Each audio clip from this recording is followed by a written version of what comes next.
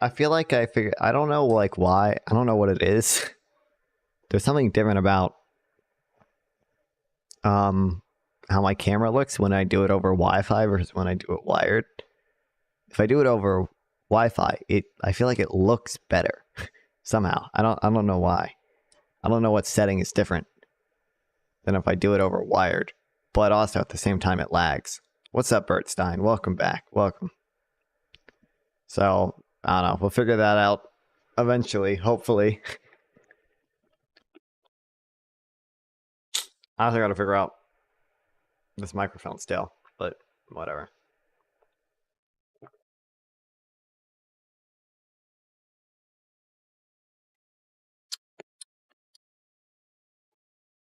All right. Saudi Arabia to the Ivory Coast. Syria. Wait, not Syria. Oh, I'm fucking dumb. Oh my god. Jordan.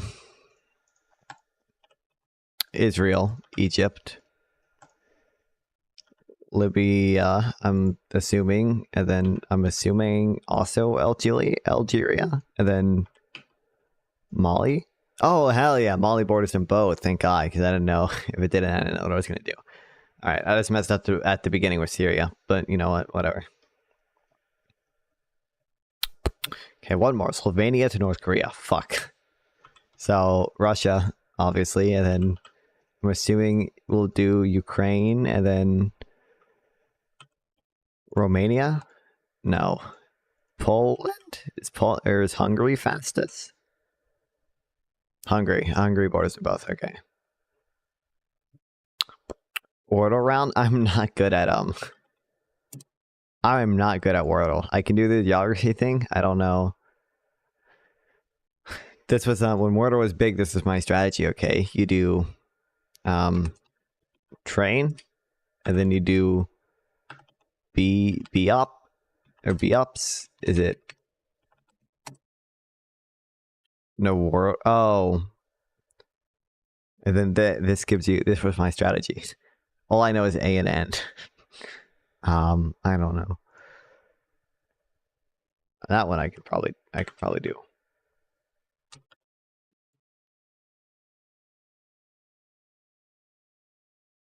What's the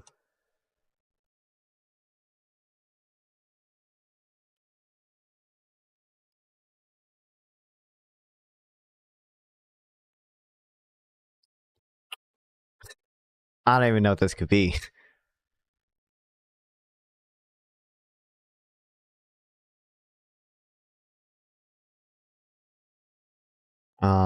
It has A and N, but no I.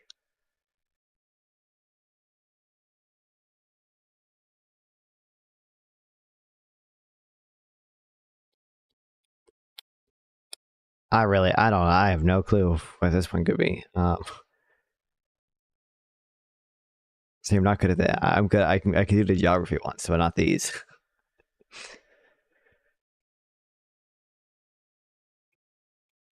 Manner. Well, the A and N are in the right place. Banner. That's not how you spell banner. And it can't have E.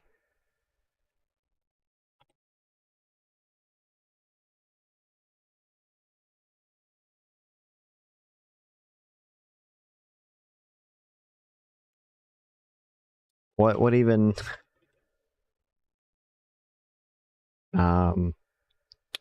Can have L, but it can't have E.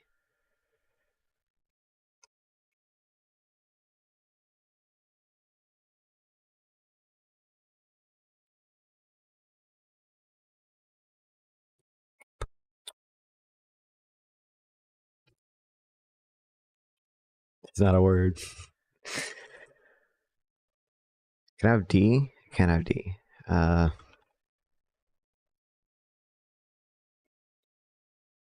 Dangs. God damn it. I'm not good at this. Can I have Y? Yan.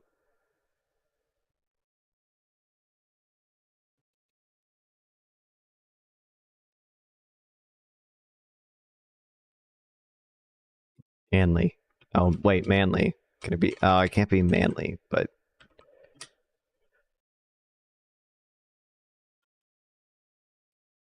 LAN Landy.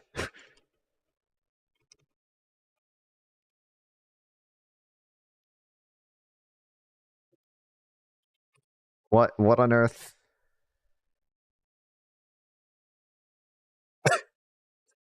I don't know what word it could be. It has to end with a Y and it has to have Lanfy? Lanky? Lanky. I got it eventually. I don't even know what country this is, so I'm not going to be able to do this one.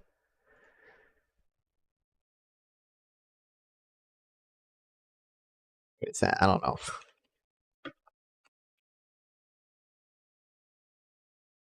It gives directions.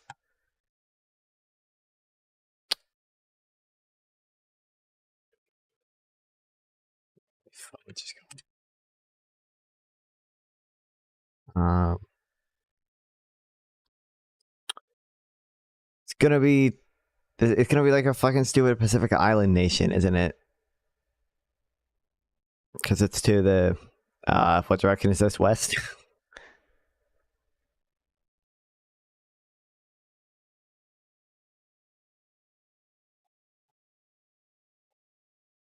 I'm never gonna be able. If I don't know the size of it, I'm have to go across to the east. Sorry, bro. I don't know. I don't care. I don't care enough. Okay, I'm good at the one game. That's what matters.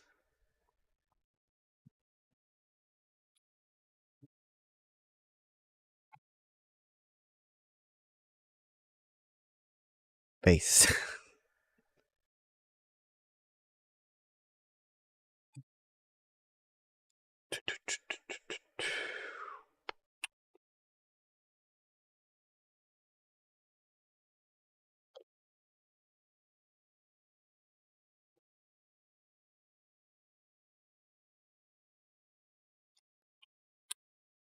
No BG music, or background. I mean, I can have it.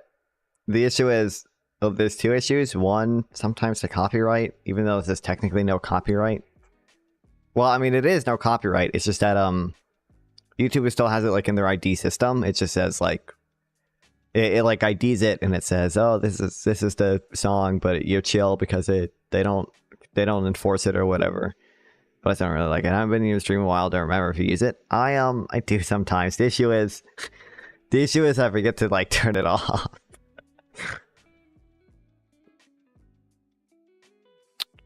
You'll see like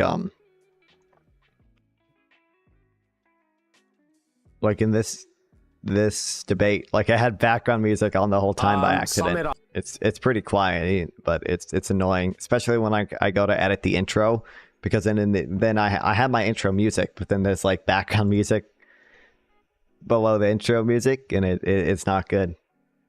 I have to be better at remembering to turn it on and off. I need a physical. I use my phone as a stream deck, but I don't know. I probably could set it up, but even that, I don't know. I need like a. I need, you know what I need? I need a Go XLR. How much is a Go XLR?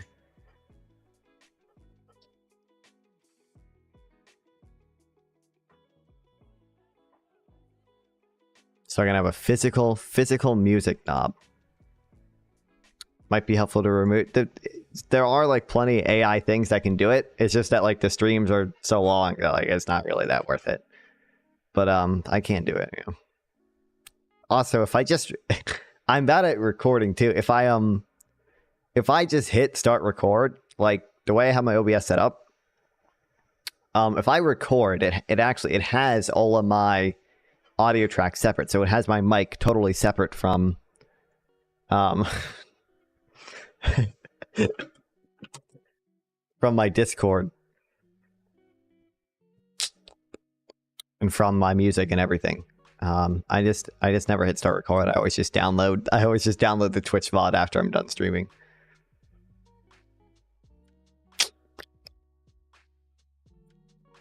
How much is this?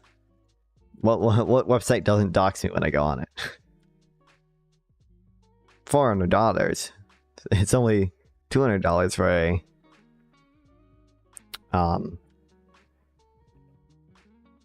Go XLR Mini.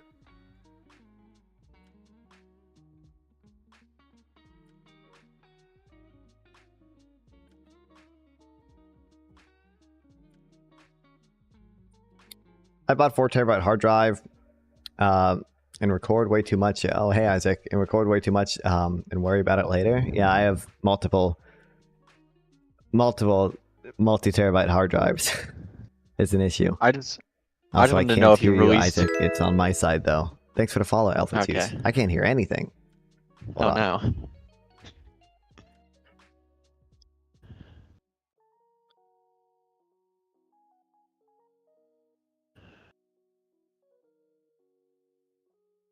Hello. Bluetooth. Hello?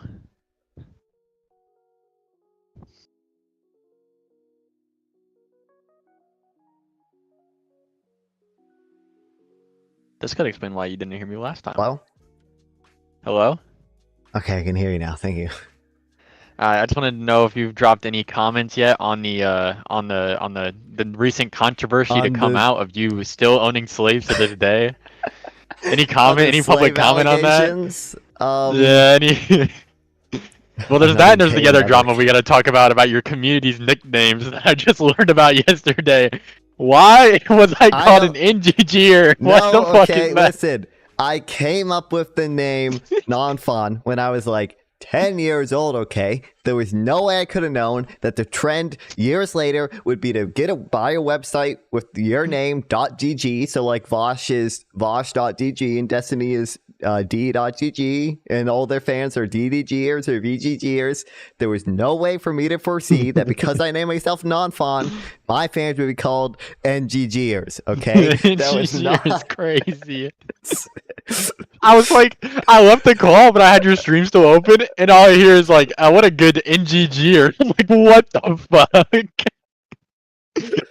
This was not anticipated to be an issue. This was not a conscious decision. Okay, this was not meant to be brought up. We might have to workshop that one a little. I don't know what to tell you. I think that one needs a little more grease. I can't even. You know what sucks though? I can't buy nonfun.com. So like I'm. You're stuck being an NGGer? Is that what you're saying? I don't know. I do own nonfun.blog for my Substack, which I have not uploaded a single thing to. A single thing? Yeah, that's so real. It's a little bit of it. Also, I literally don't know what localist means by me owning slaves. I don't know. I think he's he's on his whole wage slavery thing.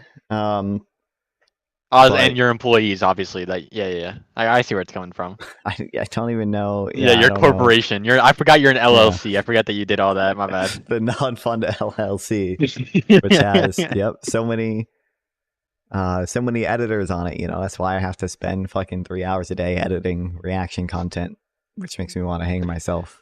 Someone wants to talk to you. Someone's in the waiting room. Bert, he's in a wait. I have fucking read today, people. Okay, you guys got like 10 minutes. Okay. Oh, are your people? Oh, I didn't know. Are people being too considerate and wanting your time? Is that so horrible? Non-fun. I got you to read. Okay, I didn't read shit yesterday because I was talking to you and Sample and we do need to schedule. We'll schedule something in the future because I do want to have a talk, but it did not go. Yeah. Yes, because it did not go well at all. Listen, there was a lot of bad faith antics. Okay, whether you. We'll schedule something. We can do we can turn into a 2v2. We can do me and Sample versus. I don't know if I want Sample on my team for that. We can do me. Yes, and Sample. I do not do. You can't do Sample.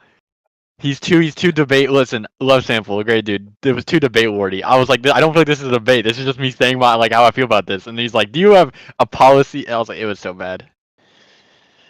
Bert, do we got anything? Do you know anything about horseradish? Do you know? Like the littlest. I don't even know what it is. I don't even the streamer. Oh no, you're talking about the with food. The name horseradish. Yeah, I know. Shares a name with the food, but he's also RFK failed. But I think he's RFK failed for a different reason. I think he's RFK failed just because he doesn't like a lot of the Democratic policies. It's less to like the Democratic Party's unfair. Yeah, but he's like a Yeah, mine weirdo comes guy though. mine comes from like I think he's more moderate, and that I think that like we need someone to bring in moderate people. We need to cool down the temperature on the dialogue, and I also think that what like they did to him was pretty fucked up, and that like if you don't express discontent now, then you never will. That's like my like general look out view of it. Yeah. Well, what if you just firebomb Walmarts instead? That's the real way you show discontent. The Kenosha way. Exactly. What's up, Bert? Not much. I've just been following the Harris Trump thing. I genuinely didn't expect Kamala to take off in polls so much. Yeah, it was actually really surprising. I even agree with that. I expected because like when you have this many eyes on you, you expect something to come up. Like RFK ate a dog, RFK dropped a bear in a park, Donald Trump is a sex offender. Like these are all things that you're like, wow. When you have like this big of like a scope of people looking at everything you do, I mean, they usually find something. It's crazy. And like the worst thing we have is like, as a DA, they had people incarcerated. Yeah, I know.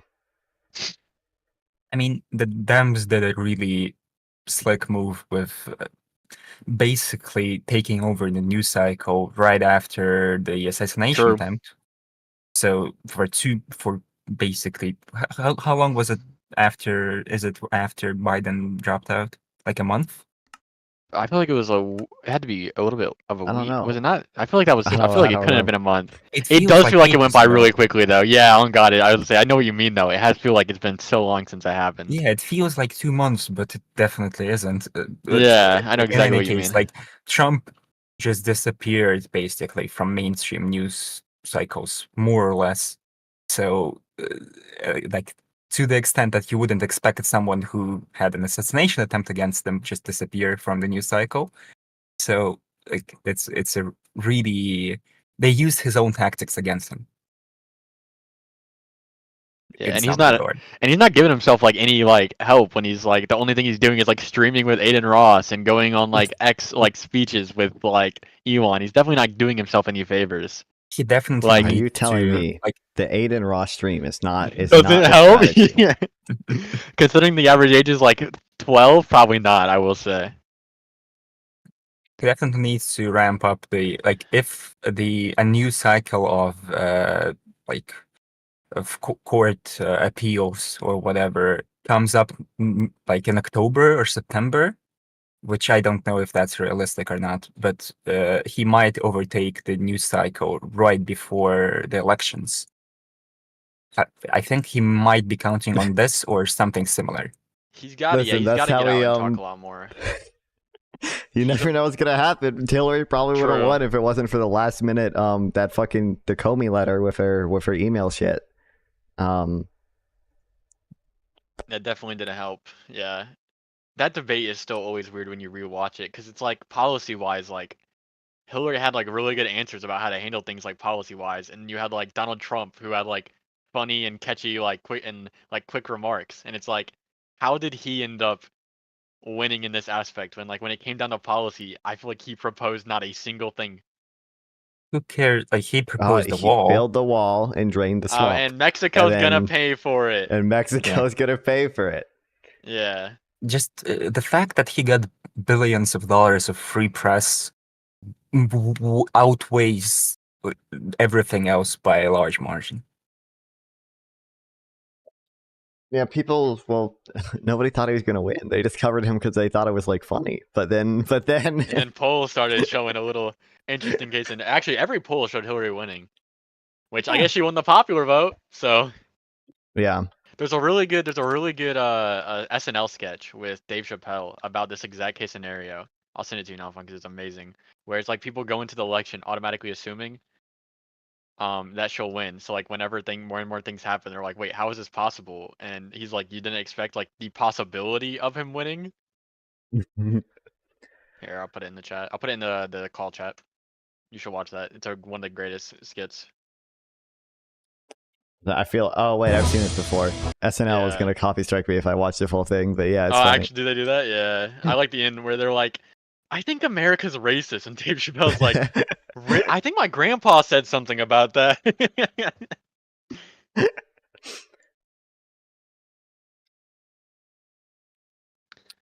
Non-fun. I think you need to incorporate and make your own independent media. I think you I'm need to not. stop letting these. You need to make a rival to Twitch, okay? Call it Kick version 2.0, and you're going to have no TOS ever. Bro, that already exists, bro. It's called Trovo. Wait, is that an actual thing? Yeah, do you not know I stream on Trovo, bro? Please don't tell me. Wait, what is the Trove? Oh, Trovo. I have 2 followers in Trovo. Oh wait, no. Which is like I'm 20% of the 21. market there. true. Trovo, the only Is people it who come like into Trovo are all bots. porn? No, it's all bots. It's all either bots or people who speak Russian or Arabic. So, Based. you know. And then there's Rumble too as well, I guess, but As a Russian bot, I really appreciate the representation on Trovo. Did someone just disrespect Dave Chappelle in your chat? yeah, he doesn't like comics. how Dave Chappelle downplays Just how listen. bad Trump is. Everyone downplays how bad Trump is, though. Yeah. Any conservative leaning person. You shouldn't be. If you're looking for Dave Chappelle for political insight, you got a lot more problems than his opinion. Okay. You got a little more to be worried about than Dave Chappelle's opinion. It's like when people got mad at LeBron when he was like saying ACAB and stuff like that. It's like, it's LeBron. Like, you should not be taking it that seriously. This is not political discourse from the greatest basketball player of all time. You're telling me I shouldn't be looking to pop culture celebrities for political. Actually, well, that's true because you should only be watching the best political commentator, non-Fawn, clearly. Well, you're an actual Well, you're a Twitch political commentator, so you're not paid by the media, which is a great thing. So now you can be a true man and say that the Mossad is against you. I am paid by George Soros himself.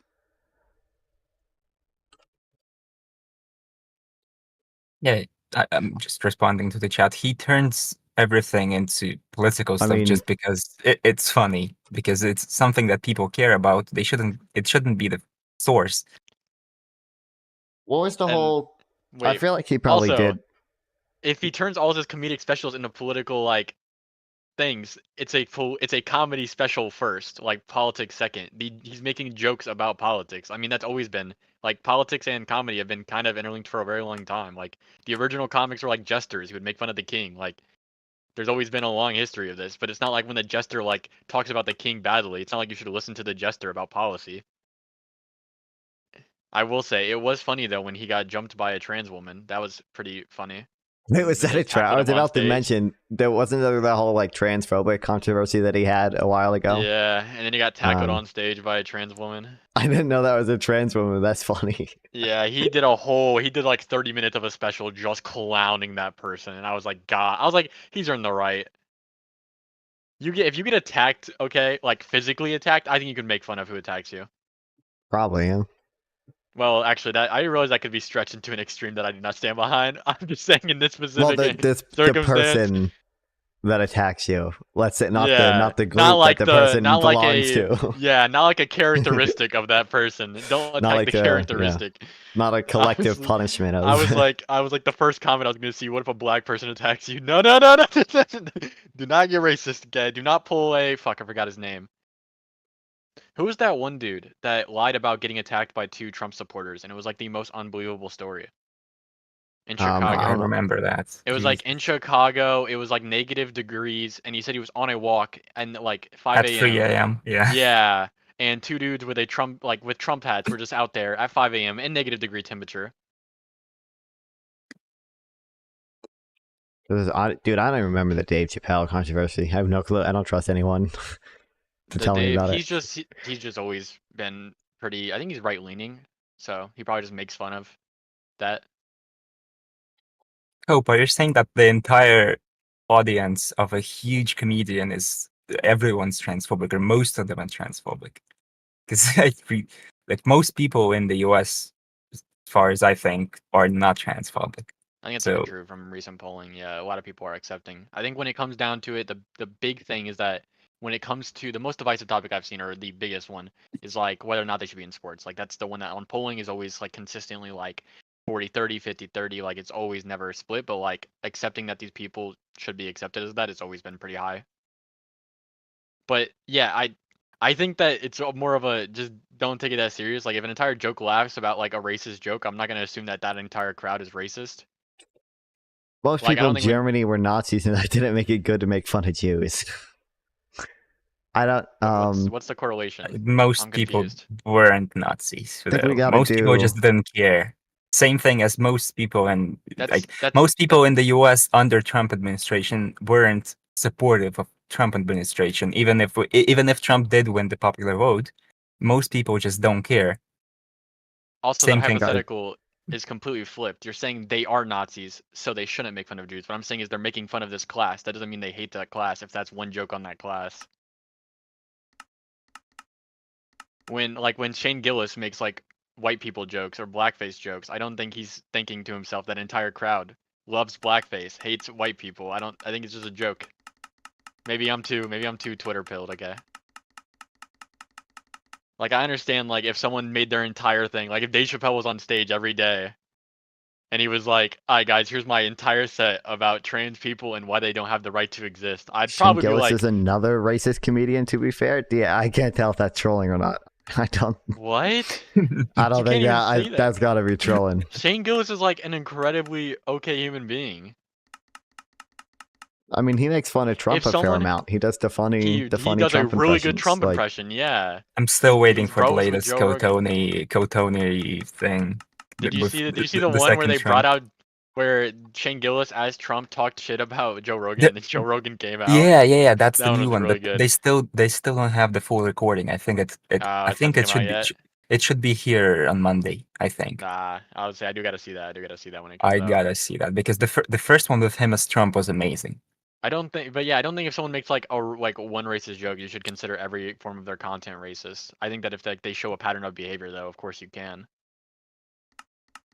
But it's just a weird thing to just discount an entire comedian, especially because they're a comedian. They're not meant to be taken seriously. Like that's their job. I don't think Kevin Hart's gonna run for office. I'd vote for Kevin Hart. He's pretty funny. Is The Rock ever gonna run? He said he was gonna run in 24, and then he didn't. did he Is he still actually in? say he was gonna run? He said in the it might have been 28, but he said if you watch his show Young Rock, there's a part where he just talks about it, like he announces his campaign, which is a really funny way to do it in a TV show about yourself.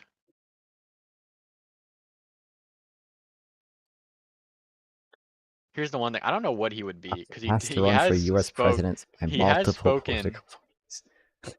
he has spoken at the RNC, but like public statements he puts out seems pretty left leaning.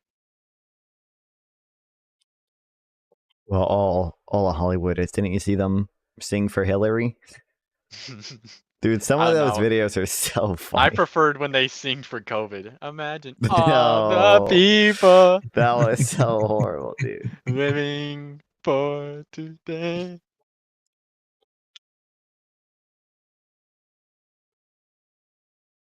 I've seen the funny video of Elizabeth Warren dancing in SNL.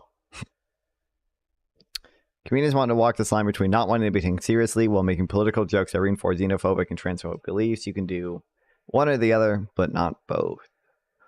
Wait, let me pull up your chat. Comedians want to walk this line. I mean, you can.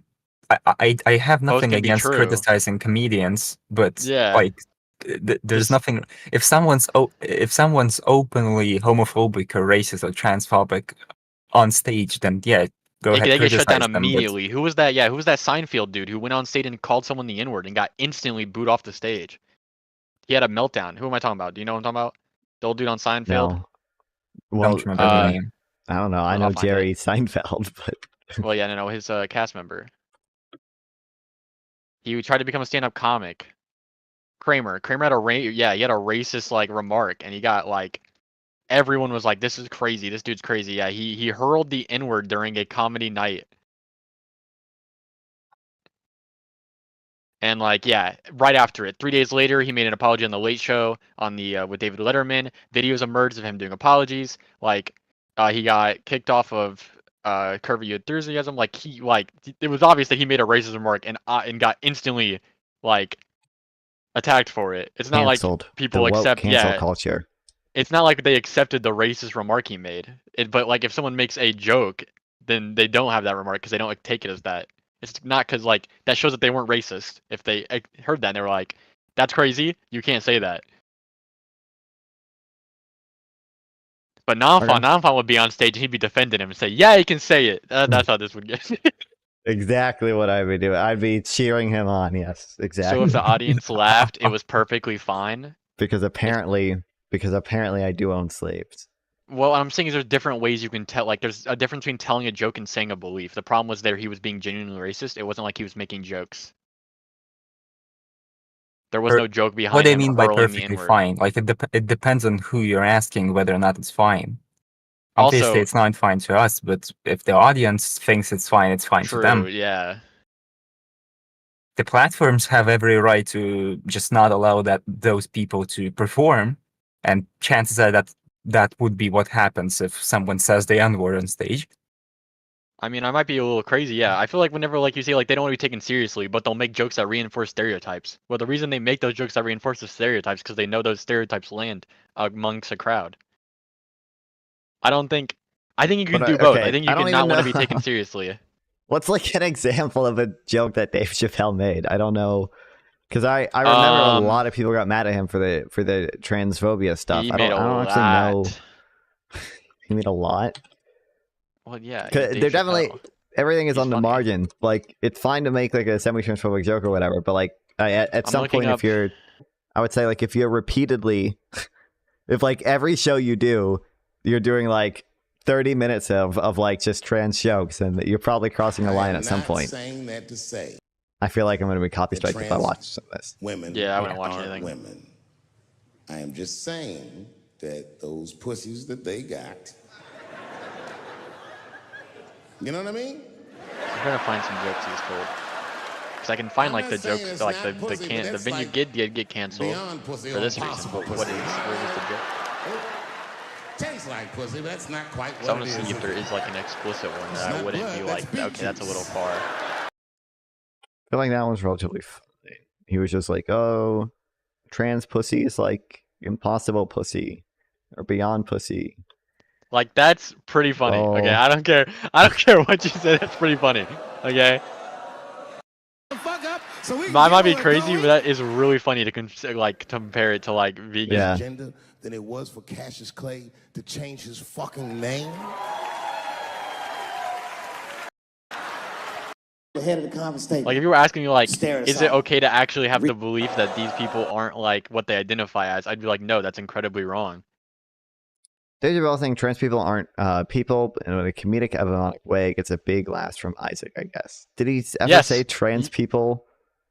Well, that's yes, that is the idea behind the joke. Is that the trans female isn't like a real female? Is that the impossible female means that like it's fake, right? Well, that's the joke. It wasn't even that they're not a woman. He literally he prefaced the joke with saying, "I'm not saying trans women are women. I'm just saying the pussies they have are like impossible pussies." Yeah, that's what I'm saying. It's funny. I don't understand. And also, I don't care if he even said that. He could make a joke about that. If it's like he's not, you understand? He's not standing behind these. Like he even previates with like, "Hey, I stand behind like." I believe these are people, but this is a joke.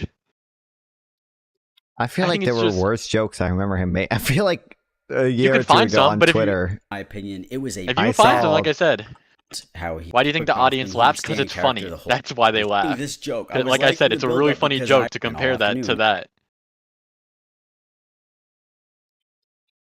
Because you're comparing synthetic vagina to synthetic meat. That's the joke there. If I need to explain it.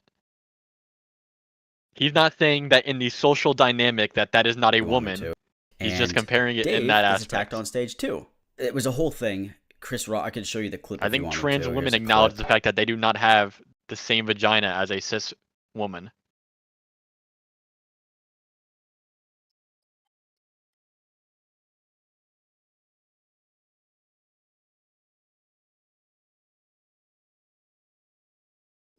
That's a video from Blair. I side with whatever Blair White says.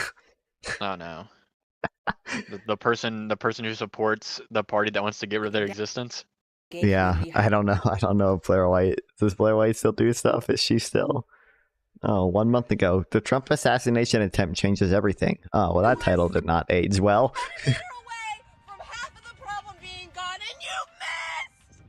This is the world y'all want to live in? The picture on former president. Joke was out of context. He goes in like a 10-minute unhinged rant about trans people at the end of the special. Well, that would probably not be good. But it also depends on how the crowd is. Like, if the crowd is laughing at every joke it's making, it's not like he's making some unhinged step. How was the crowd like I said, whenever someone does get offensive Well, and you does just have like an have these unhinged attacks, audience. well, true, but then that's what they're paying depends for. on the audience. But also, then that's Yeah, what they're but paying like, for. I don't. But you never like. Are you say saying? that Are makes the you saying that rhetoric these okay. people shouldn't?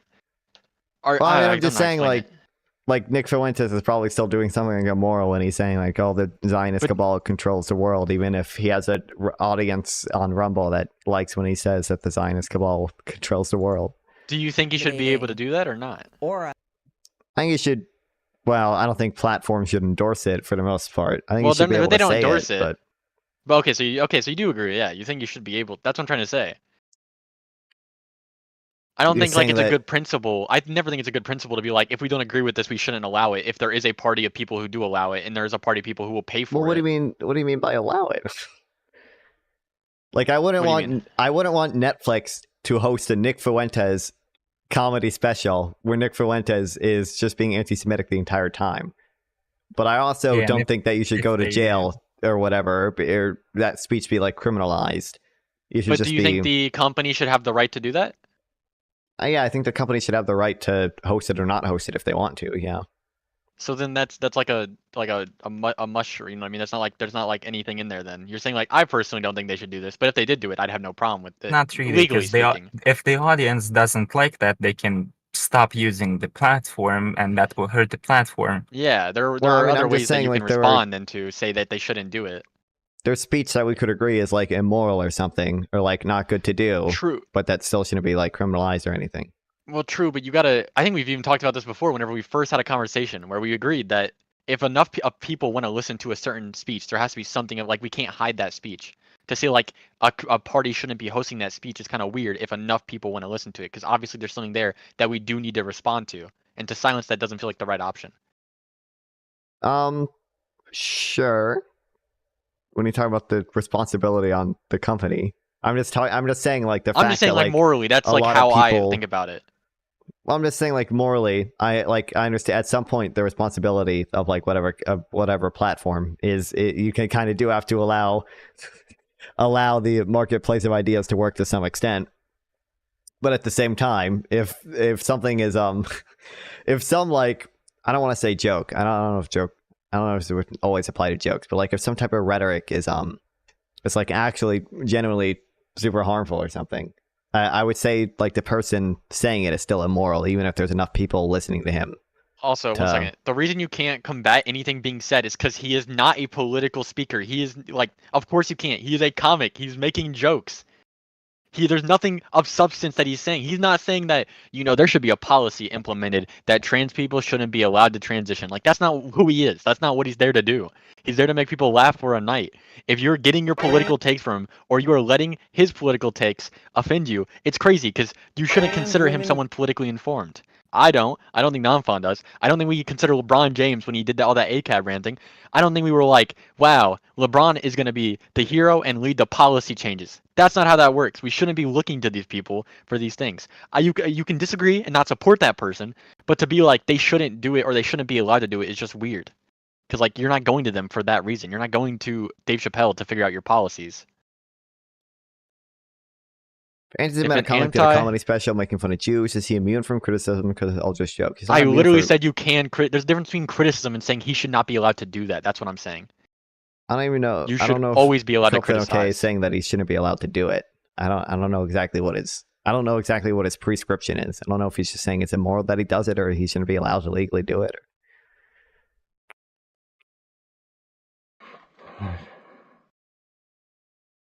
My point was that he had a problem with me saying you shouldn't be looking for him for political insight. That was the problem. And what I'm saying is there's no reason you should ever look for him for political insight. What I hate the worst is the adoption of euphemisms to avoid algo downgrading, unalive for suicide, long range, hole puncher for gun, etc. Dude, that's why I can't. That's stream on for TikTok. like algorithm. Yeah, that's for like algorithm. That's so you don't get like shadow banned. It's really stupid. TikTok is the worst platform ever. Like, yeah, you have that, you have grape, like you have so many words. Oh, yeah. Like you're still saying the same thing, but they're just a way to get around the algorithm that could shadow ban you or actually ban you. Yeah, I can't wait till they start.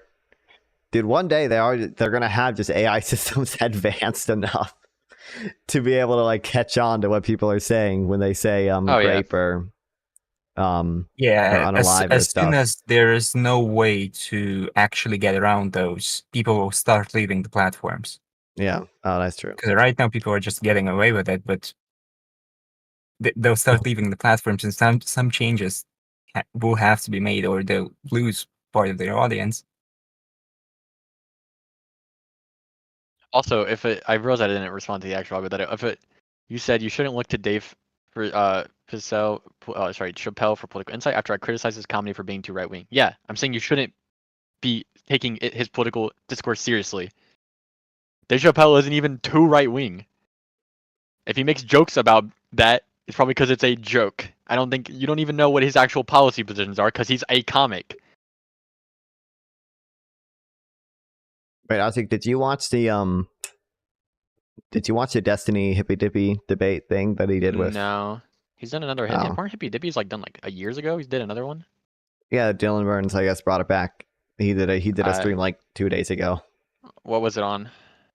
It was on whether or not democracy was on the ballot in the next election. Is it even worth listening to, or is it just a dude running from every question for 3 hours? It actually it was good. You actually need to listen to this. It was. Oh my god! It was pretty good. It was the conservatives were making like such odd weird points. It got to the point where they were like saying, well, you know, I think we get back to democracy. So like, he's not really a threat. Like, please don't tell me please don't tell me this was ever stated. Was the guardrails held? Was that ever stated? No, they literally like that was basically the argument. It was like literally. It was one person.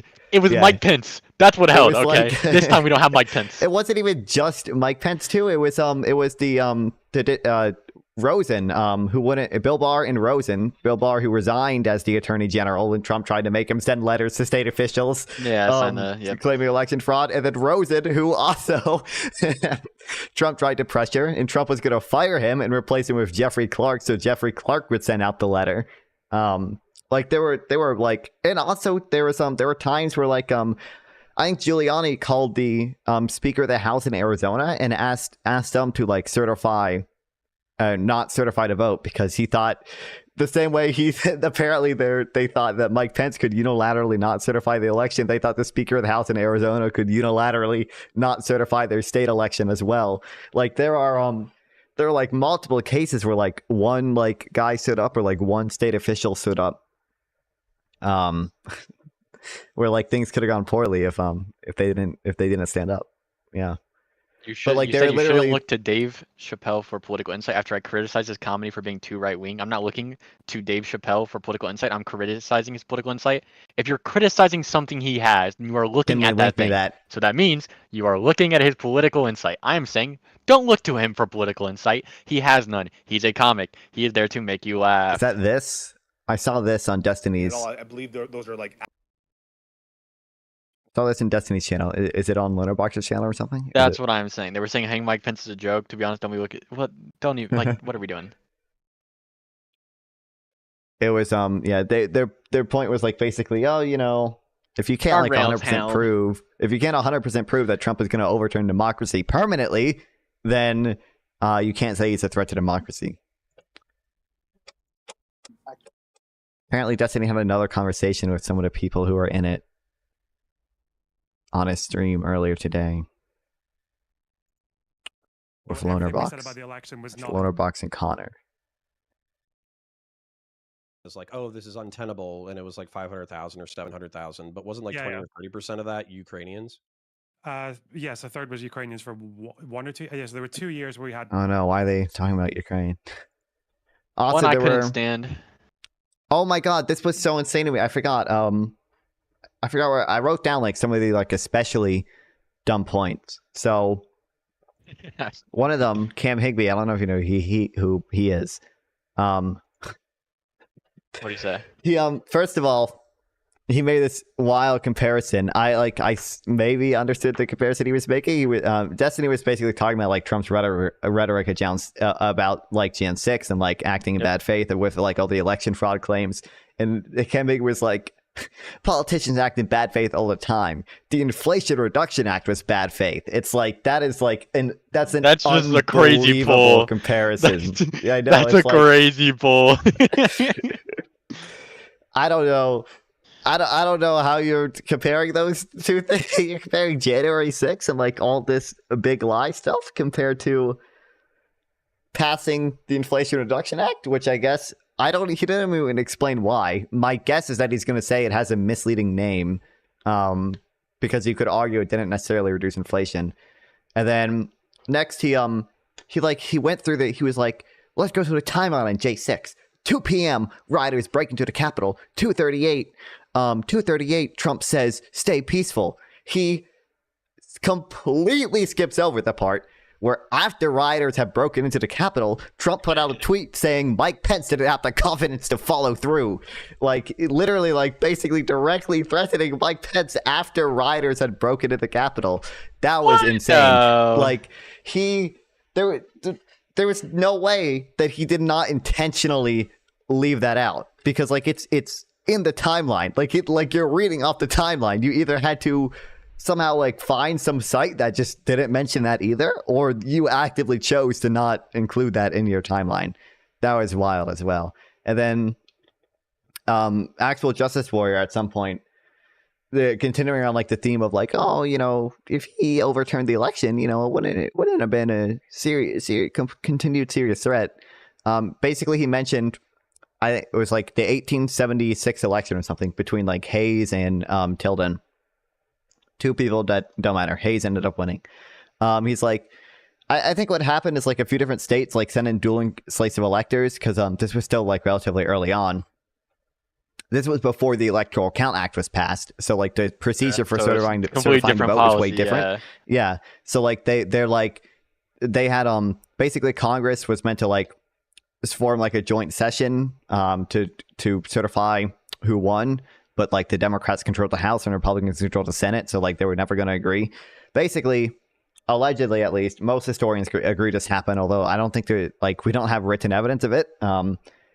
There was a deal made where Democrats would allow Hayes to win. They would certify like his electors in exchange for troops leaving the southern states, because it was right after the Civil War. Yeah, this is a thing. I remember this. Yeah. I had a U.S. history class. It's a compromise.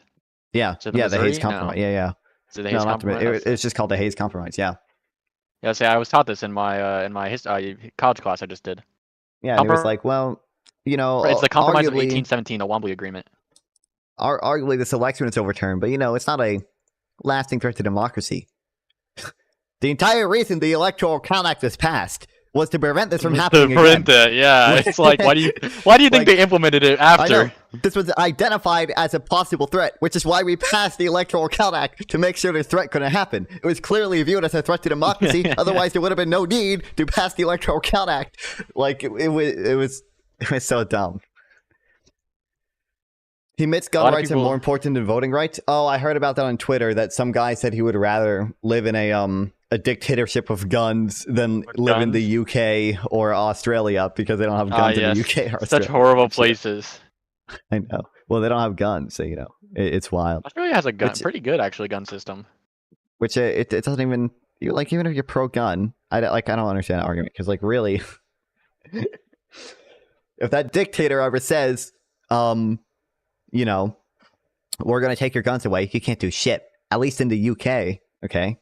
If you have the ability to like form like civil union groups and like vote for parties that you like that are gonna allow more gun rights. Like there's actual you have free speech, you have the ability to form special interest groups, you have political parties that you can vote for and stuff. Russia is his utopia. Oh, do you even have gun rights in Russia? We used to, before the crackdown on those, we used to have, by European standards, by Eastern European standards, fairly liberal gun laws, but they were complicated quite a bit. It's way more difficult to get an actual gun license now.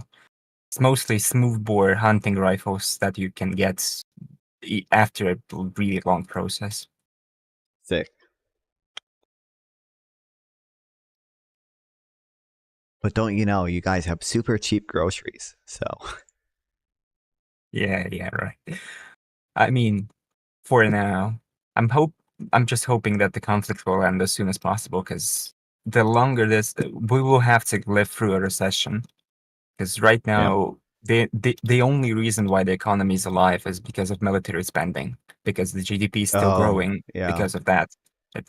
So government spending went way up, even though the service industry is doing quite well. It's not the thing that's holding the economy together. So at some point, we'll have to live through the recession, and the longer we wait, the worse it will get. Yeah. Okay, wait, 2 things, and then I'm going to go and read. First of all, I read it like a possible reason that Ukraine is doing the offensive into Russia is because they want to force Russia into like more forced mobilization that they feel like could put more pressure on Putin to stop the war.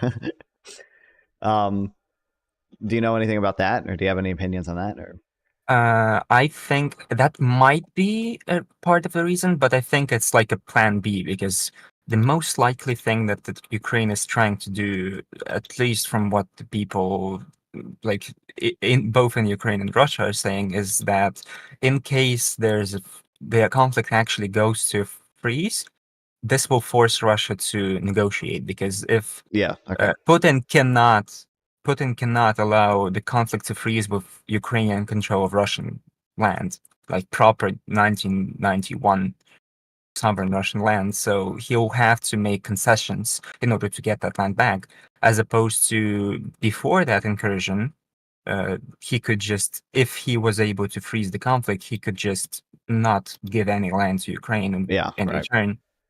So this basically forces Putin's hand to go into negotiations. Okay, one last thing. I sent some pictures in general, Isaac. Have you seen any of these? Let's see. What the fuck is this? They're carrying JD Vance's. What is the context? I don't know. I don't know. I'm so confused. I don't know the context. Why are they holding a nut? They're apparently, I guess it's supposed to be. This says it's supposed to be mocking Democrats who can't start families.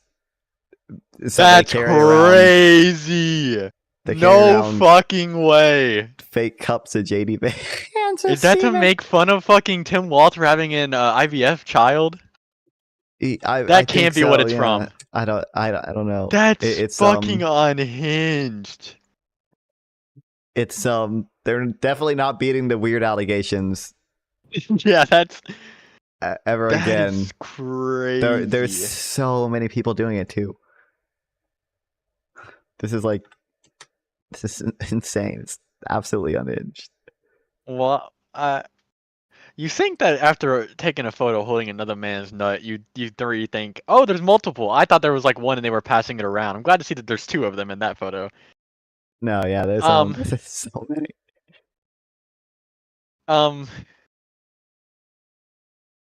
I have no comment. I just can't respond to that. That's fucking crazy. Yeah, I have no clue. You would think after holding another man's nut, I think I would have to rethink my entire life.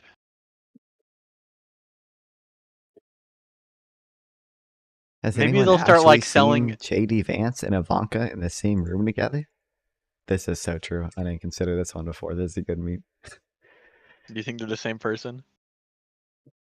Obviously. I could believe it. Both of them seem to not like Trump very much, so. How is Trump actually okay? This fucking last thing, okay?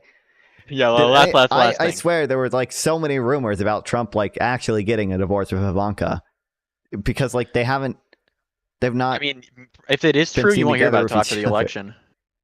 If it's not true, you won't hear about it until after the election, because why would they? I guess probably not, but like. Did you ever look into the? My bad. You're good. You could leak. I don't know why someone would have leaked it if it was actually true, but like I feel like I heard so many rumors. Like she wasn't at the RNC even. Like Yeah, but usually they wait till like later on to expose these things. Like there's if you did, here's a really funny fact I know about history. Do you ever hear about the Reagan Jimmy Carter like hostage situation? The Iran hostage crisis?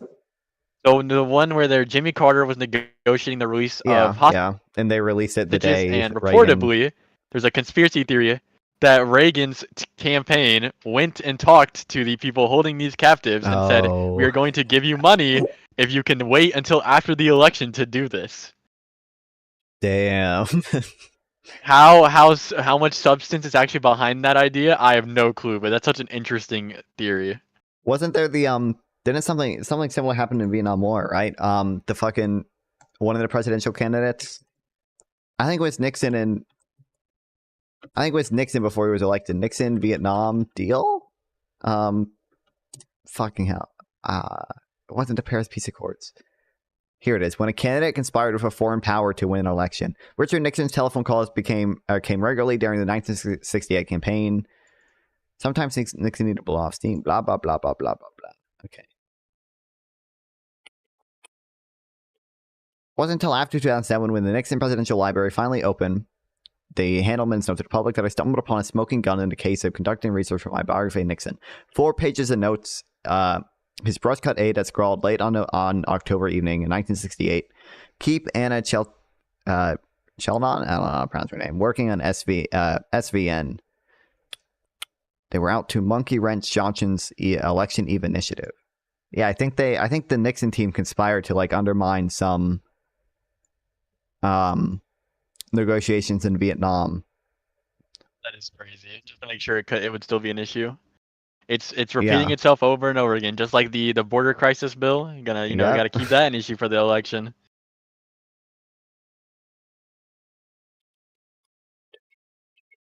Are we on the? Is that the last thing? Is that are we? Yeah, I was just looking up for more. Like, I want the like Wikipedia page of it. Of course, Wikipedia, Andy. Oh my God.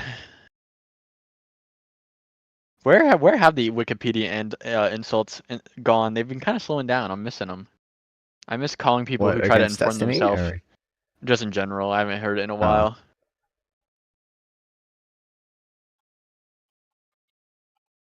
There was did you see the Twitter space today with Candace Owens and Andrew Tate, and they were just both spewing anti-Semitic ideas? That doesn't surprise. I saw that it was happening. I did not pay attention to it. I saw that Candace Owens tweeted it out. Destiny did try to get in, did fail at that. Oh yeah, because of his sexual deviancy. True. Andrew Tate, though, notorious for having no sexual deviancy. I know, yeah, it's like... Okay, I gotta reach it. I'm gonna head out. All right. Yep. Yeah. I said it first. You're not kicking me out. No, I'm gonna kick you. Watch. Damn it, Bert, I'm kicking you out, so I feel powerful. Okay, you chill with that? Absolutely. Yeah. Okay. Thanks, dude. Thanks for coming in. Thank you, Bert and Isaac. Okay.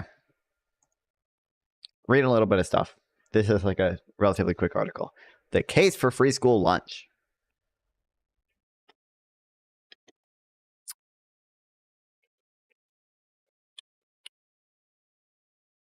For 180 days each year, 50 million kids file to 100,000 public schools and receive free education that costs $800 billion per year. Around half of these kids get to their school using a free bus service that costs about $30 billion per year. At school, these kids receive free bathrooms, free playgrounds, free access to gyms, textbooks, and computer equipment. If they play sports, they often receive free uniforms and free access to weight rooms and other sports equipment. Around 90% of kids use the free schooling services, with the remaining 10% opting for a private religious school, 7.5%, or a private non-religious school, 2.5%. Public school attendance is more common among kids from lower middle-income families, but the vast majority of upper-income families also attend public schools. Around the middle of each school day, the free schooling service is briefly suspended for lunch. Instead of providing free lunches to all students, schools charge students $0.40, or approximately $4.33 for lunch. What? How much these kids charge is based on their... Oh, because it's means tested. Okay. Is based on their family income, except that if a kid leaves school lives in a school or district where 40% or more of the kids are eligible for free lunch, then they are also eligible for free lunch, even if their family income would otherwise be too high.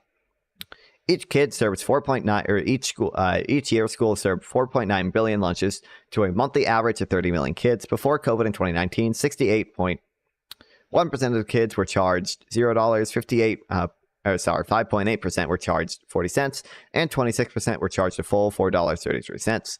In the latest year, due to temporary COVID changes, the same numbers were 96%, 0.3%, and 3.3% respectively.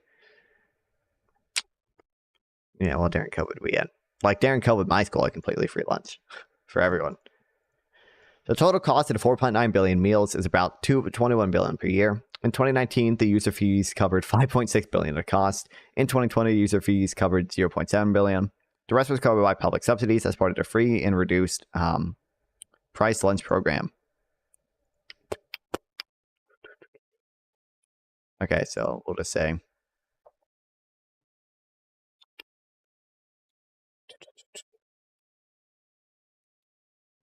every year,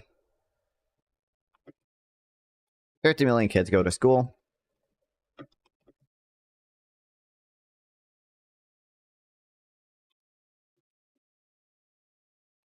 And receive free bathrooms, free playgrounds, free access to gyms, textbooks, and computer equipment. Over half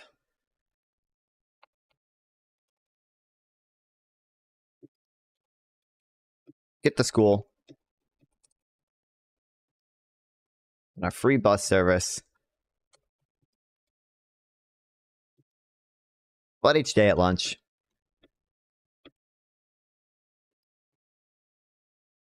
Free schooling is briefly suspended.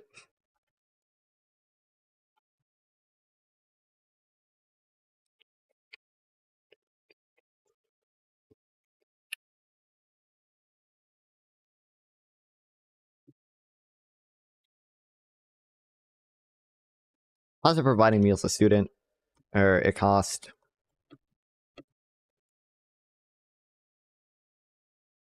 about $21 billion per year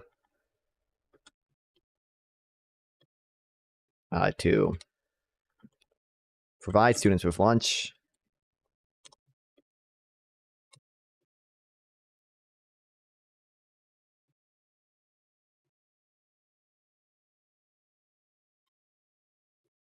Lunch fees only cover 5.6 billion of this cost.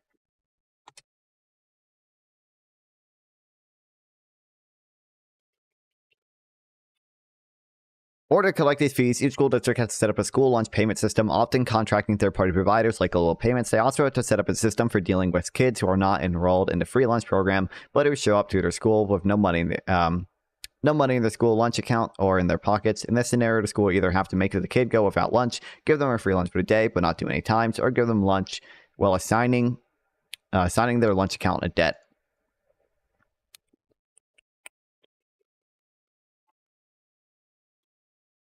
In order to collect fees,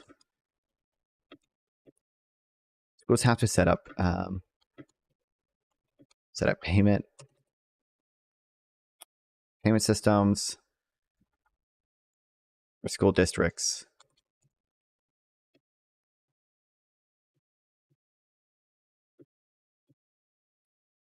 Often contracting third parties. I'm assuming the argument is going to be like all this like means tested stuff just makes it super. It makes it expensive. So like you might as well just give it to students for free, and then you don't have to do the payment system shit. You don't have to do like the means testing shit where you have to know each parent's income. You can just give everyone lunch for free. And it probably ends up being about the same amount of money, if not cheaper. That's usually what the argument is. We start to background music. And my music as well.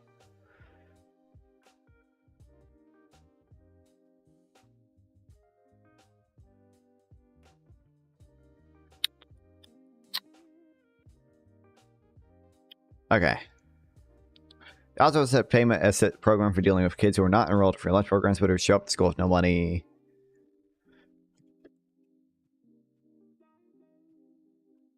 Systems deal with kids. I have no money for lunch. Are not enrolled in free lunch programs. Eligibility for the $0.40 lunches are based on income, but this does not mean that everyone is eligible with an eligible income successfully signs up for the program. As with all means tested programs, the application of the means test not only excludes people with ineligible incomes, but also people with eligible incomes who fail to successfully navigate the red tape of welfare bureaucracy. God, how I don't understand where these fucking flies come from, dude.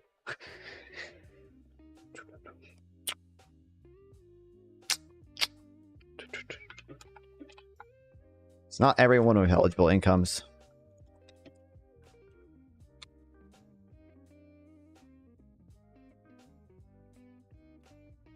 Successfully navigates red tape necessary to enroll.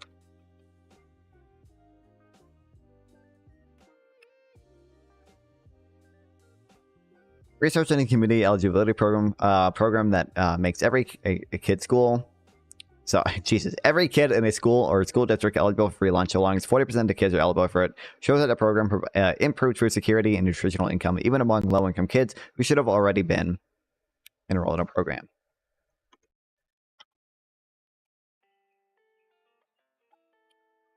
Evidence from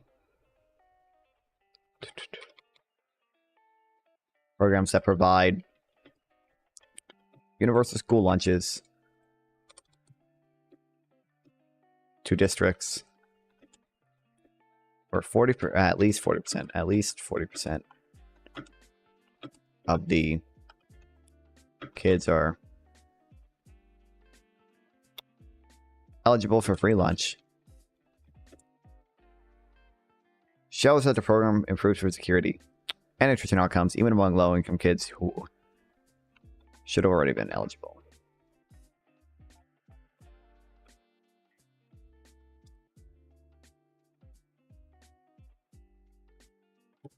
Case for free school lunch is initially the same case for child benefits more generally. By socializing the cost of children, including through paid parental leave, childcare benefits, K-12 education benefits, and through a cash child benefit, you help equalize the conditions of similarly situated families with different numbers of children. Socializing the cost of children also smooths income across the life cycle by ensuring that when people have kids, their household financial situation remains mostly the same. Socializing the cost. Children.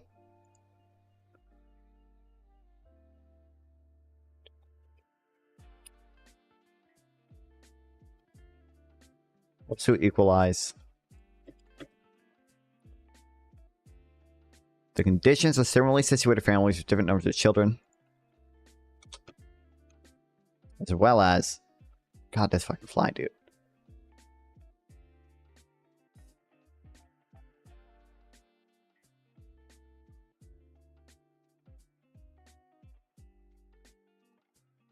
Smoothing income.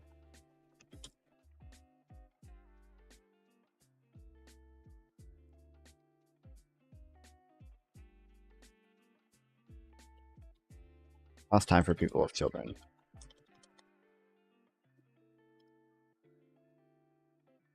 And then I'll also add, like, it also...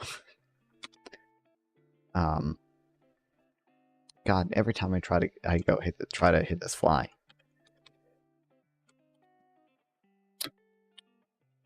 Helps equalize opportunity for children. Lower income families.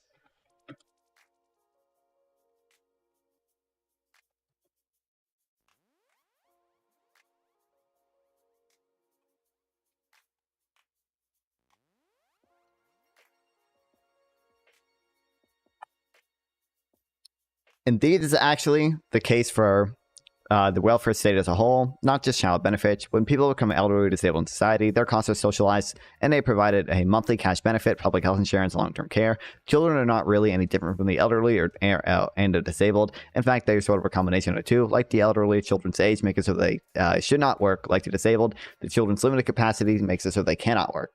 In fact, it's illegal for them to work. For all these populations, work nonetheless makes it impossible to receive personal labor income, meaning that some other non-labor income system is required. Beyond this general case, there are other considerations that are unique to children and school lunches. Well-resourced children tend to be more productive and less destructive adults, something that benefits the overall society as well. In the case of school lunches, well-fed kids learn better and are less likely to engage in bad behaviors that are distractive to their peers. Like this fly.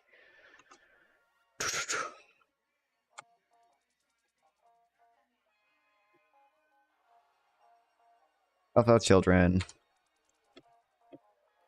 learn better and are less likely to engage in bad behavior. They don't link anything for that. But I'm pretty sure I've heard most studies show that. I mean, that's kind of an easy intuition to make, but I'm pretty sure there is empirical evidence that shows, one, food makes children learn better, and two, AC makes children learn better. Not being overly hot makes children learn better. Children also go on to become workers of society and thus make it possible for earlier generations to retire in old age. Conservative criticism of getting rid of school lunches mostly fall into two buckets. The first is the fees serve an important pedagogical function in society to get people to understand personal responsibility. Second is that the school lunch fees are means tested to serve as an important income redistribution in society.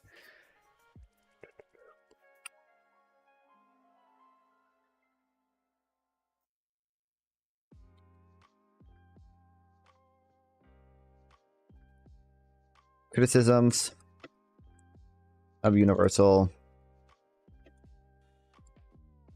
school lunches.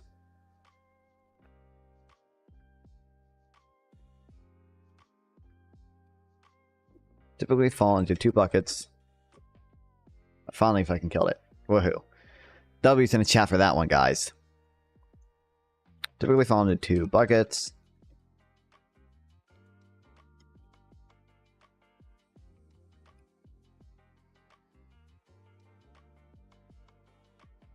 First is that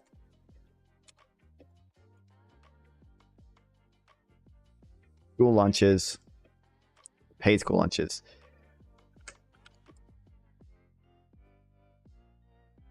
promote personal responsibility.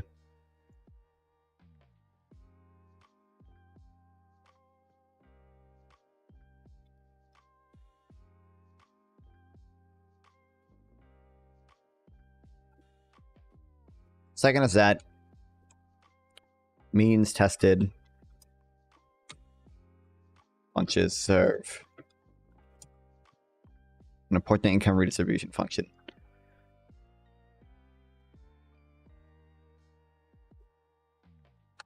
What does this even link to? Oh, that article. Both the arguments are hard to take seriously. Notably, conservatives didn't apply the first argument to other parts of the free schooling, nor to the some of them do. A lot of conservatives want to, this doesn't age well, a lot of conservatives want to completely get rid of the Department of Education. So, you know, there is that part of it. Unfortunately, this is the world we live in now.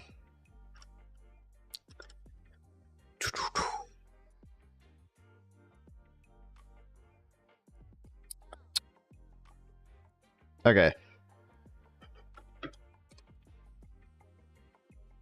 First argument. It's often not applied. 2.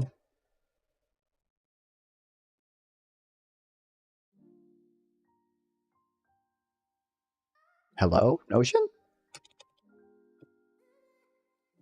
Other parts of the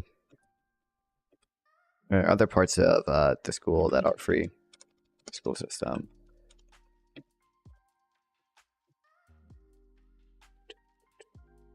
closest an analog to school lunches is a school bus service. The two services cost about the same, but with occasional oddball exceptions here and there. Buses are funded entirely without user fees, and lunches are funded 26% by user fees and 74% by public subsidies.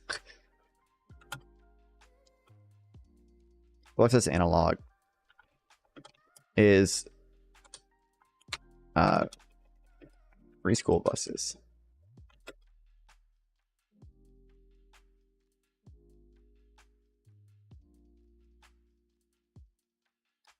The conservatives believe that free bus service, which goes back to the 1800s, is destroying personal responsibility in society, and that in order to resurrect it, we need to start charging means-tested school bus fares.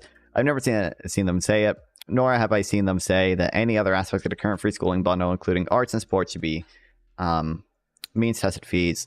So the conservative discourse on this, we are apparently meant to believe that $800 billion a year in free schooling services is incompatible with creating personal responsibility ethic, with rolling out an additional $5.6 billion of spending into that service or eliminating the means-tested school lunch fees is not. This is obviously stupid and a laughable position. The conservative argument that means-tested school serves an important income redistribution function is both untrue and at odds with their general attitudes on not just redistribution, but how child benefit programs specifically should be structured. In the last couple of years, we had a big public debate about whether one of the country's cash benefits for children, tax credit, should be extended to the poor. The conservative position was that a child benefit should be specifically targeted so that they exclude the poor and only go to middle and upper classes, because such a design will increase the employment rate. Thus, conservatives believe that it is appropriate for a married family with $400,000 in income to receive $2,000 per child in cash benefits from the federal government, but somehow think that it is wrong. Somehow think that it's wrong for the same family to receive around $800 in free school lunch. Wait, can I ask you something? Yeah. Did you end up posting to the subreddit about the what was the name? Hayes election? Just a little short post that I wrote pretty late, but yeah, I don't think it. Okay, yeah, because I'm watching Destiny right in. Well, it's the video 6 hours ago uploaded. But he does say, like, oh, and later you cited the Hayes, like, he's like talking again to Sean in his Twitter space. And he says, like, oh, I found out again, after we debated, I found even more lies by you. It turns out the Hayes election you cited is the thing that made the Electoral Count Act pass. You know, like, that was the thing that caused the thing. So that's like an insane thing to cite. It's an insane thing to cite. So I don't know if it was because of your post, but it was That like, would have been awesome. This was uploaded 6 hours ago, and I think they debated before, maybe after we talked. So I don't know. Well, I made my thing 19 hours ago, so you know. Oh well, no. I'm saying the video was uploaded so they did it before. Okay, damn. Most likely, yeah. But God, what a liar! But God, I really hate Connor. I think he's like, he cares more about the aesthetic of like the centrist guy who memes and like screams at people about how much he hates them rather than like engage with any substance. My chat was telling me that in Destiny's current stream, he said that he would rather, or no, I think my chat was telling me that he was making insane arguments with Destiny and Loner Box. And then I saw on Twitter that he was saying he would rather live in a dictatorship with guns than in the UK or Europe Australia. Yeah. Insane. And I don't know if he believes what he was saying. I think he just literally likes the aesthetic of like, oh, I said the crazy thing because America, right? Like I think that's what it goes on in his brain. That like, oh, if I say this, that's like a good aesthetic. And so, yeah, I like it. But I don't think he computes what he's saying. Like, I don't think he understands the semantic content of what he says. But I haven't seen that much from Connor. I've seen him debate Destiny a few times, but that's it. Wait, can you validate me real quick? Maybe. Let me show you 2 graphs. This is what I spend the last 2 days working on. Okay, and this is what most of the graphs right now that I was able to produce. Okay, it's not a waste of time because we're gonna do a lot more later with the data. But this looks based, right? This looks pretty. Okay, right? You agree? Sure. Yeah. Yeah. Okay. Thank you. That's all. What are these? What are these confidence interval lines? You can't bring those down. Well, so the study was like they attached EEG, like, you know, EEG is like brain scanning thing, like fMRI, Yeah. but not. Yeah. So they just took participants and they read them a bunch of sentences. Some of them had congruent endings, like the endings that make sense. For example, he proposed with a diamond ring, right? This ending makes sense, but every sentence that made sense also had a version that doesn't make sense. For example, he proposed with a diamond eyeball. Okay, that doesn't make sense at all, right? Yeah. And so they recorded the brain responses to each type of stimuli, and so you can see it's called the N400.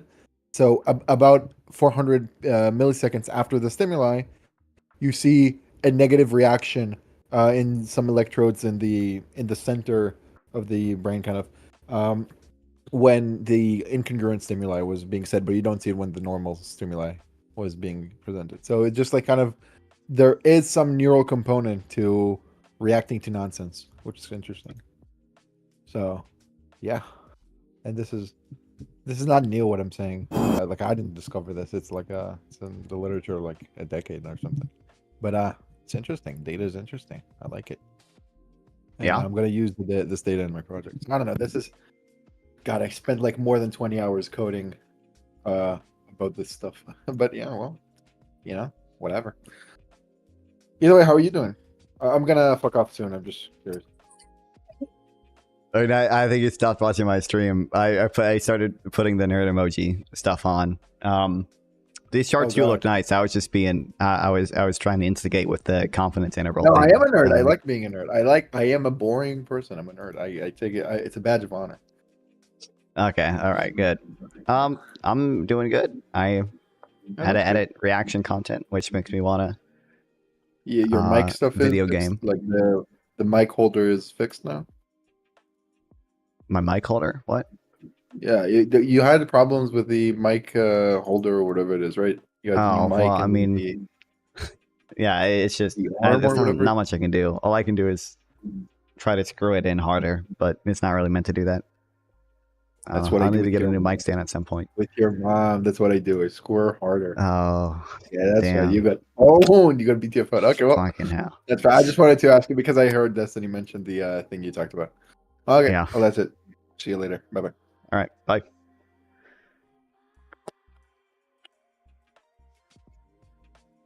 An income redistribution.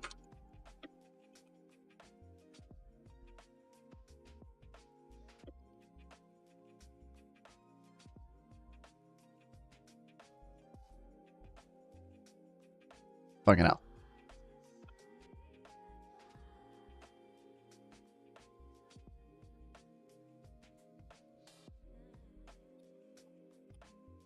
And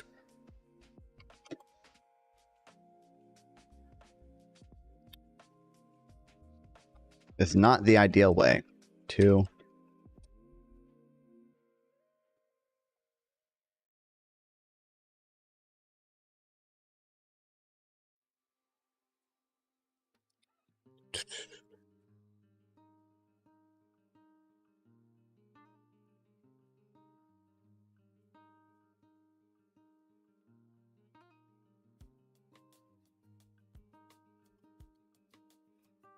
structure child benefit programs.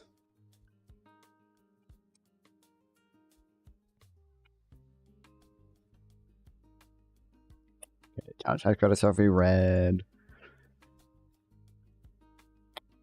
As far as achieving income redistribution through the application of the 5.6 billion means test of school lunch fees, there are simply much better ways to go about it. As I've mentioned many times before, if you want to reduce the resources of people beyond a certain income level by 5.6 billion, the best thing to do is apply a tax to everyone with income above that level, not to dump the entire 5.6 billion charge on families that currently have children in school. Such a tax would have a larger base and thus represent a smaller share of the income of each person tax, and such a tax would smooth income over time.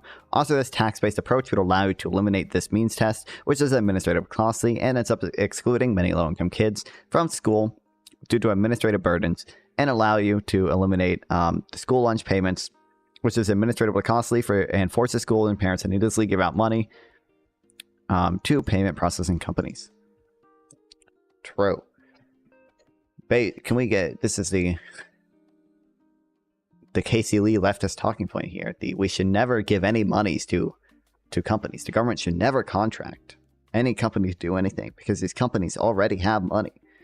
Why would we give Intel more money when they already have so much? What could possibly be the reason?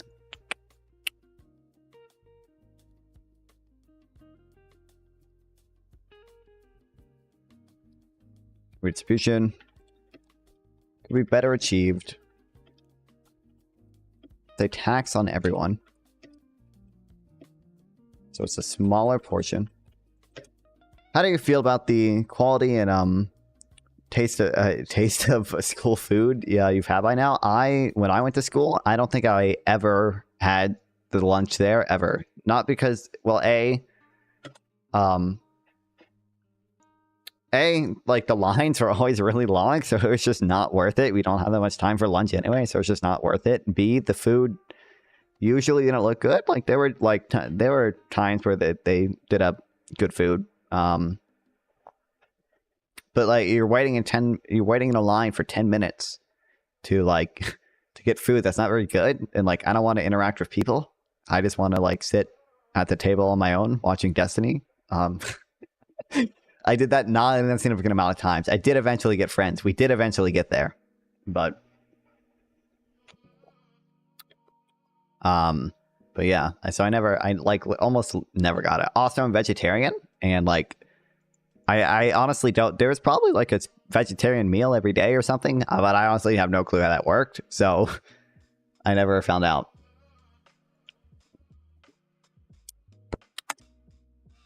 What's up, non-fun? What's up, Duncan Stamp? Welcome back.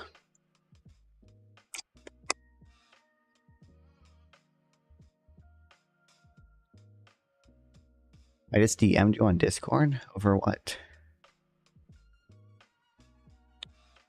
I don't remember talking to you in the boss's server. In the boss's chat on your stream. Do you remember? Can we maybe talk? Talk about what? You'll be forced to work in a kitchen as punishment for simping for Destiny, Terrell.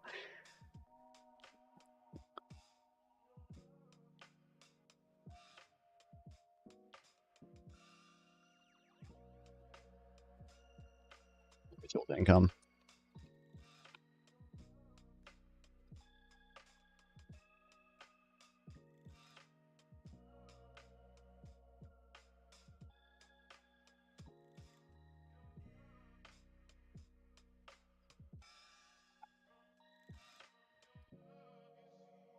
Universal programs.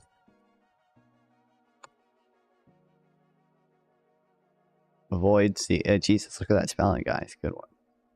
So the chat, to be honest, always interested in making new contacts. I mean, I'm reading right now. If you had like a specific thing to talk about, then maybe. But I don't know. If the boss does something tonight, then I can be there. I don't know. Universal everything. Thank you, kind of like true base. Wouldn't it be nice if they had diverse offerings, food trucks preparing meals for different cuisines at school premises?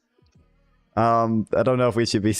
I mean, that would be nice. That's the idea. When will Kamala Harris endorse food trucks at every school? We chatted in the bosses chat a few months back. I don't remember everyone I chat to in the bosses panels because there's a ton of people in there.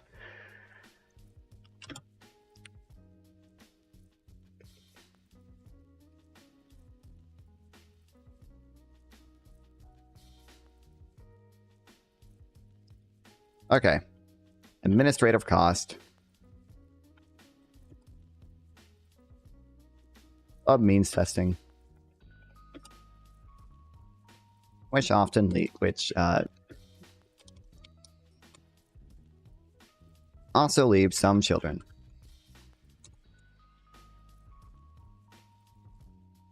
Is the black hoodie your go-to for streams?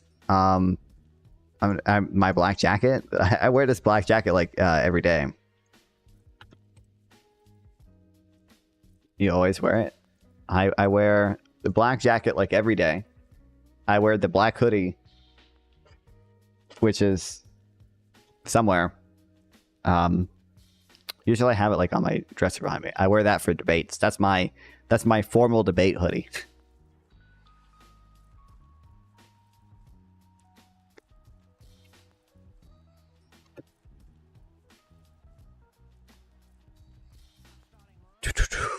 Should also leave some children. I know what's the word I'm looking for? Not worthy. Eligible.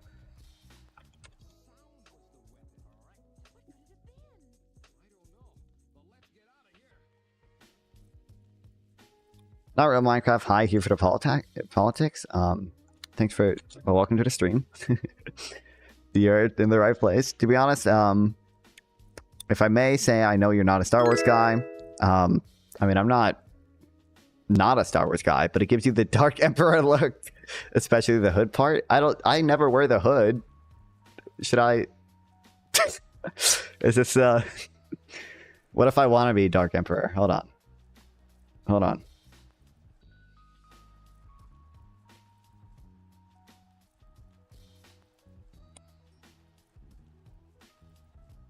Wait, what the fuck? How do I? Oh, here we go. Wear it more over your face. Is this the ideal? Thank you. Also, thanks for the follow, Duncan.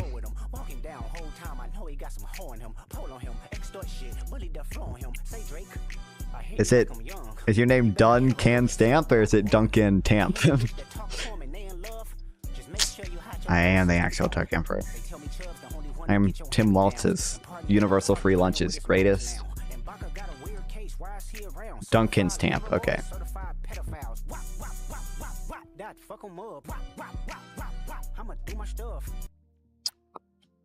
They cover their face. What do you mean does it cover their face? I mean I can do this if you really want me to, but then I just can't see. And then you guys can't see me. Is this what you guys want? Is this how I get hoes? Is that how? Like that?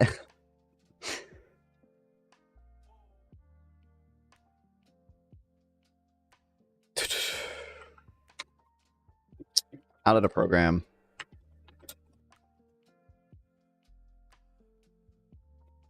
My own child currently rides the free bus to school, and then due to my community as the program receives a free breakfast and lunch at school. Today's breakfast is an egg and cheese sandwich. Okay, don't care. Lunch is a choice between cheesy pasta, PBJ sandwich, and a turkey ham sandwich with the sides of rolls, carrots, broccoli, and fruit. I then have a chance to create a school lunch account and then input my banking information in order to load it up with money. I didn't receive any emails about the balance being low and needing to be reloaded. I don't have to worry about it at all. Parenting is already full of stress in households. Dealing with one-off payment systems for me such as school lunch fees is one such hassle I'm happy to do without.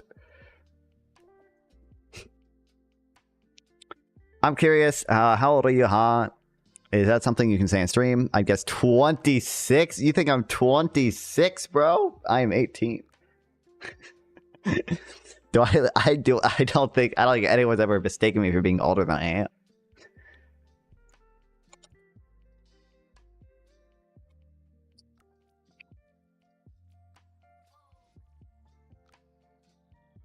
Just because we're reading about means testing. Means testing is inefficient tax.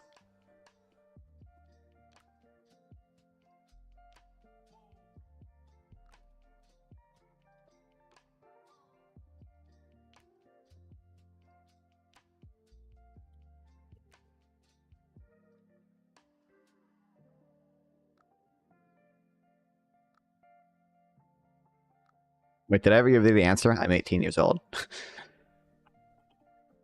Means testing can be good. I mean, it can be. There's nothing. Everything's on the margin. Some margin of mean testing is good. Some margin of mean testing is bad. Pesky accounting tricks make us poor. When you're reading MMT stuff, I'll read MMT stuff, but it's going to be stuff epically debunking MMT so I can confirm my priors. I don't know. I'll read do you debate very well? No. I wouldn't say I debate very well. I would just say the debates I do, I usually choose because I feel like I have a good amount of knowledge on a subject. So like I just have a broad enough knowledge base that says there that like that I can do well in debates just because I know more. But like I feel like I'm not like super articulate or anything or super smart. I can do an autistic amount of reading. Anyway, okay.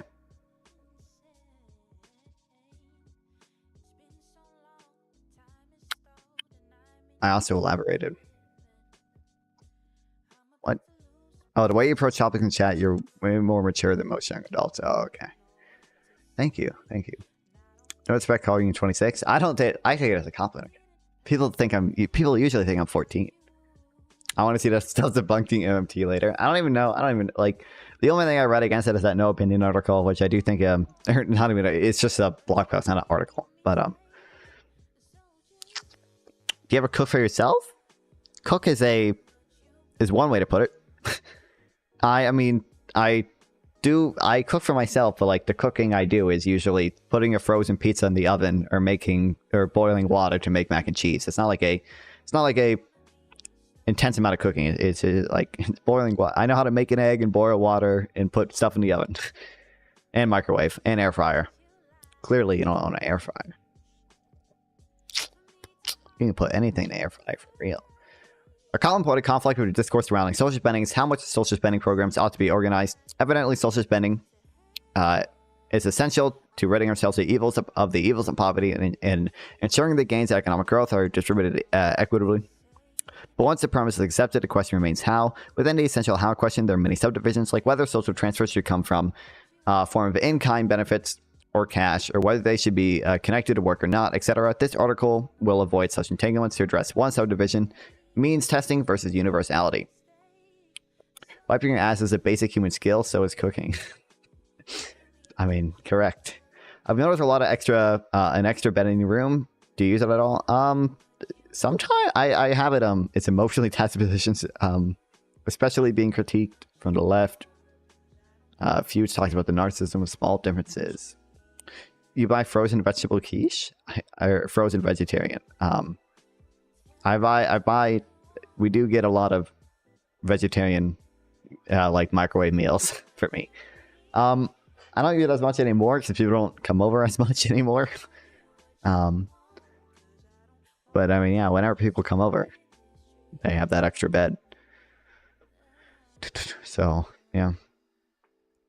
Say something about being stressed. I didn't know. I don't think so. That's why I use both, huh?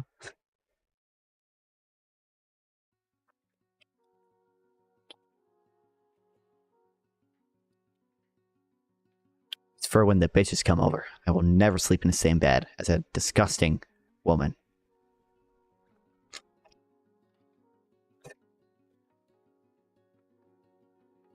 Okay. Argument from mean testing goes as follows. Well, it is necessary for the state to devote resources to the purpose of social welfare. These resources should be exclusively used to create benefits and programs that target the needy. This ensures that programs are cost effective and do not squander money on providing transfers to those who are already well off. Can I join the Discord community? Exclamation point Discord in the chat, buddy. Sure thing. I consider it best not sleeping in the same room with other people. I mean, people don't come over like that much, but like, it's just for when I have sleepovers. People can sleep there. So your 26-year-old when we talking about sleepovers. Your room is huge AF though. It is, yeah. It's literally just an old. My room used to be it used to be like a part of a workshop. So like it's like, I don't think you can see it, but like the fuse boxes in here, all the outlets are halfway up the wall instead of instead of like at the bottom. You can put them a bed. So geez, you can get them a bed and put it in a hallway. I could do that, I guess. That is a possibility. Yeah, but this used to be part of like a workshop. So, and then we just added carpet and called it my room. That's why it's big. What an awesome camera angle. You definitely look like an emperor in a way.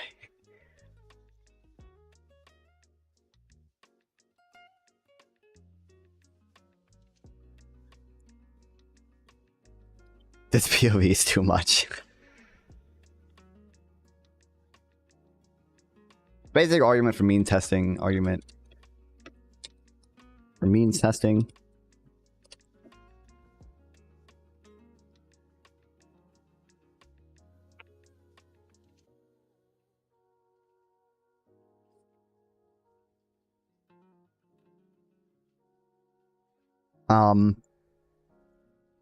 By the way, Micah is stealing from... Listen, I steal from Micah all the time, so this is fair. And I steal from Mancu all the time. But I'm pretty sure this is the exact example that Mancu...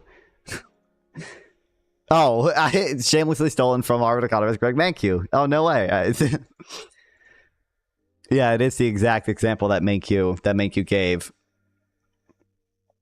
I'm curious, are you overseas? Like, the bots are American too? You sound American? I'm American. I do want to probably go to Europe at some point for, like, college shit, but I think Europe's pretty cool. Except in GDP growth. We're still on top there. Get fucked. Michigan does drug tests for welfare recipients? Cringe.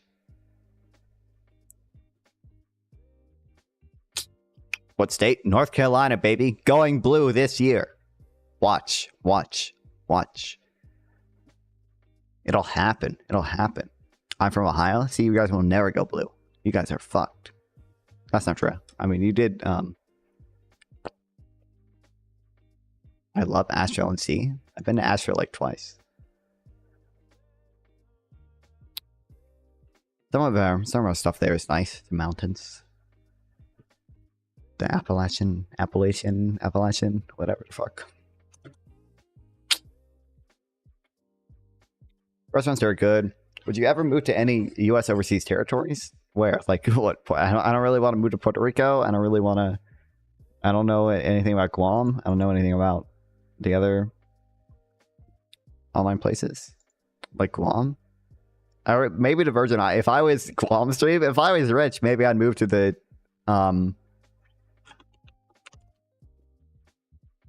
U.S. Virgin Islands. I think A, they're taxed differently, and B, they're nice. Like, yeah. Ever thought about doing Econ reaction videos like MBA, Financial, or Paul Volcker? I don't know who those people are. I do. I do. I mean, sometimes we react to Econ stuff. I do it when I can, yeah.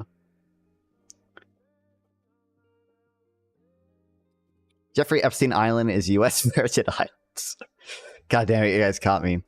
Would you visit Quebec? Every sign is in French here. I don't know.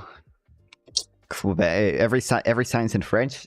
That's a little cringe. That's a little cringe. French. You.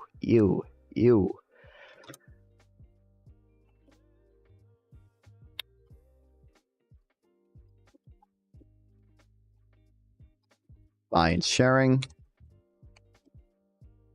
Benefits only go to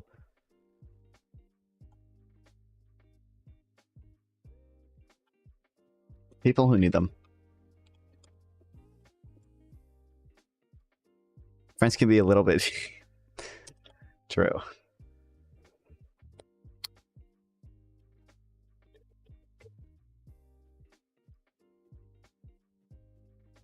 Not being wasted on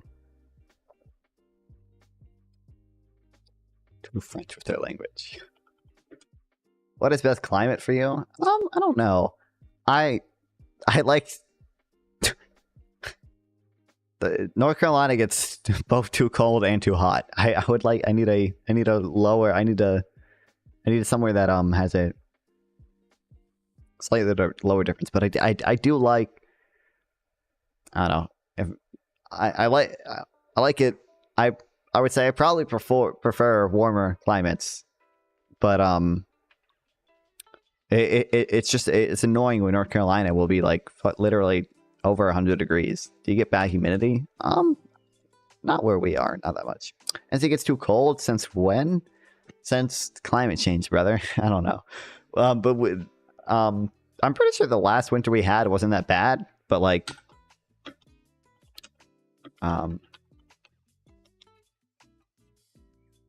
Or I should just look up winter temperatures. Warmer climates and you wear jackets all day. I get cold easily. Okay. Yeah. It was 90 degrees outside today, and I had the space heater on in my room. I have my blanket down somewhere. Oh, it's behind me right now. You see me? I use this blanket in my chair a lot because I'm cold.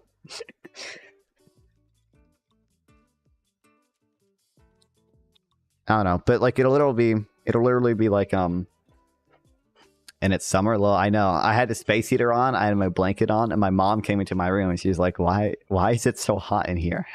How are you? Why do you have the heater on? Like, why do you?" She was not a fan. Not being wasted. People who do not. I'm glad Micah is also a Greg Mankiw fan. Mankiw is based for the most part. He is anti-estate tax, which doesn't make sense. But I don't think it makes sense. You should move to Spain or Portugal. What's cool about them? I don't know. I don't know anything about Spain or Portugal.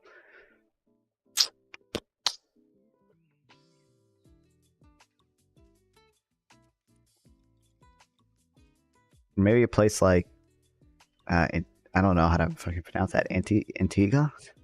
It's hot there. To study dialectical materialism. How about you dialect some material into some bitches? Welcome to the stream, Switch Legends. I want to say I study it. I've read a little bit. I've read Marx before a little bit. I read like Wage, Labor, and Capital. I read it's a little bit less about dialectical materialism, but I've read some of Lenin stuff as well. But I wouldn't say I study dialectical materialism now.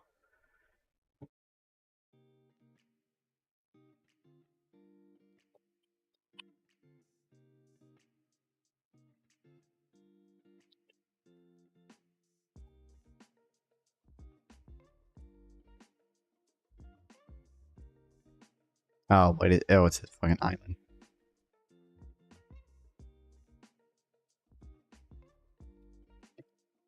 Well, it is true. Means testing can sometimes reduce the cost of programs. Did I hear you mention you studied Lenin? Vladimir Lenin. I want to say I've studied him. I have read 2 of his books, and I don't remember the first one. The first one I read was Imperialism, the Highest Stage of Capitalism. And I don't I honestly do not remember that much of it. So it's fair to conclude you're a communist or no. I read him like a while ago. I would say I'm definitely more of a capitalist. I was also read them to see their ideas. Their wonky, wacky, weird ideas.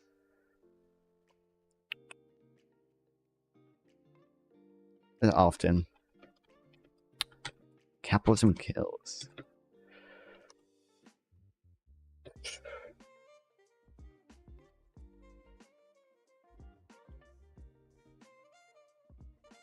See this?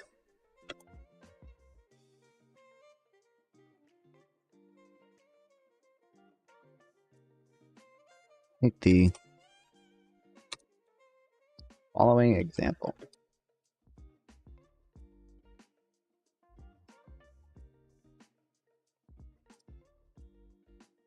Have you watched the communist streamers here in their politics category? Some of them, yeah.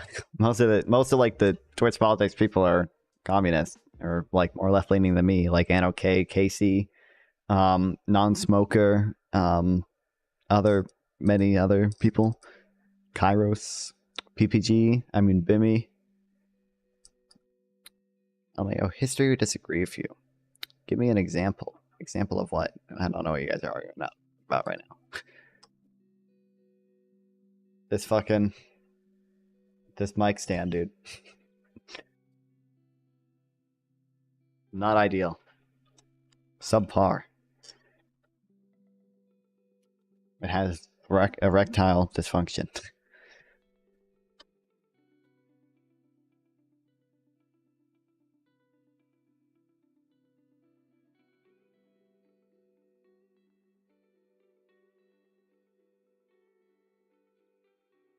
Okay.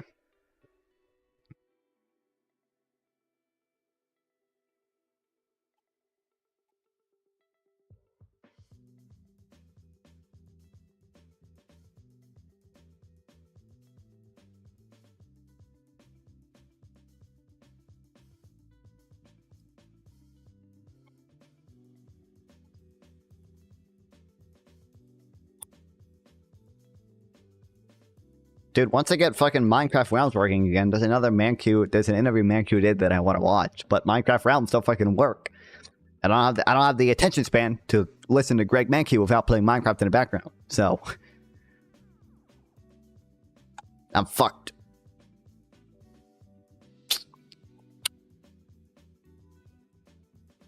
You want to go to university in Europe? Yeah.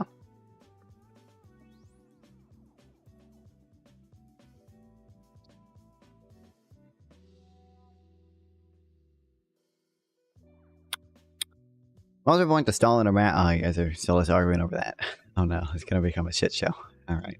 Well, it'll be fun to watch. First glance, it may appear to be different in these true programs. The first features an entirely flat benefit and flat tax structure. The thing features a progressive benefit targeted at the poor, and the de facto progressive tax targeted only at those earning more than $50,000 a year. Yet in substance, there is no difference between this administration. But everyone is left the same amount of money. And the first program is there in the second. 20% flat tax on the first $50,000, hardly different than phasing out a benefit of 20 cents per dollars of earning. Does it mean you already have a short list of choices? Kinda. I think the country is looking to going to. What socialist country exists today? Oh, what's up? What's up, Kinley? Welcome to Twitch chat. Yeah, I probably want to go to. I was looking at Czechia for a while. I don't know, somewhere. Either Czechia or Finland. Finland, though, if I want to get citizenship there, in like Finland, you have to do like mandatory military service. I don't want to do that shit. That's cringe.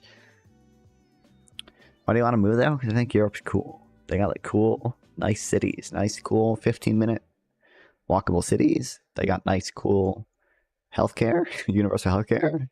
They got yeah, things like that. Things of that nature.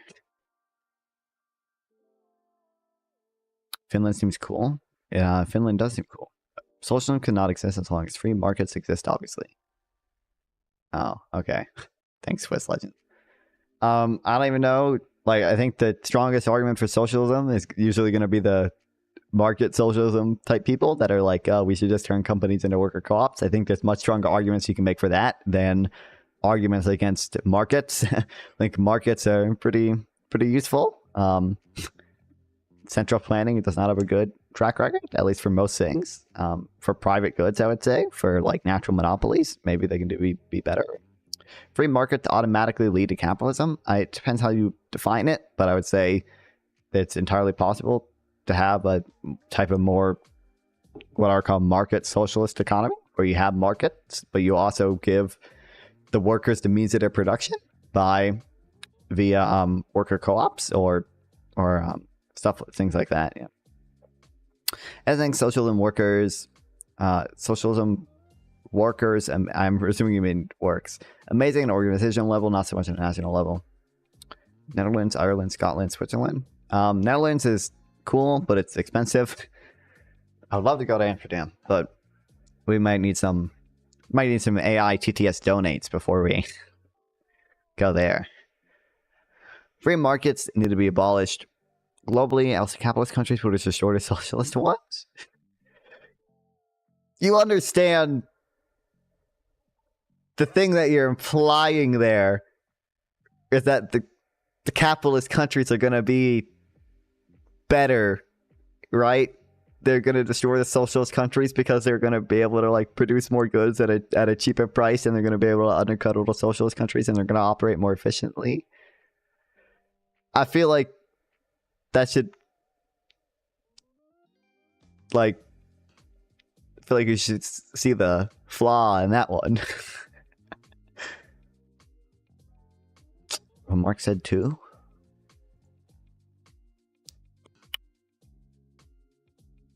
No. Okay. What's the flaw? You're saying that the capitalist countries are going to outcompete the socialist countries. You realize that's why that's an argument for capitalism, right? They're going to be better. I don't know exactly what you mean by crush, but like to me that implies like these capitalist countries are going to be more efficient. They're going to be more productive than the socialist countries, which is why they're going to be able to. I don't know exactly what you mean by crush, but so in which of those four would you prefer studying? If cost was not an issue, the Netherlands, Amsterdam for sure. But no, productivity is not most important thing. What are you implying when you say capitalist countries are going to crush socialist countries?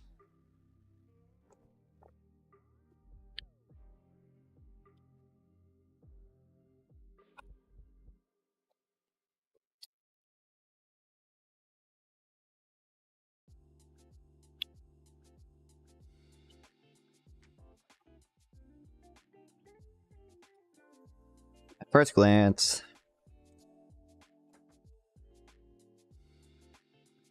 second plan appears to be more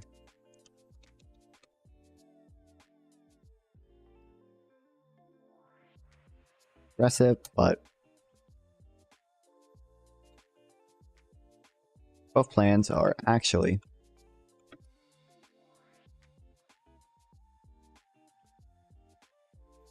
identical in terms of what each person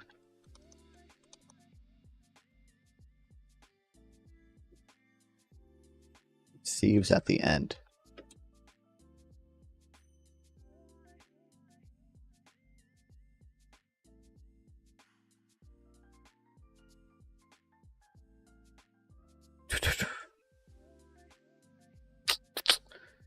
$20% flat tax on the first $50,000, hardly different than phasing out a benefit on 20 cents per dollar of earnings. Both reduce the real gains of earning $1.80. The only distinction is how they go about doing this. Proposal 1 does this explicitly by taxing income. Proposal 2 does this implicitly by tempering benefits. What do you think about states subsidizing salaries to avoid brain drain and maintain local enterprises to have a selfish... what do you mean state? Do you mean state by... as in like nation state, like countries? Or do you mean US states? I mean, I don't... What do you mean? It would depend exactly how they're subsidizing industries. Like I would say, I don't know, it's probably cases where it makes sense. Like, for example, like a big issue is like doctors in India can make a... Government is a state. Okay, well, I don't know if you meant like US states or like... or nation states. Like... Well, it probably makes sense in some cases. You can probably think of cases where it makes sense. Like doctors in India can probably make more money in the US, and like we can, and like it might make sense for India to use public money to subsidize doctors so that they stay here and doctors don't all just leave to America. But I don't know. It probably be cases where it makes sense. Well, capitalism needs to fall first. Socialism is a transitional phase before communism achieved, and communism productivity will be the same or better as in capitalism, but the motivation of people is not a egotistical one. That does not address my argument at all. Fighting brain drain is important to the long-term health of a country. You just have to figure out the ROI of the spend. Yeah. I would assume the best way to fight brain drain long-term would probably just be to become a developed country. So... But you probably have to fight brain drain to some extent to become a developed country. So, at farmers, it'll list subsidized jobs, electricians, craftsmen. I think farming subsidies can sometimes make sense. I don't know if the same applies to electricians and craftsmen. I don't know. That would make brain drain worse with Legend. Well. It wouldn't. Would it? I mean, listen, I'm pro free trade, but as in guaranteed income. Well, I mean, I'm probably for like guaranteed income for everybody and for like some type of UBI, I would say. No, because everything is in one country. I mean, brain drain can happen within a country. I don't understand what it means by socialism. We can already do this and subsidize workers. Canada essential workers prime during COVID. I'm not for UBI. Okay. It's a bit like saying the best way to abolish crime is to get rid of laws. I'm gonna say, like, even if there was like one country, like we still had the issue that like the U.S. The U.S. state, well, like I was assuming it would have to be some type of federal country, would be more productive than India, and you still have the same issue where like people in India would want to move to America to make more money. U.S. needs to end corn subsidies. Yeah, probably. Well, the issue is, I think there are like types of crop insurance or types of like crop subsidies that make sense to protect to some extent. I think protecting the nation's food supply might be important. And then I think like federal crop insurance should probably be the should probably be the way we subsidize farming. I think federal crop insurance is probably good. I think it's probably good to insure farmers. But also, obviously, subsidizing corn has become a negative externality because of the high fructose corn syrup and biodiesel production. Nurses aren't free market.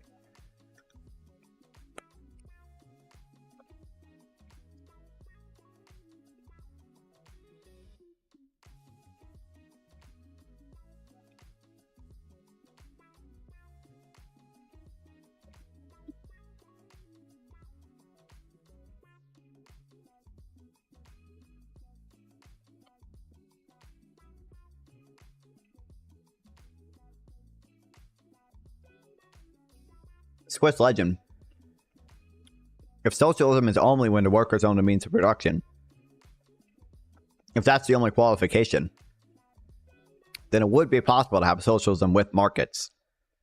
Because you could just have firms be worker co-ops. You could just have all firms, all companies are owned by the workers. The workers would own the means of production, but there are still multiple companies in competition with each other under a market structure.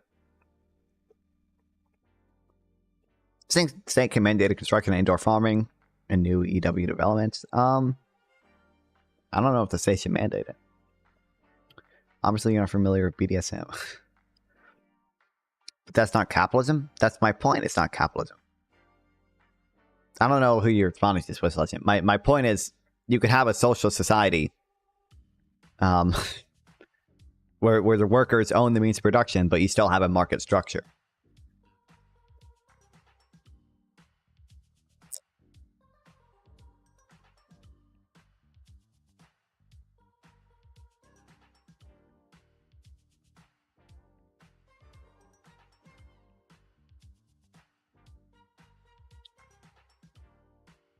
Old man isn't black for clarification.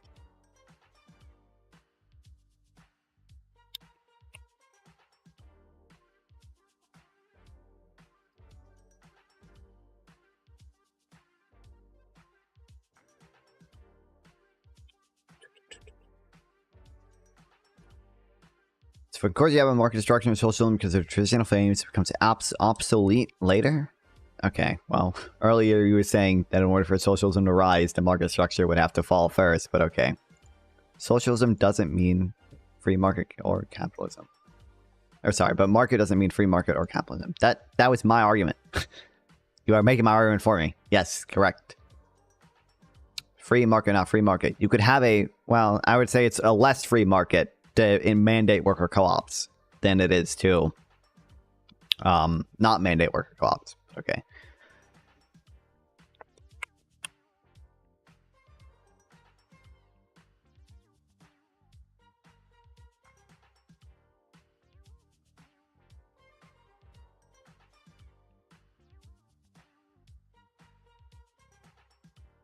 Want to build a resilient economy, local jobs, you must invest in local productive and subsidy creation enterprises. I don't really agree with that. Iowa car crop. Look it up. Look up Iowa car crop. Is there a market equipment or is it a government store? What are we still talking about nurses? I wish you go back to the day of company stores and company towns and company stores. That was real capitalism. Whatever happened? Whatever happened to the good old days? To the good old 16-ton days.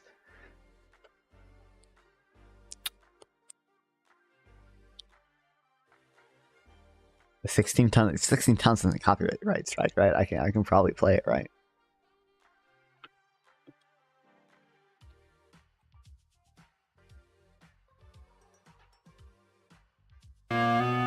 And a back that's strong, you load 16 tons. What do you get?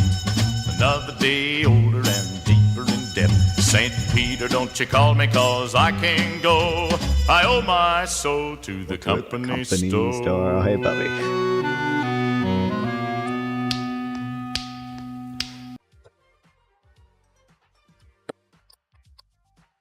Want an independent private business to invest in your state? You have to have basic enterprises needed for functioning of a resilient economy.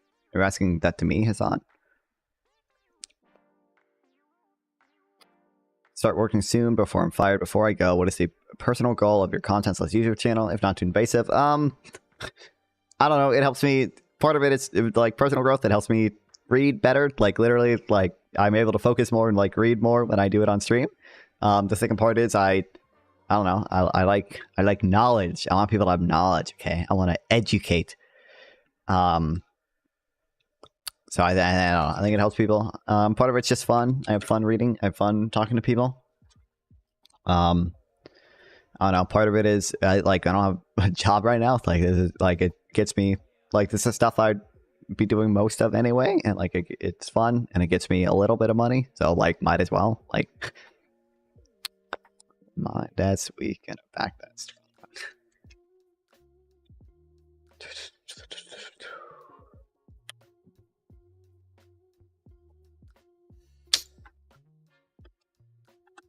Off plans.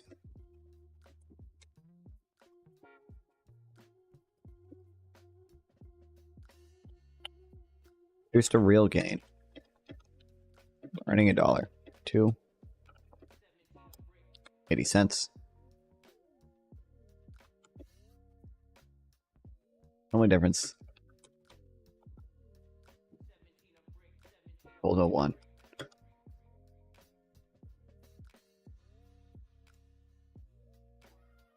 They don't necessarily agree with state investing in great enterprises and subsidizing salaries to get a resilient, self-sufficient economy. Are you okay? If you're telling me when an economy first develops, I think there's an argument to be made that you should protect infant industries so that you can develop your own export base, right? I think there's probably evidence that like that's how a lot of Asian tigers developed, right? Like South Korea and Taiwan and stuff. I don't know. I just don't think state when you say state investment in enterprises, I think state subsidizing enterprises to some extent it's going to be fine.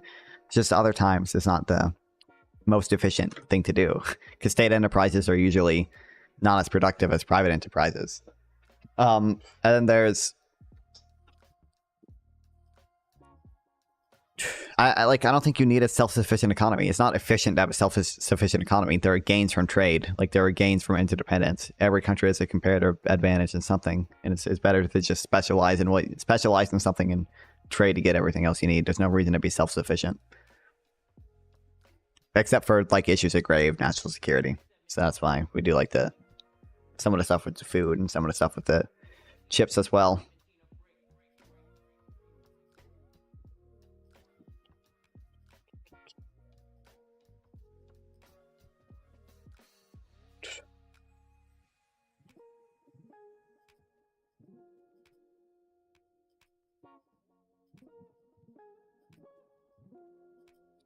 That's only in free market and it destroys the earth. True, buddy.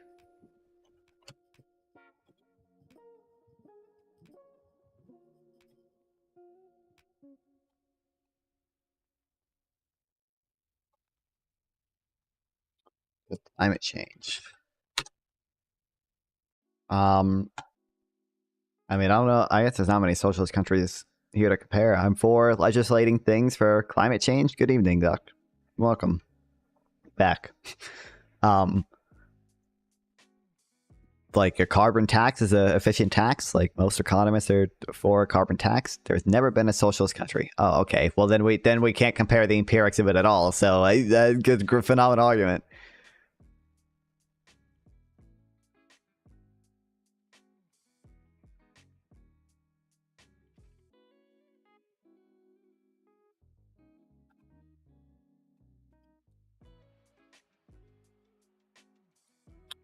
Other words, means testing acts precisely like an income tax. While means testing may save money on paper, in terms of actual effects on people's willingness to work, it should impact the economy just as negatively as a universal program equivalent specifications would. It is for this reason that talking about programs in terms of their price tag is fallacious. A universal program could cost on paper far more than a means tested one, while subjecting the population to a lower effective marginal tax rates, phase out rates plus normal tax rates. At the end of the day, what matters is not how much not how much money the government is taking and sending out. It's about how government policy affects our incentives. If you read Marx's letter to Luxembourg, you know he said the revolution cannot be forced; it will come naturally and globally. I don't think I've read the letter itself, but yeah, I'm aware that's what he said. Marxist Jesus, you understand.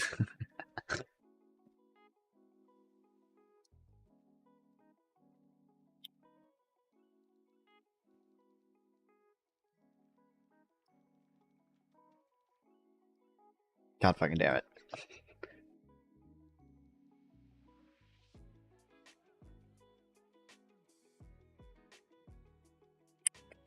9 pennies much better than Jesus. Based.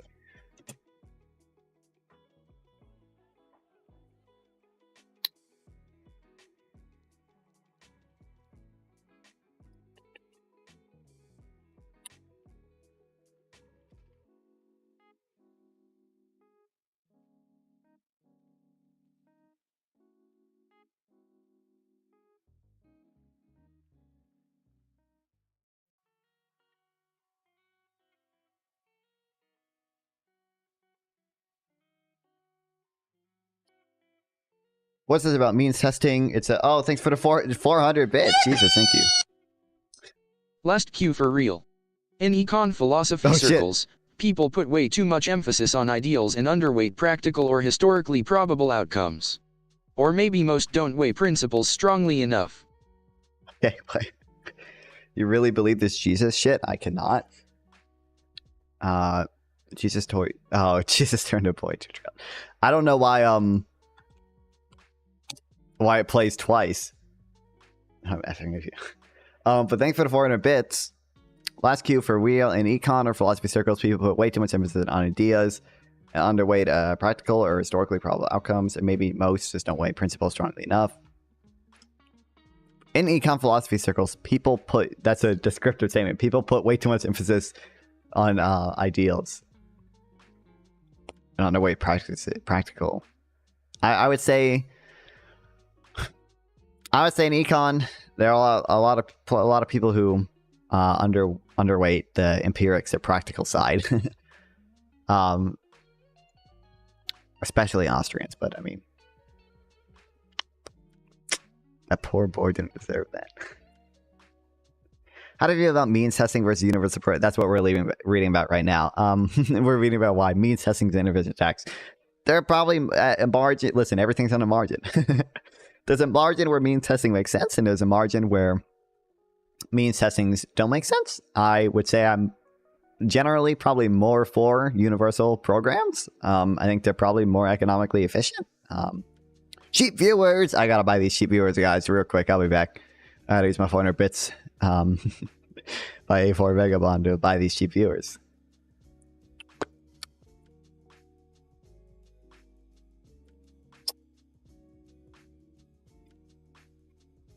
Religion is the opium of the people. No way. That's what Mark said. That's what the guy said. I don't even really entirely disagree with that one, but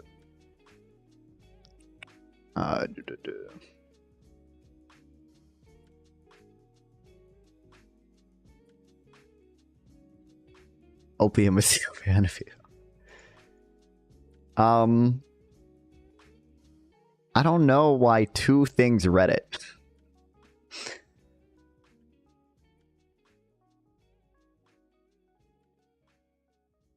I'm just gonna disable TTS on Botrix, and hopefully the other I know Botrix reads it. I don't know what other program was reading it. Hopefully that works. It might have been sound alerts, but I don't really know.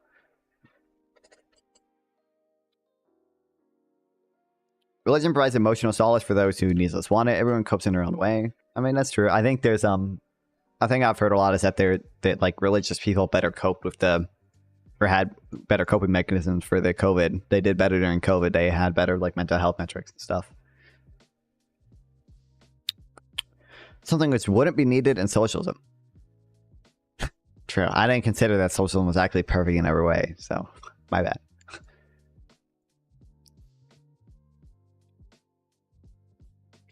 Judgment will exist as long as we don't know what's after death. That's probably true.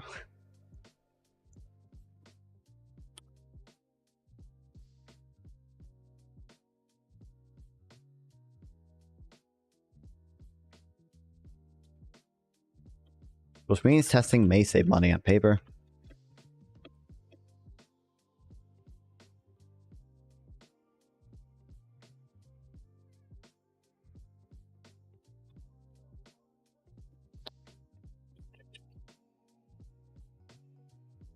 This effect on incentives.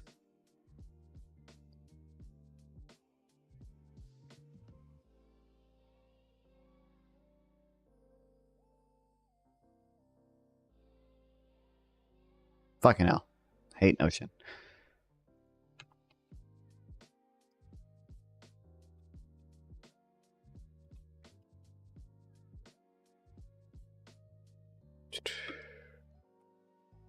As an equivalent universal.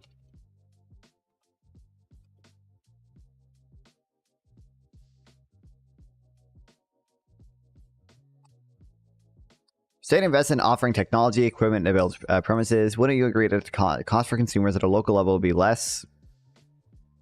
And profit margin would be greater for exported goods and exported goods produced in such enterprises states invest in. Social liberalism kills. Thank you, Swiss Legend. If states invest in offering technology, equipment, and builds premises. Are you saying direct state ownership?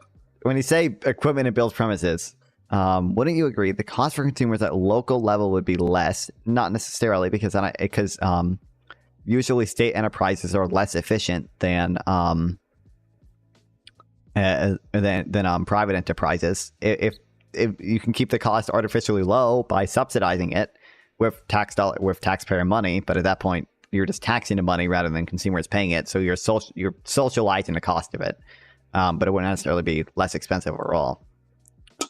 Profit margin would be greater for exported goods. I don't exactly know what you mean by profit margin would be greater for exported goods. If you subsidize exports, the profit margin for companies that export will be greater. That is true. That is what subsidies are. They increase your profit margin. Yeah, so there definitely is an argument for subsidizing exports to some extent. Where's my book? Look, book. Bad Samaritans. The myth of free trade and the secret history of capitalism.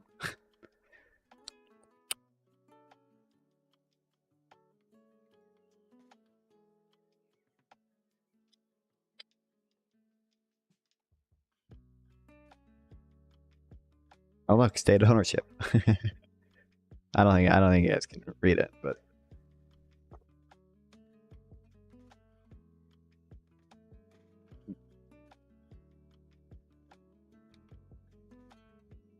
okay. Now that we've established that means testing is a tax, let's go into another aspect of this article title: how it's inefficient.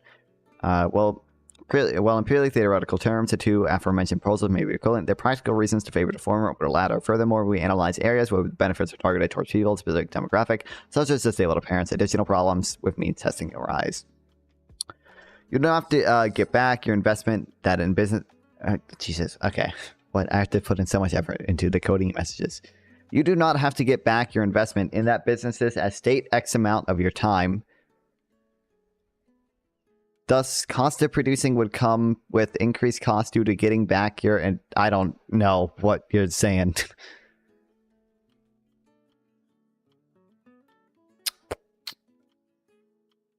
Thus, cost of producing would not come with increased cost due to getting back your investment. Okay.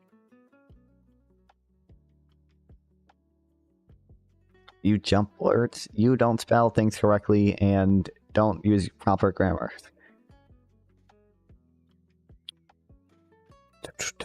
Not your establishment using tags. Okay, the inefficient part. Okay.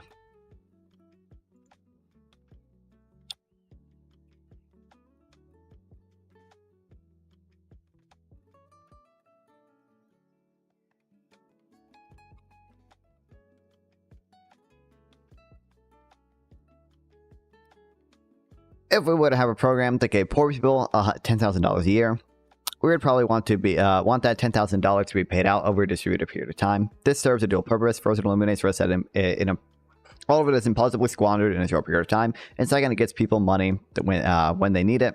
Since the eligibility for the transfer is based on yearly income, the only way to structure a bulk one-time transfer would be to require an empowered person to wait until the end of the year to receive it, which would leave them in a state of destitution for an intolerable length of time. Interesting to see how means testing is bipartisan, but it's not necessarily because the left and right agree on why it's good.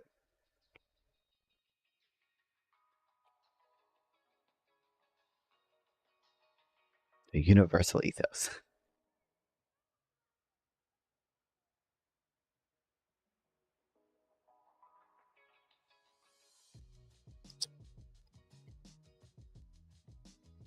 Limiting benefits not on individual income but retirement, rather on their lifetime earnings. I would skip to left and right is a long paper. This might be interesting to read, actually. Oh, implicit taxation.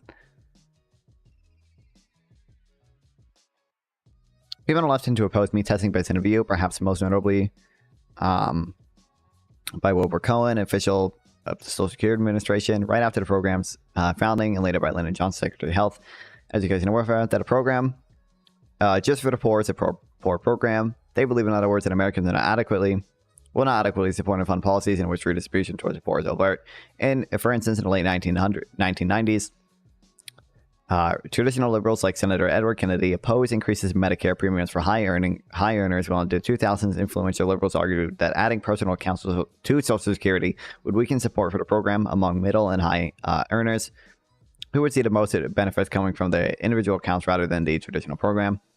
But his view is empirically dubious. Programs such as the Earned Income Tax Credit have retained bipartisan support and even been expanded. The Medicare program, which provides health care to the poor, is among the largest and fastest growing in the federal budget, costing federal and state taxpayers more than $400 billion each year. More of an argument that because Americans won't support redistribution if they know it is taking place, policymakers should therefore disguise redistribution by mixing it tax with benefits paid to the middle and high earners is insulting to voters. It implicitly hopes that Americans will act only out of selfish motives, and some must be convinced that redistribution programs, in fact, serve their own interests. It also suggests that government aid to the poor must be rooted in a lie.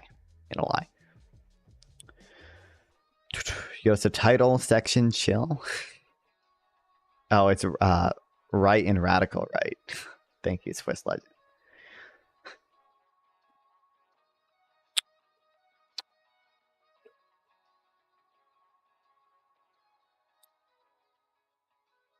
Strangely, the concern voters will not pay for government programs from which they themselves do not benefit hasn't chilled the left's views for progressive funding of entitlements. After all, high earners already pay more into Social Security and Medicare than they are likely to receive back in benefits, and most proposed liberal reforms to entitlement programs would simply extend this trend, requiring wealthy to pay more while they are working.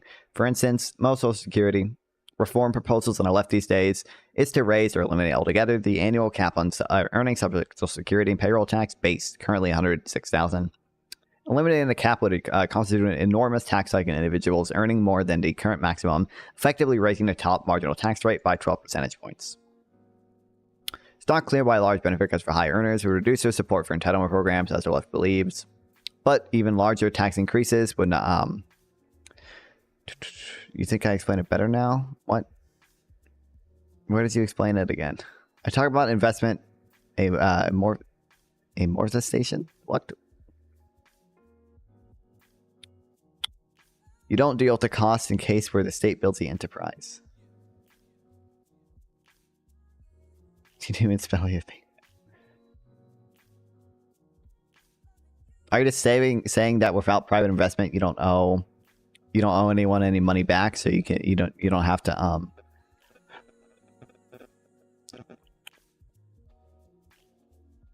you don't have to pay investors back, so you can keep your costs down.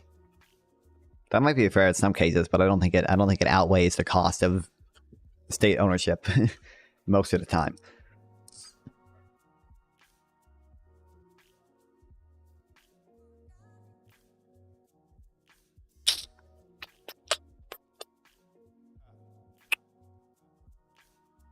Now, Kinley, every Democrats would be right wing in Europe. Clearly, every Democrat is right wing except for Bernie, and Bernie's a centrist. Nope, they do not oppose capitalism. Oh, okay, so everyone is. But you don't even think socialism has existed. Is Stalin right wing because that wasn't a socialist country? Like,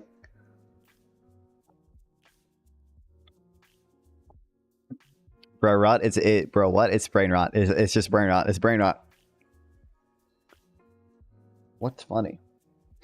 It's brain rot. Your brain rot is funny. We have a program that gave poor people $10,000 a year. We probably okay, but I read that. Stalin was right wing. Yes. Okay. What about? Is there any left wing figure that we can talk about? Is Hugo Chavez right wing? What about Che Guevara? What about Lenin?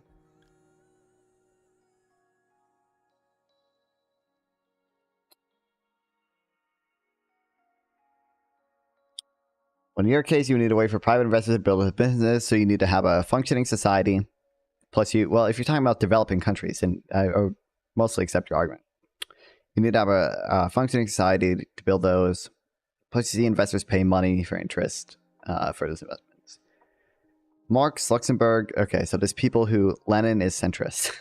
So just Stalin was center right. Oh, welcome, Copeland. Okay.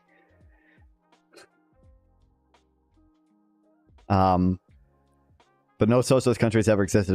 There's never actually been a socialist leader. There's never been a left wing leader. There's just only ever been left wing theorist. My stream is lagging for some reason. I don't know why. It's not that bad.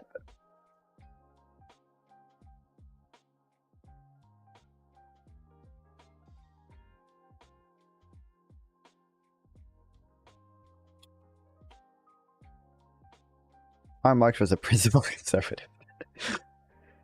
Lende was a leader before he got brutally murdered by the U.S. Oh, okay. Oh, Lende was, yeah. Wait, why wasn't Chile a socialist country then? I guess they never made their transition before we coup them, you'll say, I guess. Hope you enjoyed the article I linked. I'm going to vibe a little while I do some research for other things. Thanks, Holy Lazy Duck. Yeah. I don't know if we'll read this whole thing today. It is long. And I have other shit to read today. I can't even get this is a short blog post. Holy shit, we need to lock in. Hold on.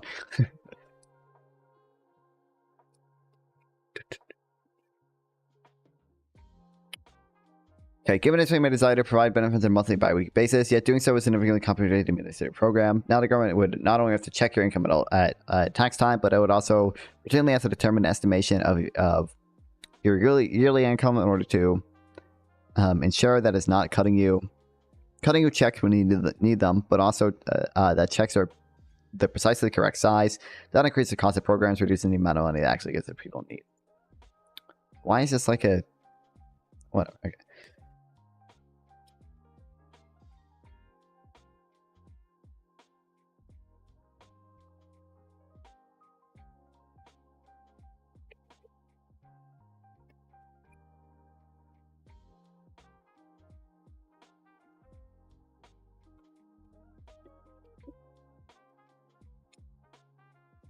Transfers are based on yearly income.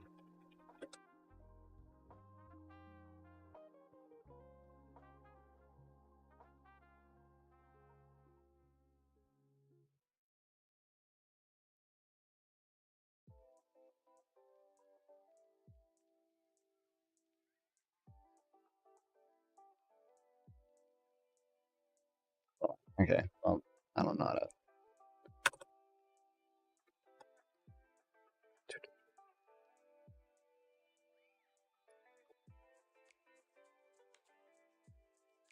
I have a program.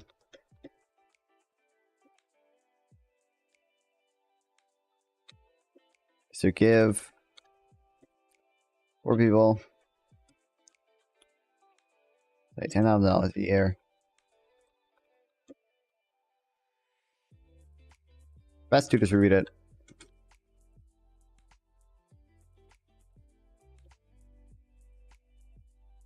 On a long period of time.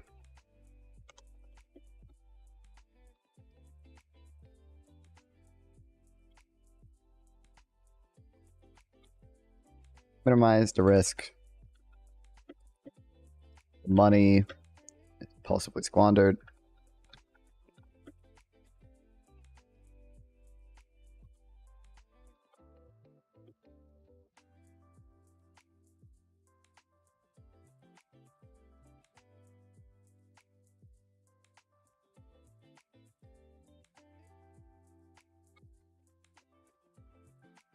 And ensures poor people.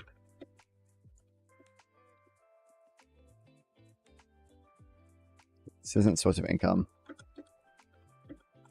I guess before.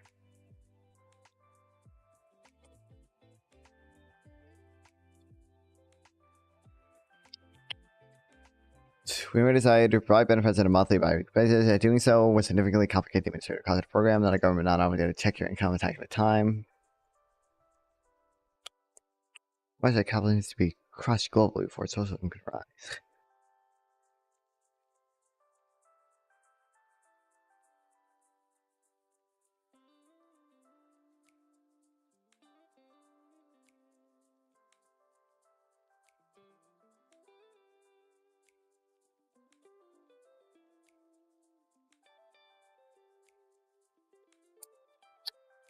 Nukes.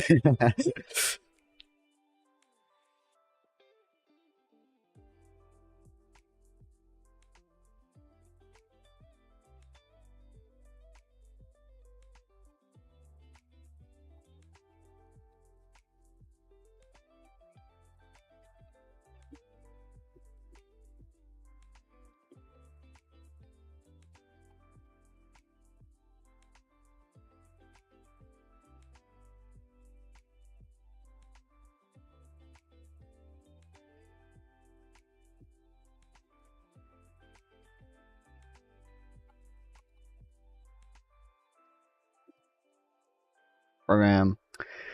The rich get richer, the poor get poorer until there's 7 billion people against 1,000 people. That's when the revolution will happen by itself. Pretty sure we'll just vote in taxes before that happens.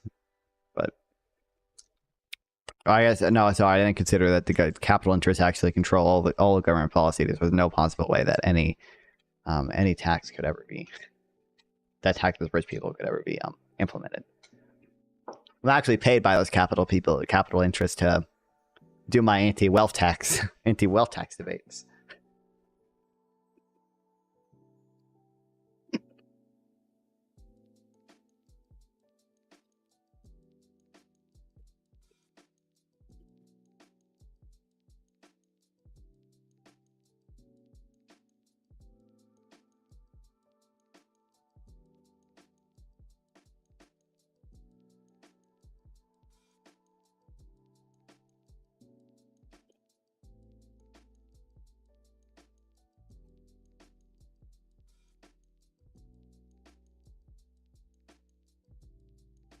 Oh, I hit F11. I mean, testing lots of poor people to see what cracks.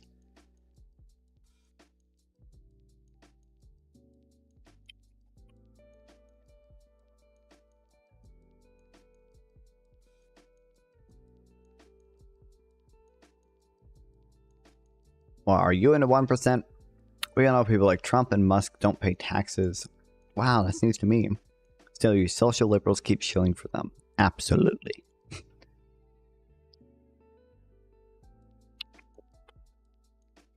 That's what I'm doing.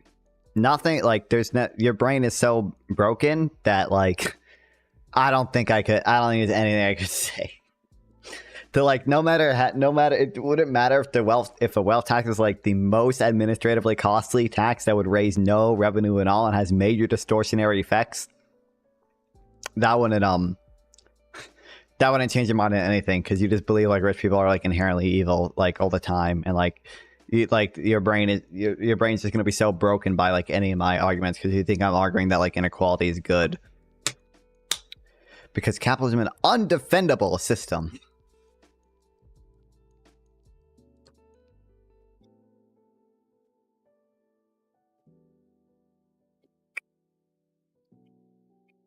Because of predicting yearly income for the entire population possible, means tested programs rely on applications.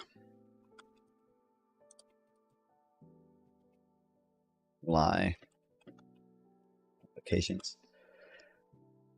I'm for wealth compensation against wealth tax. These forms can be found online or government institutions require those who believe they're eligible to report their income, and some of them for documentation the government validates. Unfortunately, many people never apply.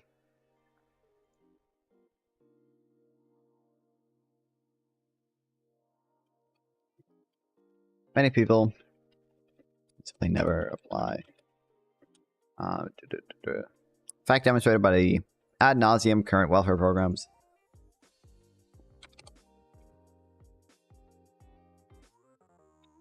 Not trying to get support. I said the revolution cannot be forced. Why is I think my brother must be fucking downloading a game or something. What the hell is happening to my Wi-Fi? I don't know if there's anything I can do to fix it. Sorry, guys. The speed itself is like, it's relatively fine. It's like half at what it should be, though. Revolution ain't happening, buddy. Don't you know? AOC, or sorry, he thinks AOC is right wing too. So,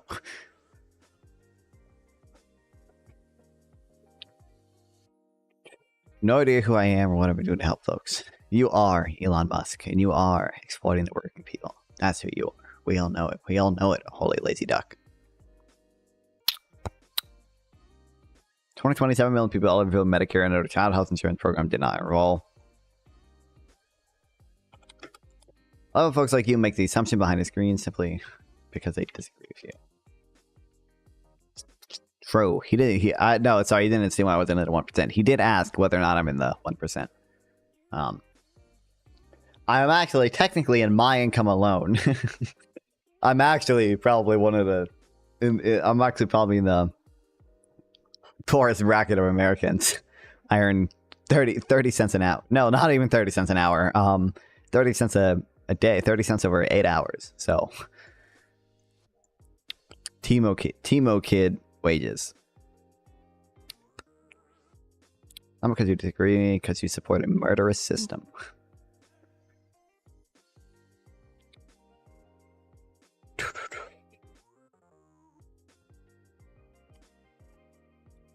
Why are you so set in the idea a state investing business is inefficient?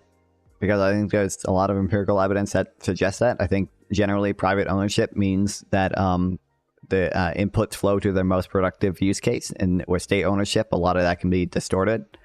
Yeah.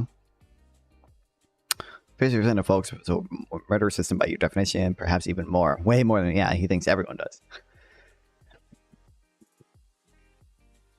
Did you type this on my oh, you're on your laptop.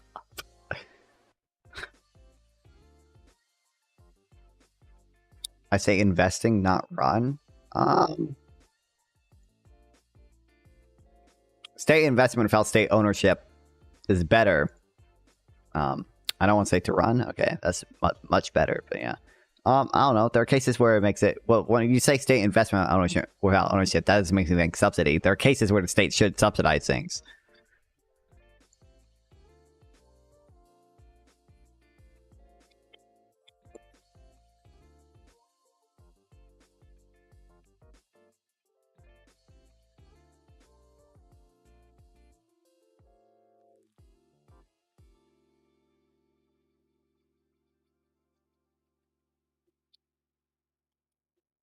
$7 million people eligible.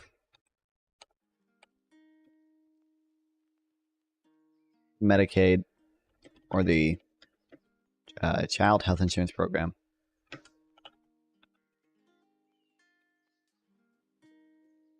Did not enroll.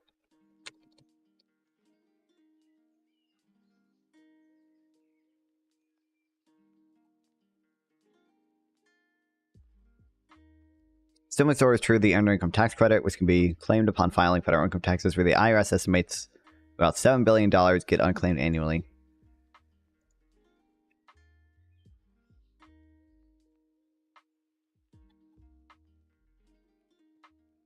Read marks and you will understand.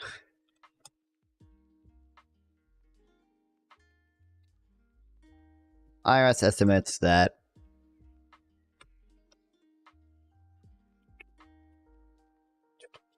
$7 billion.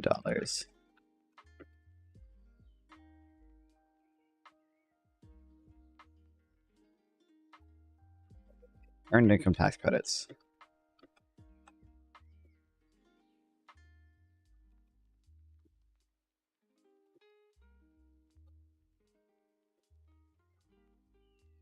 Where it goes unclaimed. Each year. You know, the program avoids this issue by having transfers automatically. Yep, wild. Means testing lacks the intra-annual income smoothing effect.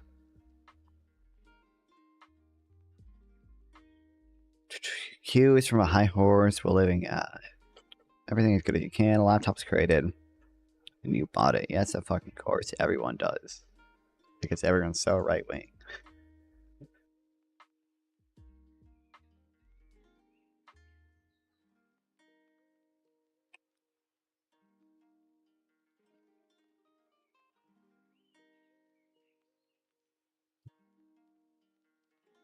Would help folks learn. Instead, you simply point to a random direction and say, go read that. You have no obligation to your fellow person to help them out. Yes, a fucking course in Roman times, yes. Or I would have been a slave probably because they're not Roman.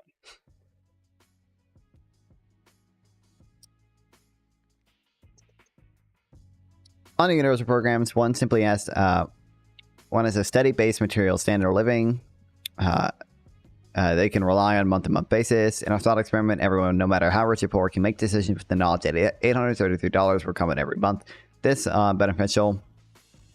beneficial whenever abrupt and unexpected changes happen in a financial situation.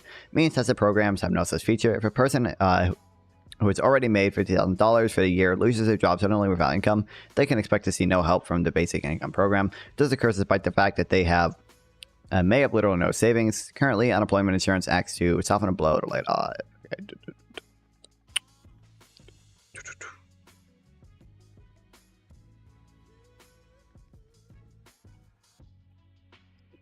No universal programs. Everyone knows they can rely on a certain amount of money each month.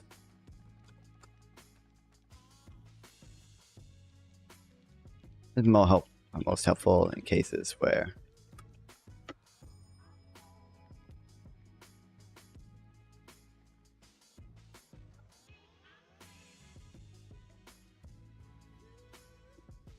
when life changes.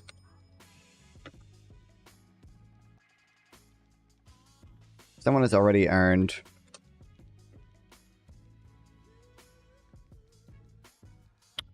$50K.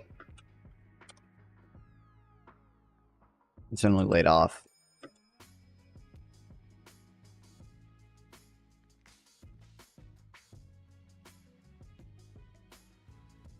Not receive help.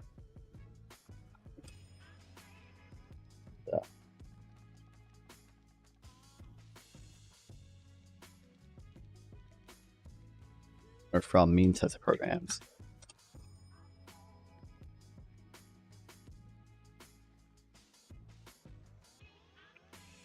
Universal programs ensure a greater degree of income smoothing on top of this effect. Unlike UI, they also help provide people with who encounter financial turbulence from non-employment related sources. An unexpected medical bill, for instance. Means testing may suffer from loss aversion.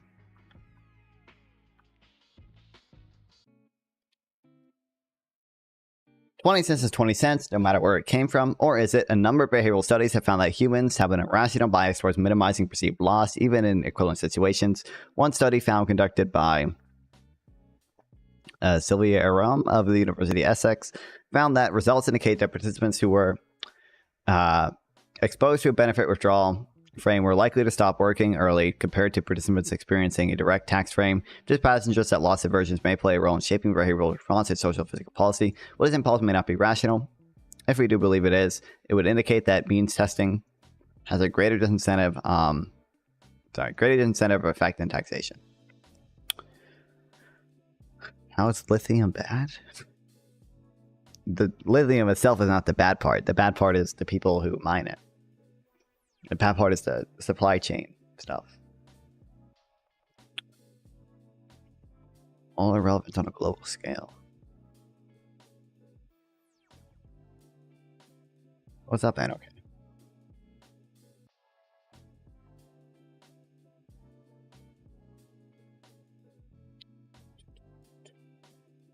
Here's a typically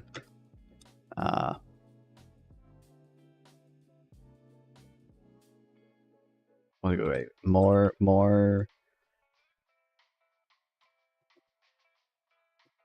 that's willing to take a loss than or have an irrational basis towards minimizing perceived loss.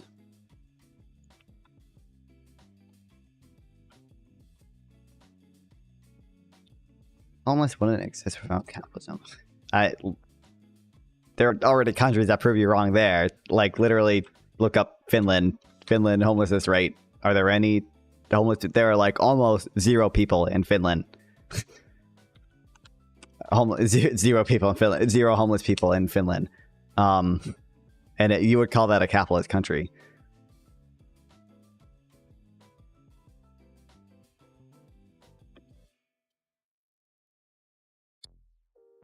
$18,000 people experiencing homelessness in Finland and 22. Did it drop to 3? There's 3,000. Only 500 people spent the night outside. There are literally like 500 homeless people in Finland. How does it prove me wrong? A leads to B, but doesn't mean B leads to A. I mean, you're saying there are capitalist countries that you would define as capitalist that don't have homelessness. So clearly we can get rid of capitalism without homelessness. Clearly, if we can get rid of homelessness without getting rid of capitalism. That's the argument.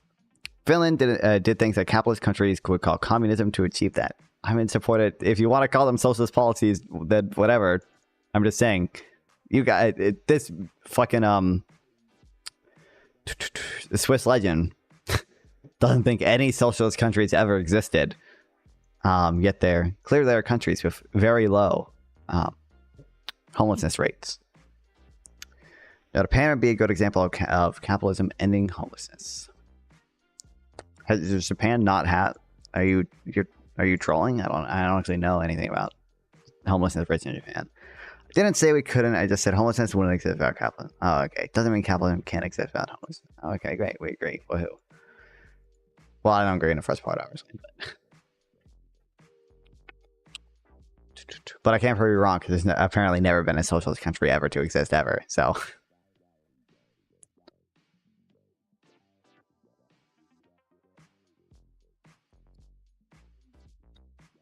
Holy lazy duck. Clearly, they've read theory.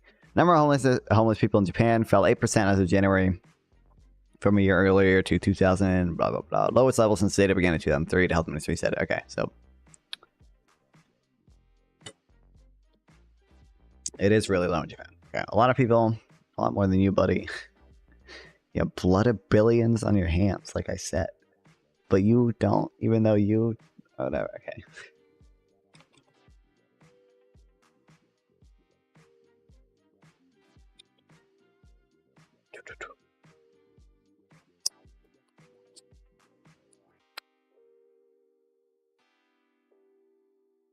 Okay, whatever. Bias towards minimizing perceived lost.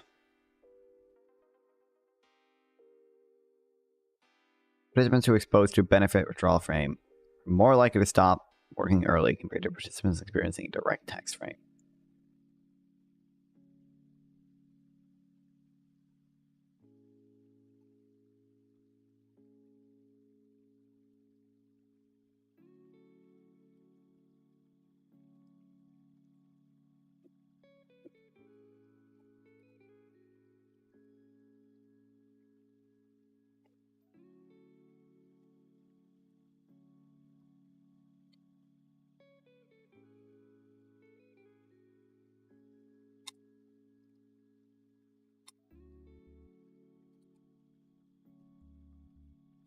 Means testing leads to inequality and inequities when subgroups of population are targeted. Japanese housing is not seen as a investment or a way to build wealth, rather a way to stabilize living before moving to a new house. They have decent housing regulations, but nowhere to lose enough to have the mass building affordable housing. They literally built their way out of homelessness based because you support a murderous system. What a great conversation.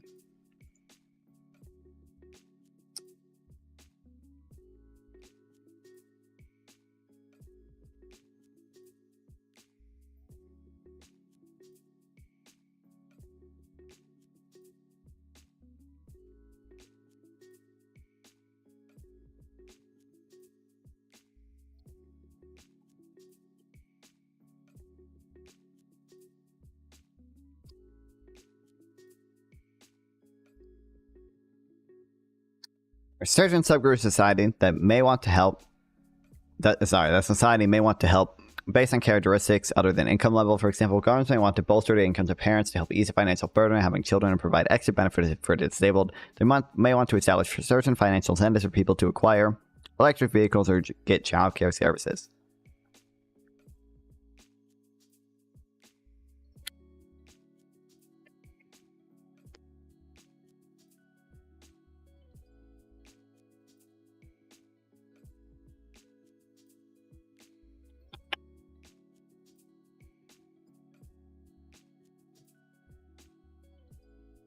Why you insulted Marx?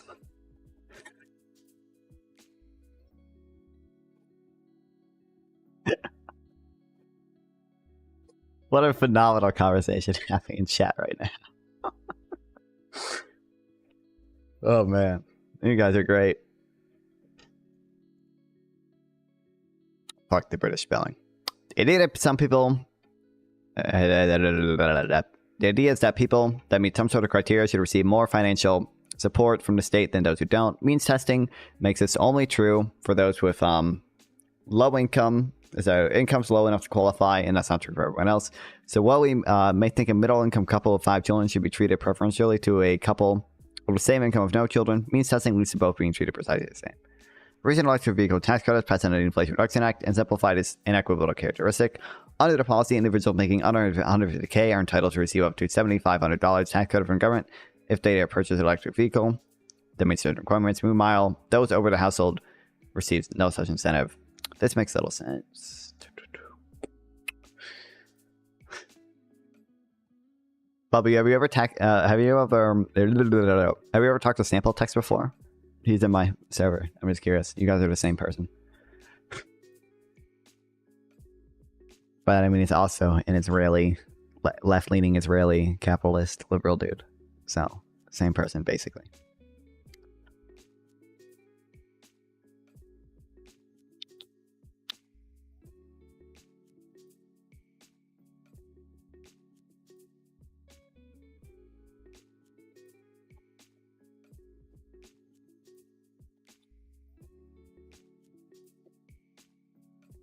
Maybe cases. The government should. I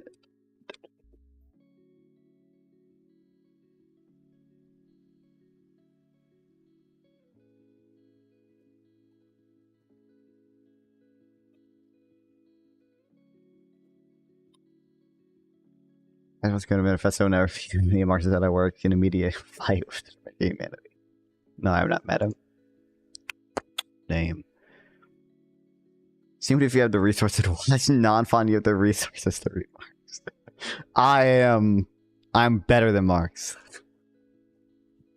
Never read Marks. Always watch non-font.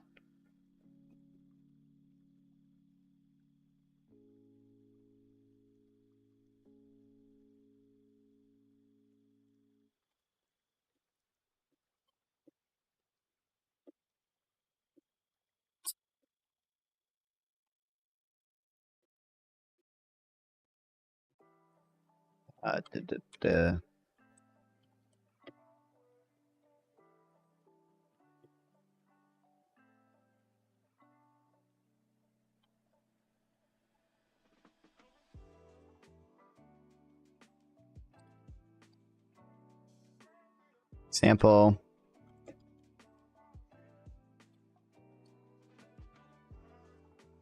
EV subsidy. EV tax credit. Inflation Reduction Act.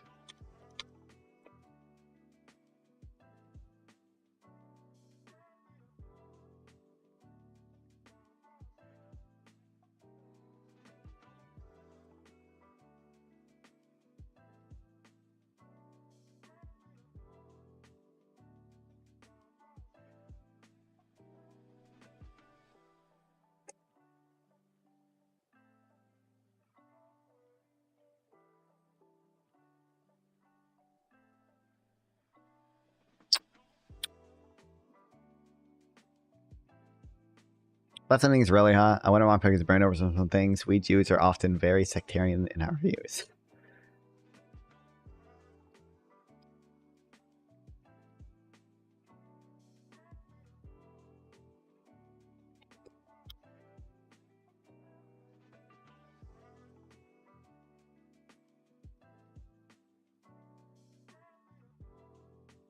Families earning under 150K.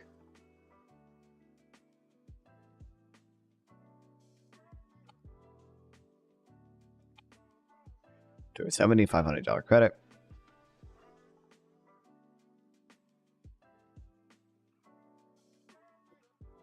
Those earning more than not.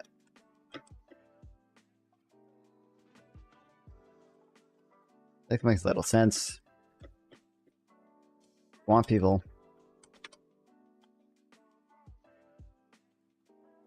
Buy EVs.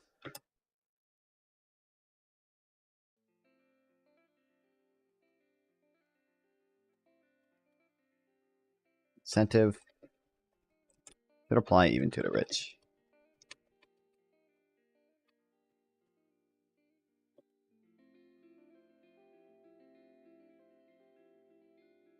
And the additional cost of providing them with the incentive can easily be offset by minor tweaking their tax rate.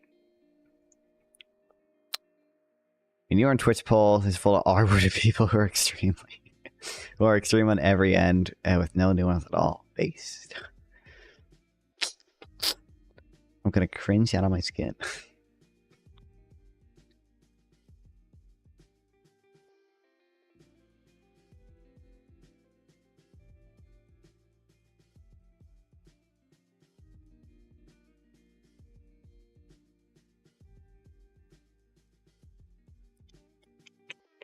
Ultimately, for all these reasons, it means testing an efficient tax. It is more administrative costly, makes poor people slip through the cracks, and is not smooth income, suffers from loss aversion, and is inequitable. We should make no mistake that it is in no instance preferable to universality.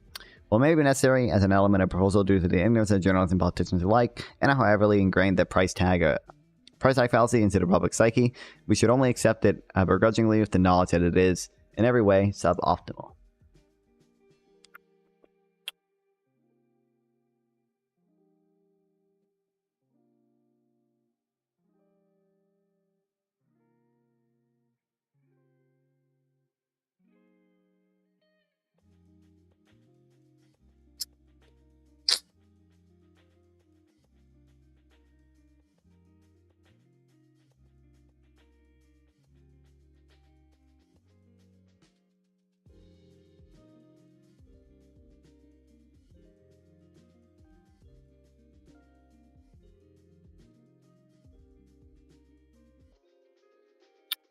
Okay, we might read this one tomorrow.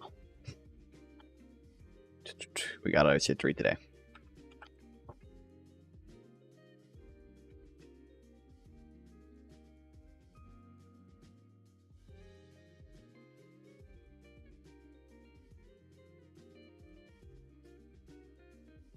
Enterprise social font for things like lower work weeks, work hours, higher wages, stronger unions, regulations against stuff like OSHA, paid stock, paid leave, better land right laws, and to allow for more co-ops and communes.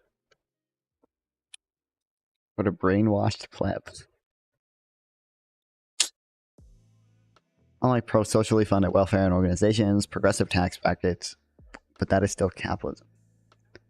You're just right wing. Clearly. So you're not socialist, therefore you're right wing. By Swiss Legend's definition, who is the only definition we should use, clearly.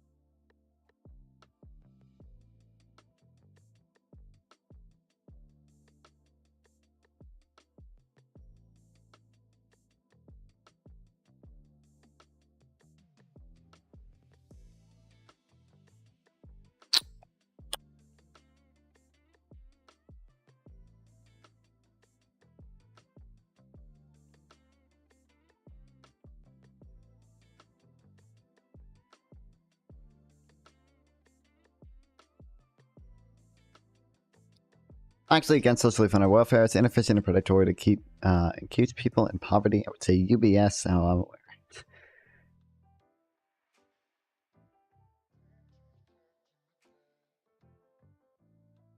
Well, according to Swiss Legend, no socialist countries ever existed ever. So they you're not gonna. There's not gonna be any. You can never test the empirics of anything.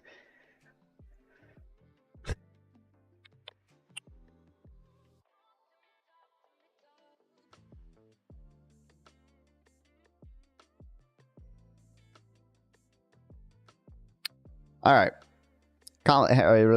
Harris has the right idea on housing. Kamala Harris recently released a bunch of economic proposals, so I'll be writing a few more posts about our ideas. I was definitely not a fan of Harris's idea to outlaw price gouging at grocery stores, which unfortunately she seems to be walking back a bit, but I do like her ideas on housing.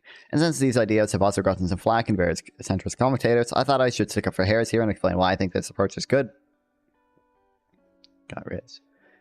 Non-fun you ever like what? You ever like got Riz? I don't have much Riz, unfortunately.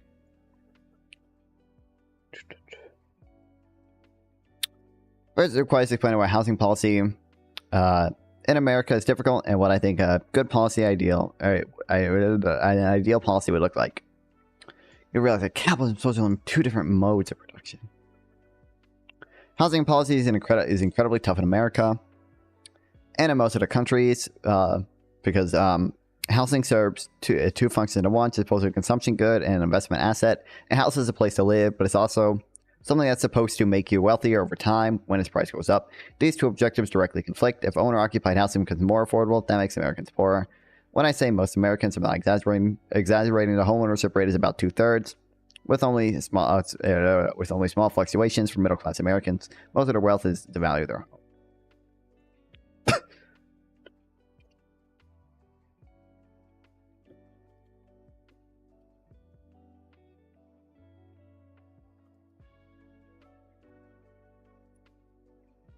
Housing.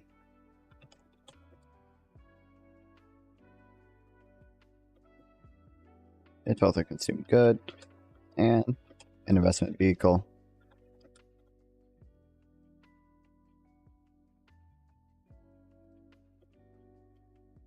Where most Americans store their wealth.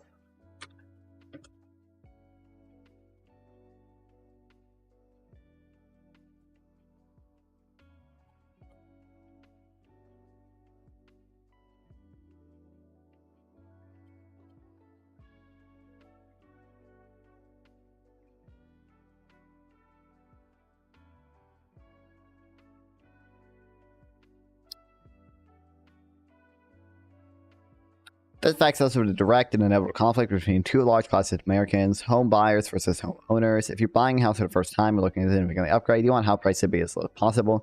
But if you already own a home that you're happy with, you want the price of that home to be as high as possible. So you can make the... Oh, wait, I should add.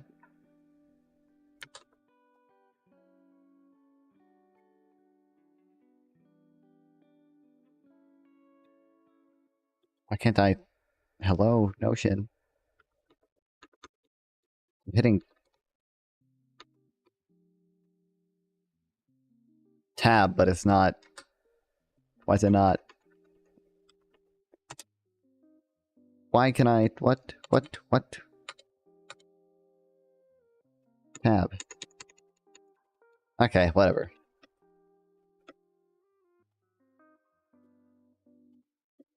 Look at each other.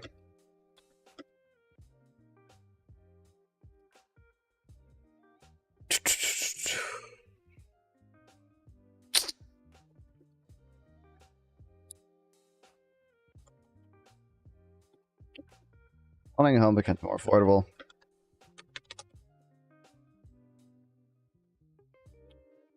And the wealth of most Americans is down.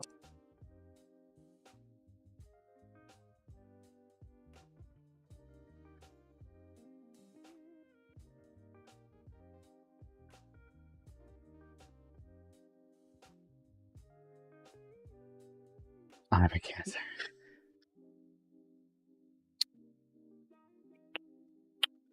If you already own a home that you're happy with, you want to price that home to be as high as possible, so you can make home buyers pay a lot more money when you're finally ready to sell. It's basically a zero-sum game. Now, at this point, most people say this is a bad system. Doesn't have to be this way, but unfortunately, they're probably wrong. Hey, and okay. Lots of people cite Japan as a place where housing depreciates, but this is actually a statistical trick. Japan breaks out the value of housing structures and land separately. The housing structures depreciate, but the land under the house, which represents 85% of the total value of housing/land in Japan, actually appreciates over time. In fact, Japan has a much higher percent of total household wealth tied up in owner-occupied housing/land than America does. America actually has the lowest percent of wealth in housing out of any OECD country. Damn. I didn't know that.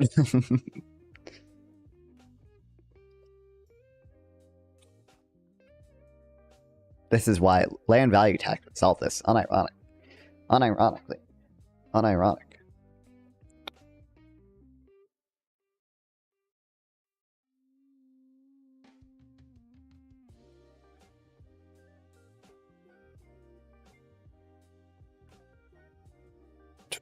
I can imagine what can be and be unburdened by what has been. You know? What can be unburdened by Probably because Americans build their house from paper. That is true. unburdened by what has been. What can be unburdened by what has been. What can be. So we're basically stuck with the homeowner wealth problem. It's not gonna go away anytime soon. Housing prices are always gonna be a tug of war between home buyers and homeowners. Given that it's an inescapable fact, what do? Good housing policy needs to make housing abundant without destroying the financial wealth of the middle class. That's fine if you want that. We have to say, oh, you're replying to someone, aren't you? Yeah.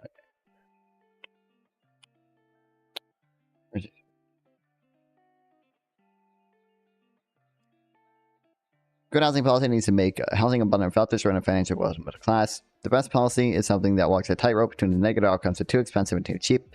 And as I see it, this means an ideal housing policy is two key characteristics.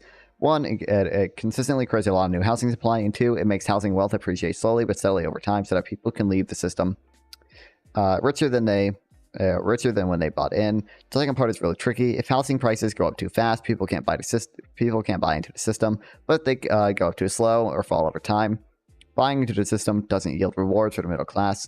So the key, true, thank you. Yeah, that you definitely did a highlight my message for that land value tax base moment. So the key is slow and steady price appreciation.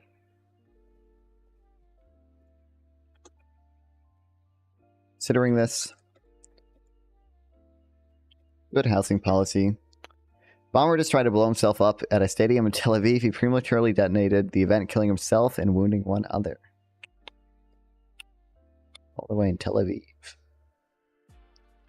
Clearly, he was just fighting oppression, as I'm sure Switch Legend will now love to point out.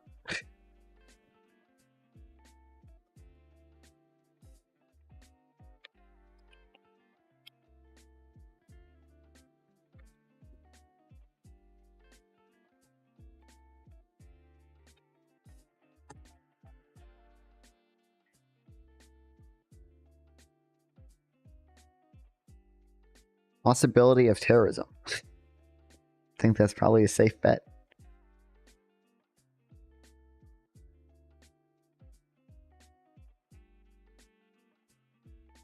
Autor, pelo menos, aqui em Israel, Israel calls everyone a terrorist.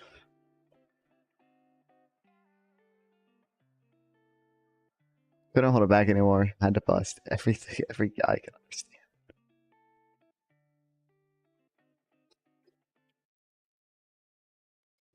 Bro did not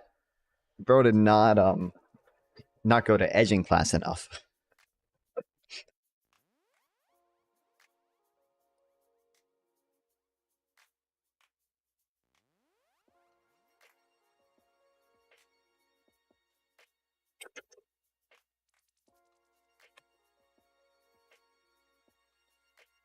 Let's walk it tightrope. Then it shares.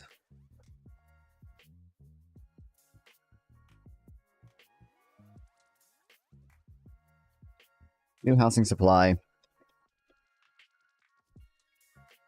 is consistently created.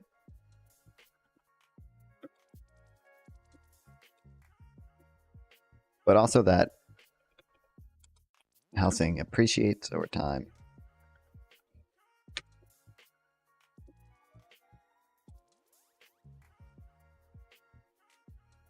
Country that probably accomplishes these two goals better than any other is Singapore, because they have the land value tax in Singapore. That's the reason. That's the only reason.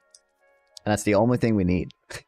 In Singapore, the government controls the supply of housing because it owns about 90% of land and can decide how much of it to build. Singapore's Housing Development Board increases supply slowly and steadily over time so that everyone has a place to live and that housing, at least theoretically, earns a modest, predictable financial return.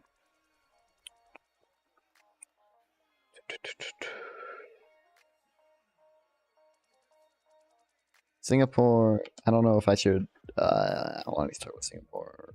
Okay, I'll probably just do it, I guess. Singapore achieves this by having a government.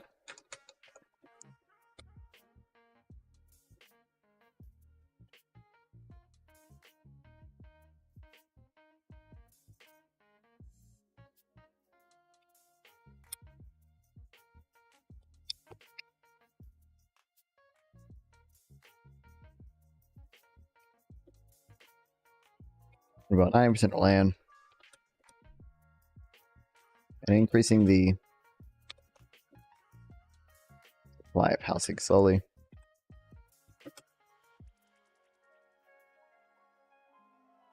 Ensures everyone has a place to live. But also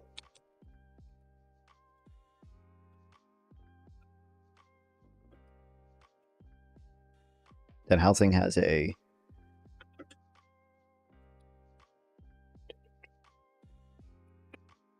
predictable financial return. In practice, doesn't always work out perfectly. In the 90s and 2000s, Singaporean housing prices stagnated, and since 2009, they've risen a bit too fast, reducing affordability. Housing prices are very hard to control with supply alone, even when the government owns the land. But in general, Singapore does a great job of ensuring housing abundance while also maintaining very high ownership, over 90%, and predictable financial returns to the wealthy middle class. Singapore also uses other strategies to ensure predictable financial returns to homeowners.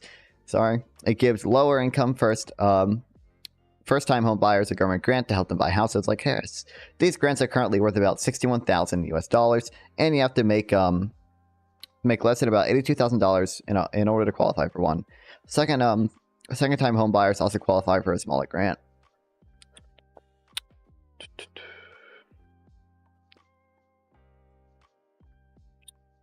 This form of wealth redistribution, it means that as long as lower income people buying to the housing system, they basically get a free $61,000 since the price of their home on the secondary market is the same as if they had paid for the whole price of it. Obviously, this grant comes out of government funds, which ultimately comes from Singaporean taxpayers. So it is the redistribution of wealth from richer Singaporeans to poorer Singaporeans. It is also a form, also from older Singaporeans to younger Singaporeans. Oh, you're an accelerationist. Obviously, you are. I don't know why I didn't see that one coming.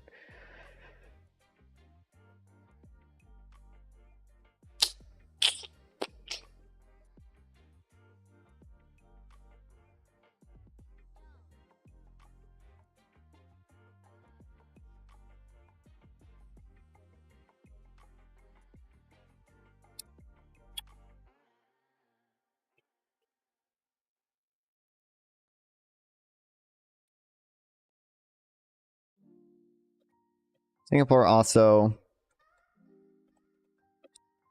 gives grants to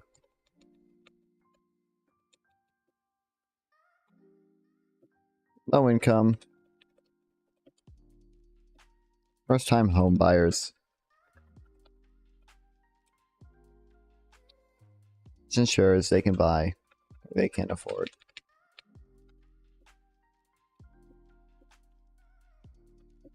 To buy into the system.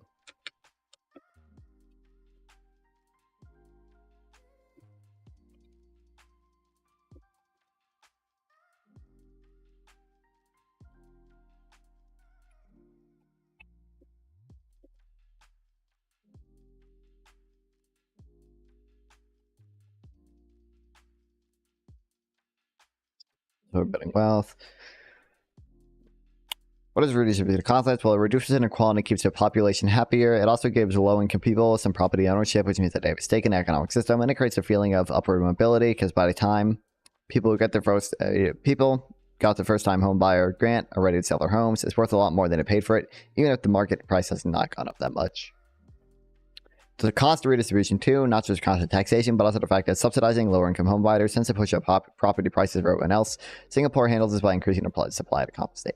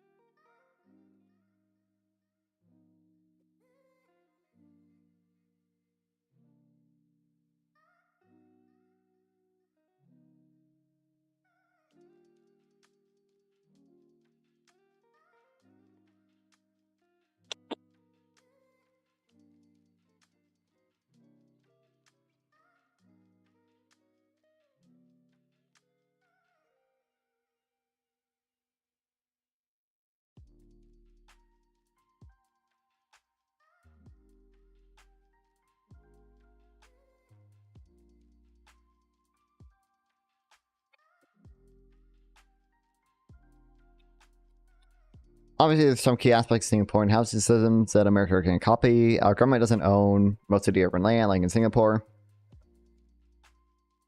But I think there's a lot we can do to approximate the Singaporean system, at least take it in the move in its general direction. The Singaporean style approach would be have the government increase supply housing through deregulation, construction incentives, and for cities and private companies in government housing construction to give credits to first-time low-income home buyers. This is exactly what Kamala Harris's housing plan does.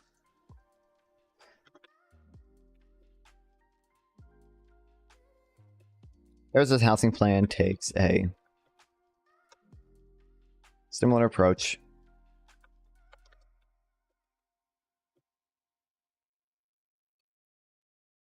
Obviously, the U.S. government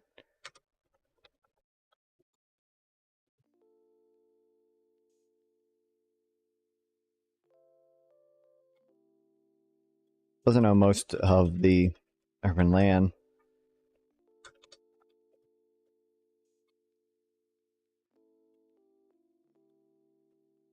Harris's plan increases supply and gives credits to first-time buyers.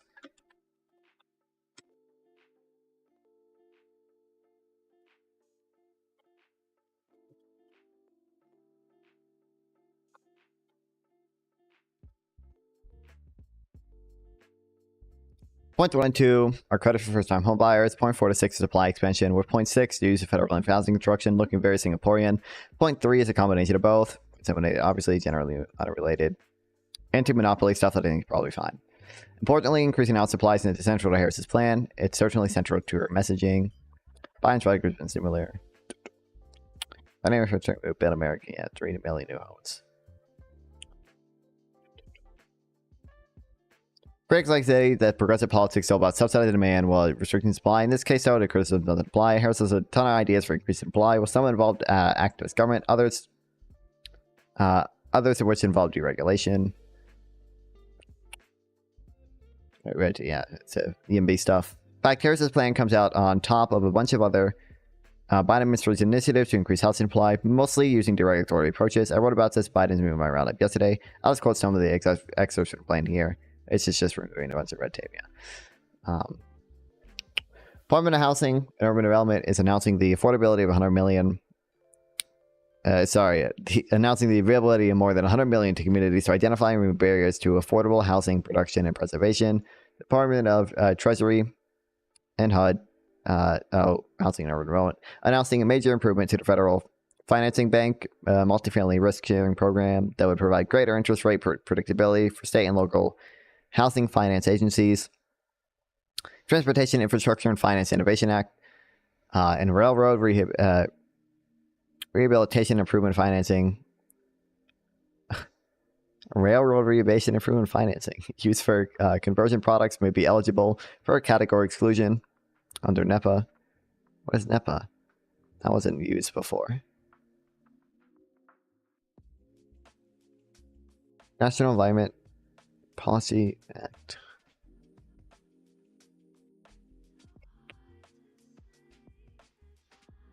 The Advisory Council on Historic Preservation proposed a new tool that would accelerate historic preservations for millions of federally funded, licensed, or owned housing units.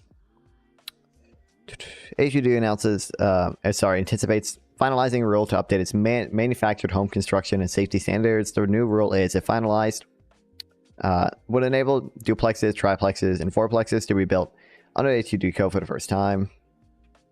The Council of Economic Advisors analyzed the importance of state and local government actions to permit and approve new developments more quickly, including examples from HUD's pro-housing grants, reforms to streamline permitting processes, and can lead to more housing being built more quickly, which will lower housing costs. In other words, the Harris economic program and the Biden program are solidly in line with the EMB movement that has been winning victories at the state level. The key to the EMB movement is that it emphasizes the goals over methods. The idea is to build housing by any means necessary, including deregulation, tax incentives, and government housing construction all at once. Harris's plan embodies all approaches. Critics have lambasted Harris's first-time home buyer grants. That's just another demand subsidy. Hold on. Oh, okay.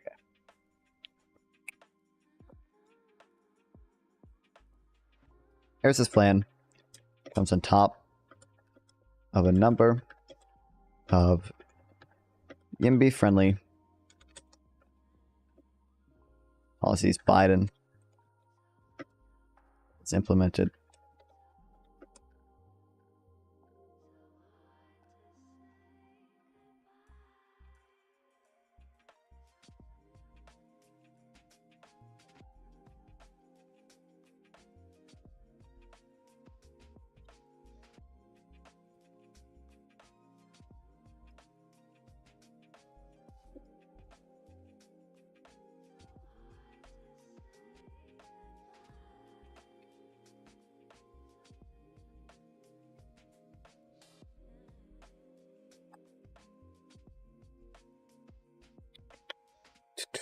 But Singapore does the same thing, and research suggests that the effects on price won't be that huge. This is from Banger, Tanner, and Zwick using difference in regression kink research design. I don't know what the fuck that means. We find that the first-time home buyer credit increased home sales by 490,000, 9.8%. and the median home prices by 2,400, 1.1%. Per standard deviation increases by program exposure, and a transition rate into homeownership by 53%. The policy did not reverse immediately. Policy response did not reverse immediately. Instead, demand comes from several years in the future. Induced buyers were 3 years younger than 2009, and typical first-time buyers. The program's market stabilizing benefits likely exceeded its direct stimulus effects. Small price increases like that, the grant was about 1/4 the size of the one Harris is proposing, seem like a very small price to pay in order to help low-income Americans and younger Americans climb into the ladder to housing wealth, and its subsidy will be paired with efforts to increase supply. Also remember the modest price increases for first-time homebuyer grants will flow into the pockets of Americans' middle-class homeowning majority. Basically, I'm not worried about that. Harris's YIMBY plan will fix all that's wrong with housing in America. Our state alone qualities are too fragmented, and NIMBYs are too entrenched for any federal plan to make the housing shortages go away. But making the U.S. Just a little bit more like Singapore can only be a good thing, and that's what Harris is trying to do here. The re-education. I have not been paying attention to the chat, but I love you guys arguing. That's cool. That's chill. We love the master debaters in chat. Okay.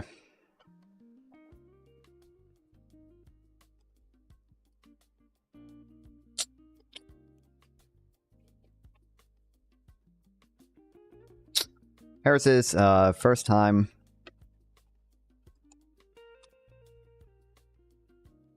buyer credit. Often criticized. It's just another demand subsidy.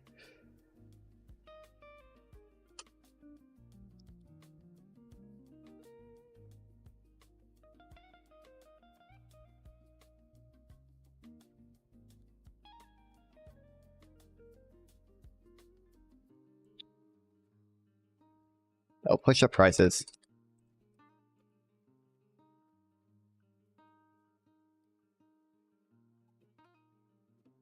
But studies suggest the price increase won't be that large.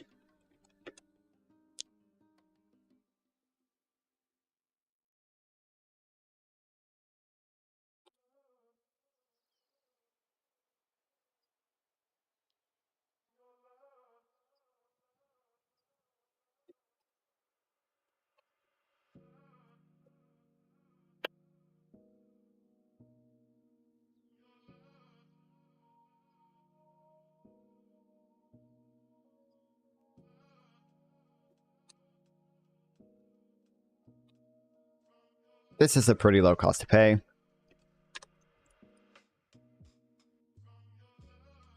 For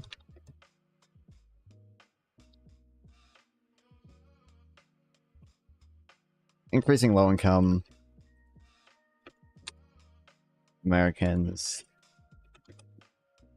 access to homeownership and reducing inequality.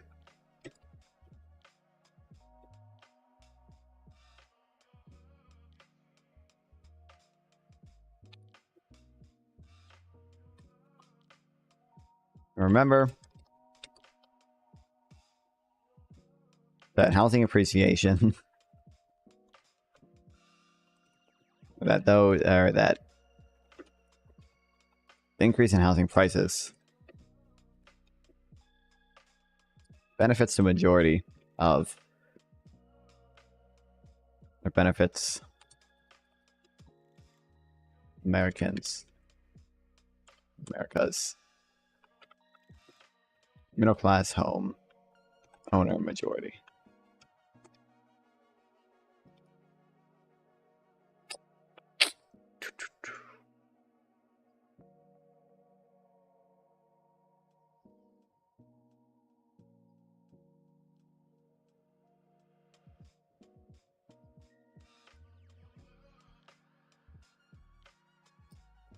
All right, fire. Does Minecraft Realms work yet?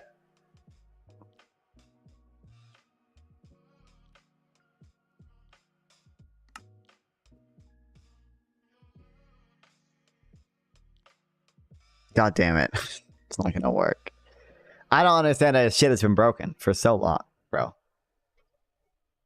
For like literally 3 days. I can go over 3 days at this point.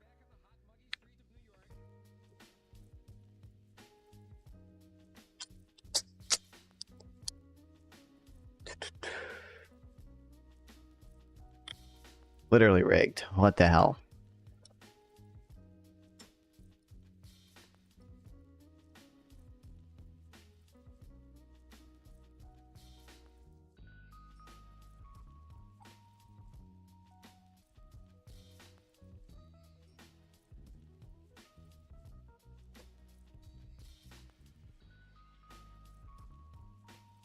In 5 days.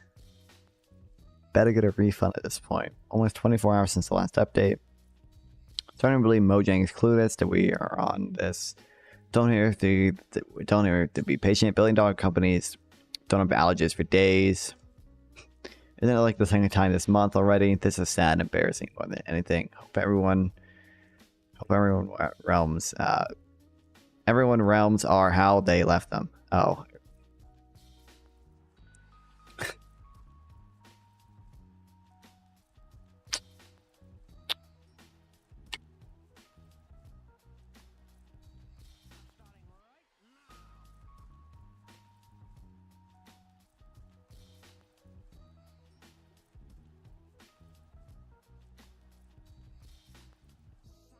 Maybe they got hacked. I don't think they got hacked. I think they just updated it and they got fucked. Or they fucked it up, but they just haven't fixed it because they don't feel like it.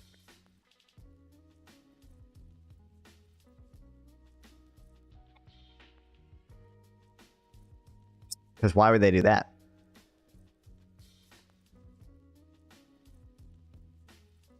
Breaking DNC announcement.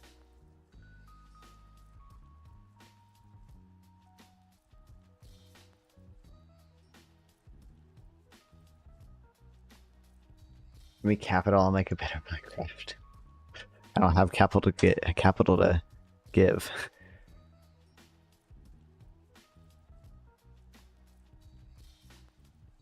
If I did, then maybe. I don't need better Minecraft. I just need better. I just need realms to function. Because it's good, like stuff. Now that you guys are spamming blue hearts, wow, spamming blue hearts. What is the DNC announcement? Spamming blue hearts. Releases party platform ahead of convention. I got more than 90 pages. Platform refers to Biden's second term more than a dozen times. Oh no, oh no. Democratic National Committee. Wow, thanks, dude. Crazy. I didn't know that before.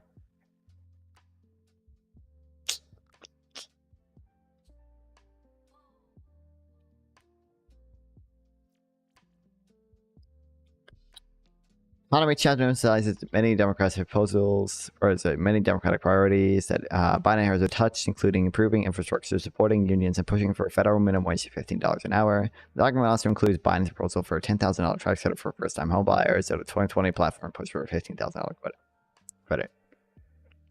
You asked what the DMC announcement? Yeah, I needed the announcement, not what it stands for. I actually knew what it stands for already. I didn't know the whatever announcement he's talking about is. It's probably just clickbait.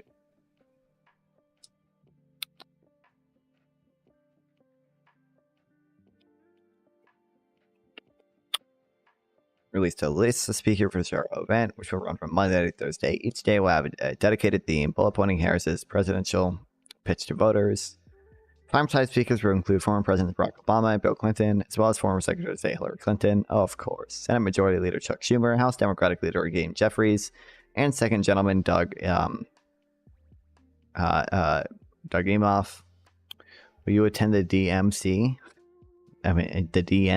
I will watch maybe some of the streams for free content, but that's about it.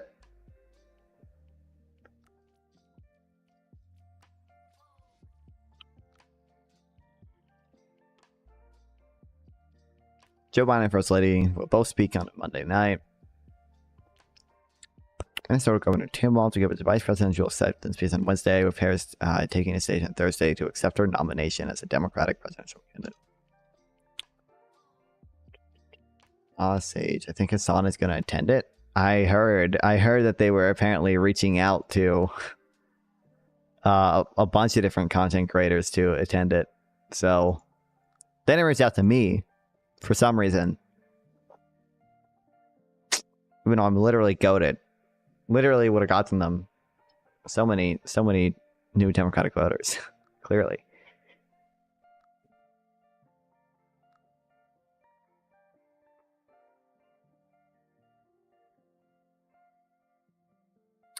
Keynote speeches and programs begin on 6:30 p.m. ET. Program again 7 p.m.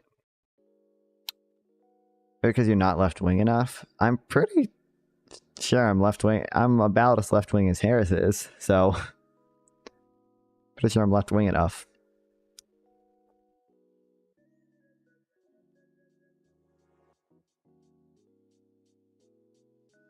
Monday, for the people. Tuesday, bold vision for America's future. Wednesday, fight for our freedom. Thursday, our future. Harris is right wing. Yeah, I'm aware. Plans for the Democratic National Convention have yet to announce the full speakers list for each night. I don't know. It is an interesting speech. Maybe I'll watch it for free content. And I really wish Realms would work.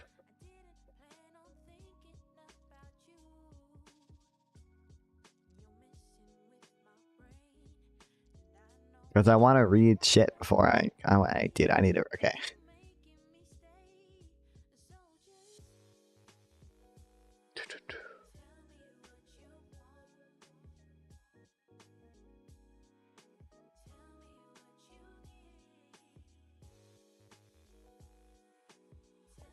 Got my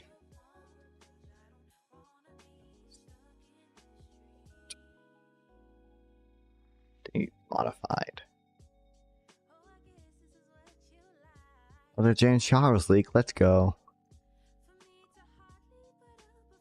Oh, these should not be in my notes.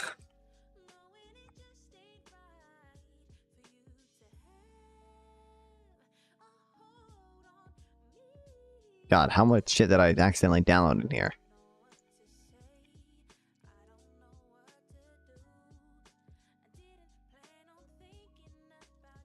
Okay.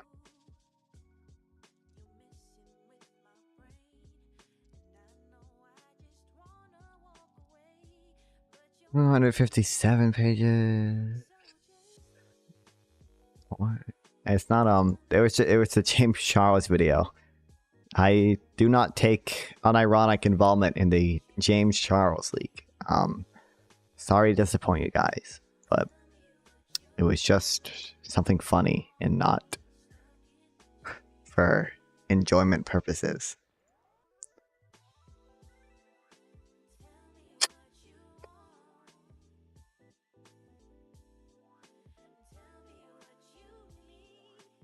Okay. Do they have chapters in this video? Oh, they don't. Fuck you, Theo Von. I don't download porn. I don't know why anyone downloads porn. It's online for free. There's no need to download it.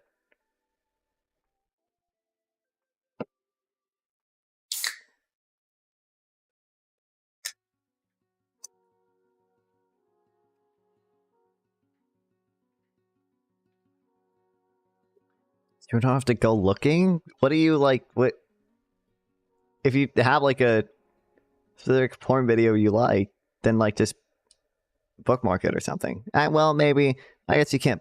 I guess maybe I like if I'm thinking like how I would save it. Like I wouldn't want it bookmarked because then like also Bernard. What?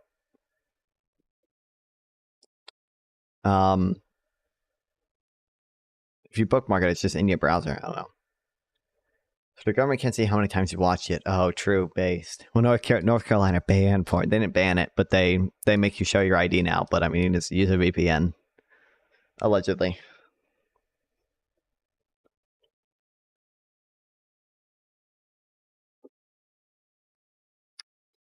This is like the dumbest fucking collab ever. But I said earlier, I said like last stream, oh my god, I'm so glad that Theo Vaughn is not a fucking didn't invite Trump on, he invited Bernie Sanders on. Holy shit, thank the fucking Lord. Oh my god. I may have some disagreements with Bernie Sanders, but like they're so minor. I like Bernie for the most part. Well, no, I'll say I like him for the most part. We'll be nice.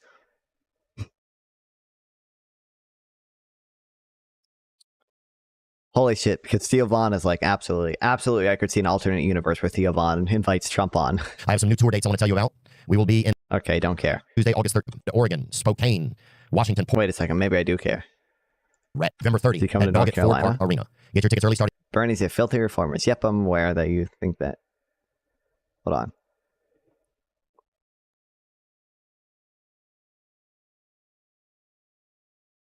I don't think it comes to North Carolina at all. That's a shame. God damn it. It would have been funny. My friend would have liked it. Tuesday, August 13th at 10 a.m. local time with pre-sale code RATKING. General on sale. BC in the Green Bay, Wisconsin live comedy. And we want to thank them for hosting us and allowing us in their big party over the years. He's been a congressman, a senator, a presidential candidate, and he's one of the biggest lightning rods in American politics. At the very end of the interview, we did experience some difficulties with our microphones, so we apologize for the change in sound there. We're grateful to welcome today's guest, Senator Bernie Sanders.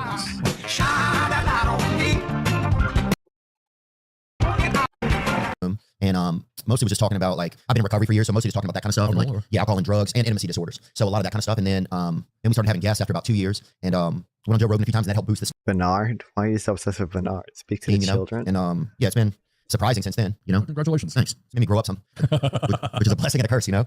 But yeah, I just went to Grateful Dead the other day with my brother, so pretty cool. You ever see the Grateful Dead? No. You remember, what was the first concert you ever went to? A name you probably wouldn't know. You ever hear Pete Seeger? I've heard of Bob Seger. Yeah, I think they listened to Reloaded. I was kind of into folk music more than that. Okay, where's the fucking... fucking... wrote that. No, Dude, I wish they had chapters, because they're going to do, like, talking about dumb shit the whole time that I don't care about. Because Bernard was the closest we had to a level of normalcy. So he was a great songwriter and a great singer. What do you got, Three? I'm going to have to tap into some of this stuff. Yeah, my brother and I went, you have a world. One person can really affect change, right? Do you think that that's still possible today with like a lot of the lobbies and stuff that they have that goes on? Well, I think, you know, one of the the we're going right to the lobbying. Government dominated by big money interests, right? That's no great secret. So you have these billionaires now in their super PACs. If you're a billionaire, you can contribute hundreds of millions of dollars to elect people, to feed people. If you're a large corporation, you represent the pharmaceutical industry. Do you know how many lobbyists there are in Washington, D.C. representing big drug companies? Take a wild and crazy guess. 2,000. You got it. That's a pretty good guess. About 1,800. Wow. So there are 100 members of the Senate and 435 members of the House. Got it? 535. And you got 1,800 lobbyists. Well paid. Former leaders of the Democratic Party, leaders of the Republican Party. They're there to say, hey, Congress, do everything you can to make sure we make as much money as possible. And who gives a damn whether people can afford the prescription drugs they need? So that's power. So you have a whole other drug government almost going on. Absolutely. That's even bigger than our own government. Well, not big. That's about. We're defining what we mean by bigger. But that's fair. But if you look at Wall Street, the power of Wall Street, the drug companies, the insurance companies, the fossil fuel industry, you have enormous wealth, enormous power. And if your question is it government that tells them what to do, or they tell the government to do? More the latter. They tell the government what to do. Very powerful. I mean, the pharmaceutical industry is probably definitely, ain't that true? Probably the region where there is too much influence and money in politics. But I mean, we did get like the insulin cap, for example. Like we did pass policy that like allowed Medicare to negotiate a lot of drug prices down. Kamala Harris she announced she wants to do her $2,000 cap on prescription drugs, out of pocket expenses. Was that per month or per year? I don't remember. I think it was per month for everyone, not just people on Medicare as well.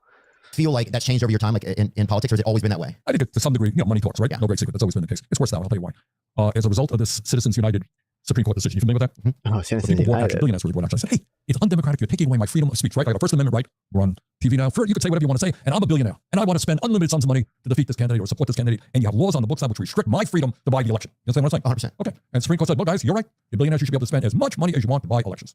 And that's what you have. So right now, this is literally the truth. That's exactly what the ruling said. I can't believe they wrote that in the ruling. They said billionaires are now allowed to buy elections. That's exactly what it said. It had nothing to do about the First Amendment protections of people, of companies, right? So hundreds and hundreds corporate of speech. To people they don't like, or to support people they do like. That's power, and that is a corruption of it. Bernard is telling the truth. Obvious. It's just so. It's such a dumb framing. Corporations aren't people. Wow, that's crazy, dude. People own corporations, and like it arguably a restriction of free speech to not allow corporations to do certain things, to make certain content. Wasn't Citizens United literally about the like it was about like Hillary the movie, right?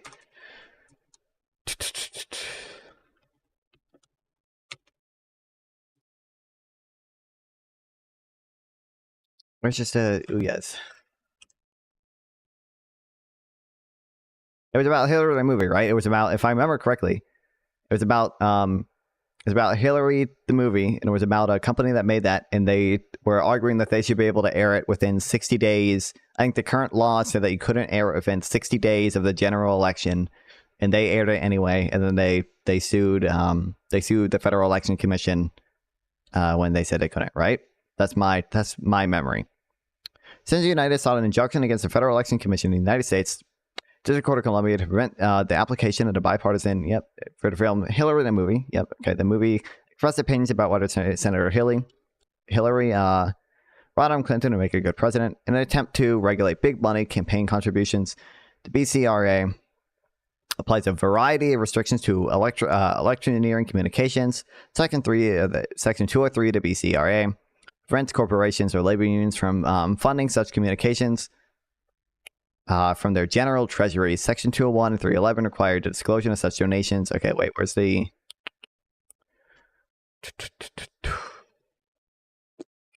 Other big issue is that it was in 60 days of the general election.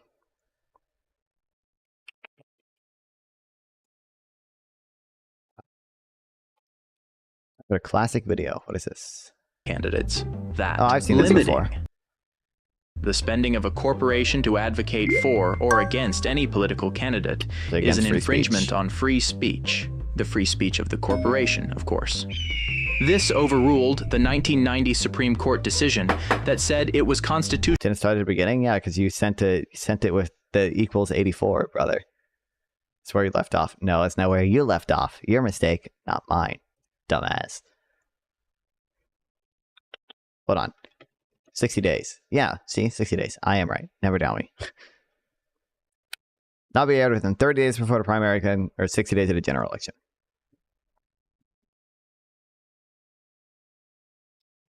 I don't know why I did that, because you're an idiot. I've seen this video before. No, I know what it's about. I say the court defined the injunction, or sorry, denied the injunction. Section 203 in his face was not unconstitutional because the Supreme Court ruled McConnell v. SVC that had already received a determination. The district court also held that the movie was the functional equivalent of express advocacy. Wait, yeah, this had to do with, it was also issue advocacy, right? That was the big, or what court case was about issue advocacy? It wasn't the Ferguson one. It was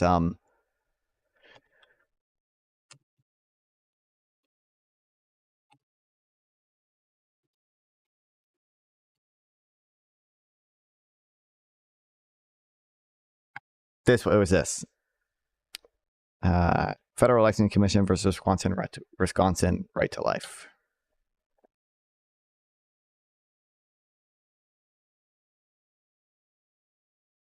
Hold on, if I remember correctly. I think political spending needs to be disclosed and asked as well. The spending in radio such TV's influences is insinuous. I don't know. How does it, I don't know what the rules are for influencers on political stuff. I know they obviously have to disclose their like their regular ads.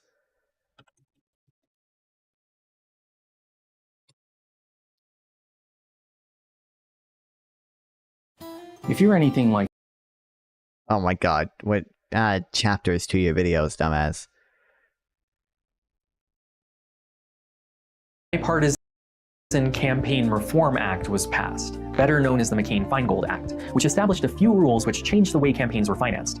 Political spending exempt from ad disclosure rules? Is it actually for influencers? That's a little wild. What about the bots they buy to spam comments? Do the political parties do that, or are you saying corporations do that? I know Russia does that. I haven't heard of corporations doing it. It wouldn't surprise me, I guess, if they did, but I just haven't seen them doing they it were before. mostly minor changes. They increased the amount of hard money you can give to candidates and parties, and tried to limit the amount of soft money they can raise, Pirates but President only for Sanders, candidates Trump and Harris being parties, not PACs. It's also the reason you hear people saying they approve this message at the end of their ads. I'm Barack Obama, and I approve this message. I'm John McCain, and I approve this message. That way you can tell if the ad is actually from the candidate rather than a PAC or whoever else. But most relevant to us, it barred corporations from participating in electioneering communications in the 30 days leading up to a primary and the 60 days leading up to a general election. It also redefined electioneering as anything even mentioning a candidate. So to visualize this, the McCain-Feingold Act only affected this stream by not allowing them to show ads for 90 days out of every other year, which seems like the opposite of what I would want. When they say that you're not allowed to do it during that 30, 60-day window, they're also saying you're totally allowed to do it during the other 275 days of the year. I think I'd rather have it contained to just before the election, but that's just me. In 2008, a PAC known as Citizens United wanted to run ads for their Hillary movie during the 30-day window before a primary, and they couldn't, so they sued. And spoiler warning, but in 2010, they won. So what did this decision actually do? It overturned the 30, 60-day ban on corporate soft money spending, which only existed for a few years at that point. The court felt that limiting free speech just before an election runs counter to the intention of the First Amendment. It didn't declare money to be speech, it didn't allow unlimited corporate spending. Those were already allowed. It also didn't create super PACs. They had been around for decades. Citizens United, the group that caused all this fuss, was created in 1988. The Supreme Court also overturned that 1990 Michigan decision, so now corporations could give the super PACs from their general fund rather than having to create a separate one. They closed the loophole and just let them use the regular hole.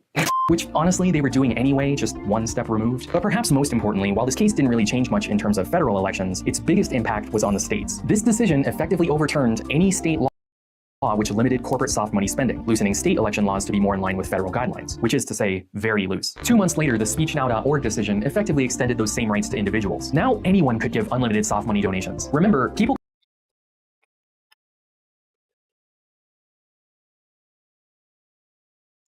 Visualizing documentary about a candidate for political office treated like an advertisement. I'd issue McConnell and therefore be subject to regulation. The court overruled Austin v. Michigan Chamber of Commerce and portions of McConnell v. FEC in prior case the court held. That political speech may be banned based on the speaker's corporate identity. By 5-4 vote along the ideological lines, the majority held that under the First Amendment, corporate funding of independent political broadcasts in candidate elections cannot be limited.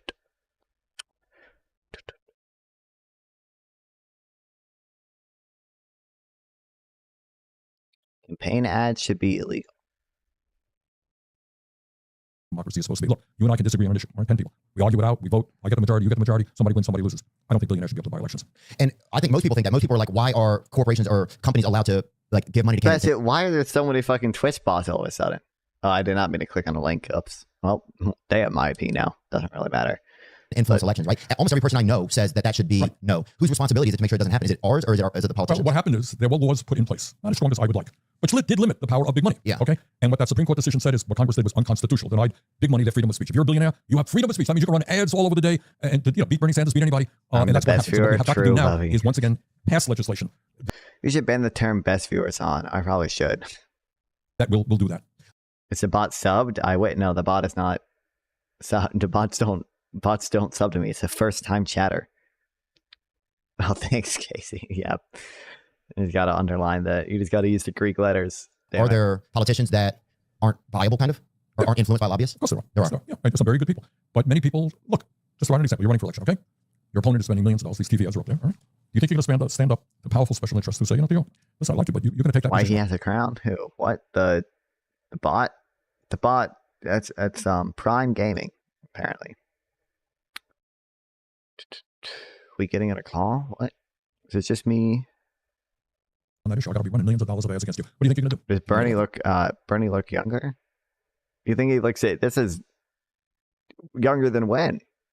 You can say, well, go to hell. I'm going to do it anyway. And many do. Or you run the risk of, seeing that kind of money come against you. Or you then have to find a lobbyist that has an interest of yours and you have to try and fight back. Which is a pretty pathetic thing, right? Right. So to some degree, what you have right now, it's a funny kind of thing. Oh, you're applying to Casey. Sorry. On my chat window, I don't see that. Okay. Let's say you running against me. It's not you against me. It's your moneyed interest versus my moneyed interest. That's what super PACs are. Yeah. Now, corporations cannot directly contribute to your campaign, but big money interests, billionaires, can contribute to a super PAC. So you have all these. I would say to you, people watch the show here, look at the ads that are on television. They'll be underneath it. You'll see paid for by supporters of an American way of life or whatever the hell it is. Understand that in most cases, these are billionaires putting money into a candidate. So the super PAC is kind of the loophole. Yep. Is how they do it. So it's not directly from Exactly. There are limits. All right, you want to contribute to my campaign? They're pretty stringent limits. You can't contribute ideas. I don't know, it's $5,000. To a super PAC, you can contribute $100 million. Wow. That's a big issue. We don't talk about it enough. And then you can understand that if you're an ordinary person who's going to listen to your interests, your needs, right?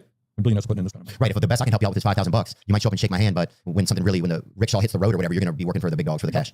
That's the way the system works. And how do we change that? Well, first of all, this campaign finance reform is a big deal. Just this one issue, and I'm glad you raised it. We got to do away with the citizens' union. We have to have restrictions. Okay. When I ran for president, the average contribution was $27. Wait, I just realized. Do you think Theo Von was paid for this? We were talking about that earlier. I don't think he has to. He doesn't have to disclose if he is paid. It wouldn't surprise me if Theo Von was paid for this. Speaking, we've got millions of people to contribute. So I think there has to be a real stringent limit on the amount of money that any individual can put into the political process. And I also believe that we should move to what we call public funding of elections. You're a candidate, right? You want to run for governor, you want to run for senator. If you show that you have a certain amount of support, you got X number of thousands of people willing to put $5 into your campaign, you can be able to get public funding, and there's a limit on how much you can spend. These are not radical ideas. They exist in many countries around the world. Don't we already?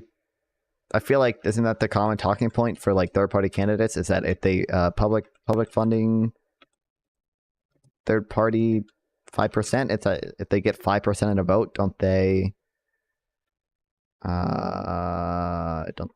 get public funding? Isn't that the thing? Am I thinking someone else?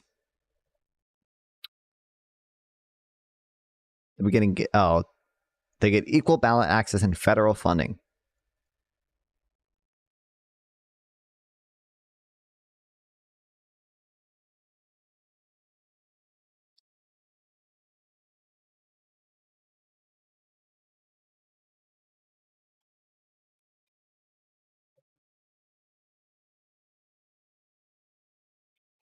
The idea would be to limit spending on money. No, he's saying he wants more public funding.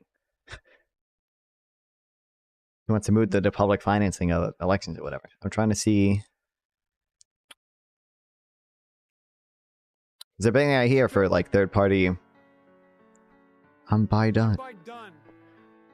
The third party like voting third parties. I like if they get over 5%, then they get equal ballot access and federal funding. I don't know exactly what federal funding means though.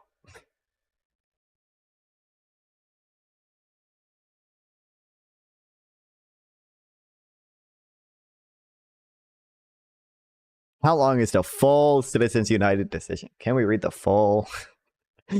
It's probably way too boring to read the full thing. It's probably also like 100 pages long.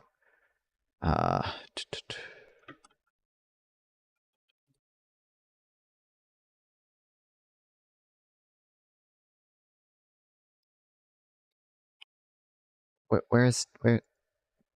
Nothing is too boring for me.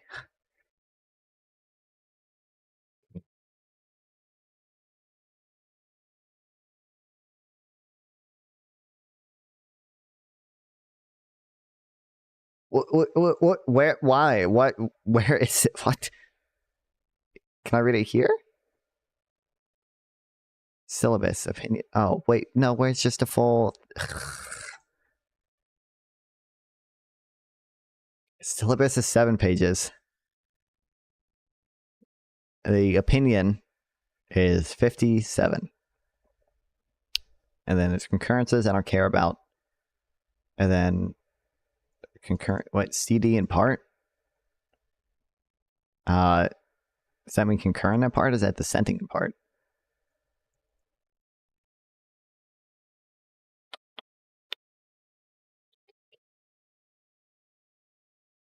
Oh, concurring in part and dissenting in part. Oh, okay, that makes sense. Why did they both write? Okay, how long is this? 90? Why is the dissenting longer? Actually, it kind of makes sense, actually. Because you should probably be responding to their arguments. So it's probably going to be about the same length, if not longer. Actually, yeah, it's pretty normal. Do you think that our election process is still democratic? Do you think it's still... Yes and no. I mean, you want to run for office. Can you? Yeah, you can.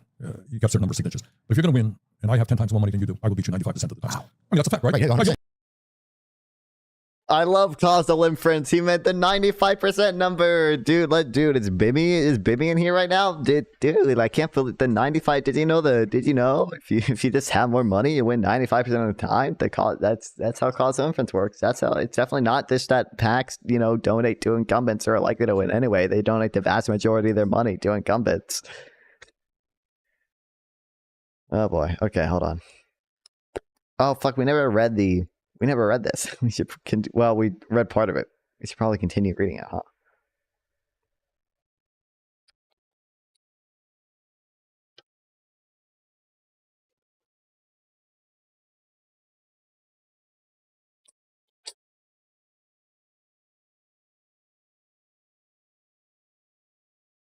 OMG, true.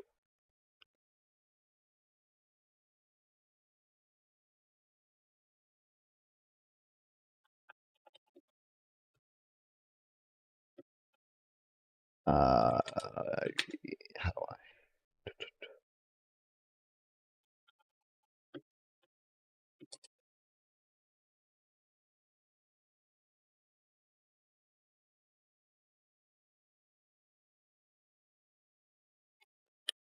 Hold on, I'm texting the host right now.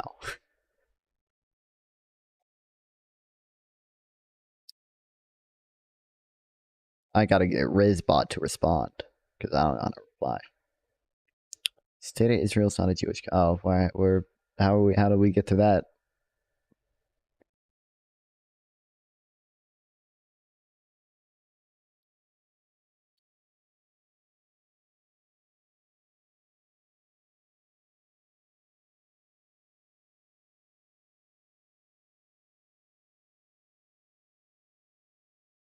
Okay, I don't care enough to reply. Sorry if you're watching Angie. I don't think she watches. She only ever watches on Instagram, and I'm not streaming on Instagram right now. Okay.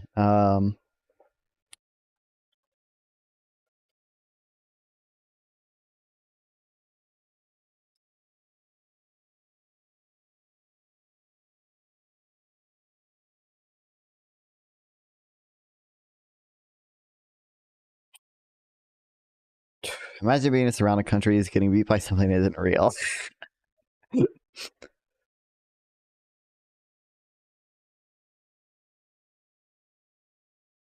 Okay. I don't know exactly where we left. They're fighting shadows over there. Even for the Democratic Party, the past few weeks have been bizarre. First, Donna Brazile, the former chair of the Democratic National Committee, published excerpts of her forthcoming book in which she says after she took over the Democratic National Convention, she investigated whether Hillary's team had rigged the nomination process through the DNC and discovered evidence that they did. I found my proof and it broke my heart, she wrote. I'll be wanking. In the aftermath of the Brazile's bombshell, Elizabeth Warren asked if she agreed with the notion that it was rigged. Yes, she replied. Within a few days, both Brazile and Warren walked their statements all the way back. Brazile now says she found no evidence the primary was rigged. Warren now says that there was some bias with the DNC. Overall, the 2016 primary process was fair. I spent much of the past week trying to untangle the story, interviewing people on all sides of the primary and in a variety of positions at the DNC. The core fact is straightforward. As Barack Obama's presidency drew to a close, the DNC was deep in debt. In return for a bailout, DNC Chair Debbie Wasserman Schwartz gave Hillary Clinton's campaign more potential control over its operations and hiring decisions than was either ethical or wise. Those operations were mostly irrelevant to the primary and couldn't have been used to rig the process, even if anyone had wanted to use them that way. The primary schedule, debate schedule, and rules were set in advance of all these agreements. I found nothing to say that they were gaming the primary process, Brazile told me. And, well, that contradicts the more sensational language she used in her book. It fits the facts that she laid out both in her original piece and since. You should just throw a massive nuke in Israel. Fucking hell. Iran's giving it their best shot.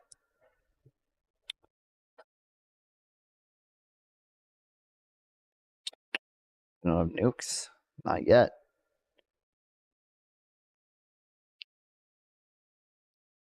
Irony is that Sanders was the beneficiary of this bias, not a victim of it. The losers were potential candidates like Vice President Joe Biden, Senator Warren, Governor John Hickenlooper, and thus the Democratic primary voters who ended up with few choices in 2016, to the extent that the Democratic primary voters feel that they were denied a broad range of candidates in 2016, and that party officials tried to clear the field to coronate Clinton. Well, they're right.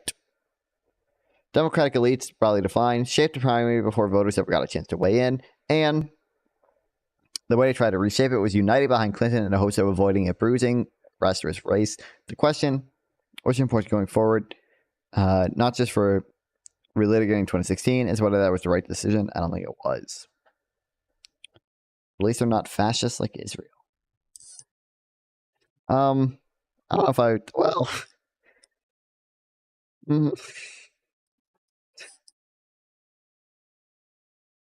Do Jay and Warriors won't let them.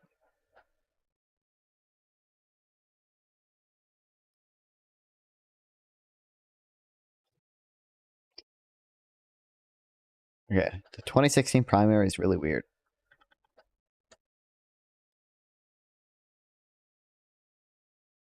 There were 5 candidates on stage in the first Democratic primary debate in 2015. Hillary Clinton, Bernie Sanders, Maryland Governor Martin O'Malley, ex-Democratic Senator Jim Webb, and ex-Rhode Island Governor Lincoln Chafe. I don't know. All of these candidates, only 2, Clinton and O'Malley, were longtime Democrats for an open primary, at least in a plausibly Democratic year. This was an absurdly small field. The Republican primary, by contrast, had 17 candidates competing.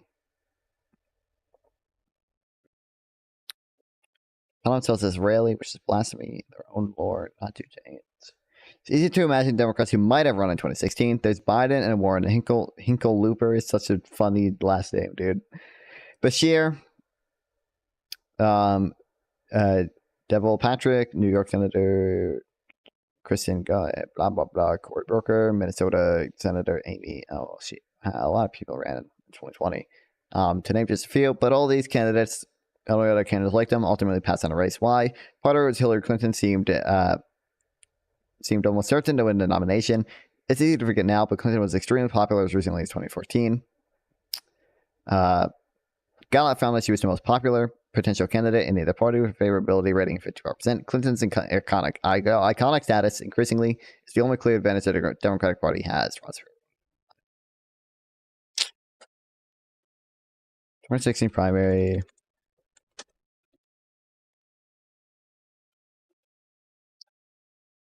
We had 5 candidates to the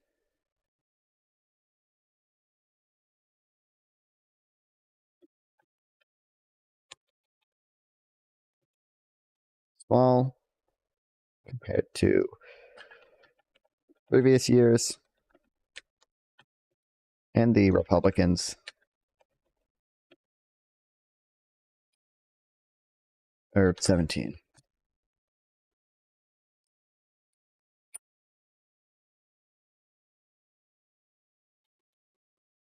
Part of it was because Clinton had a high approval rating, high status.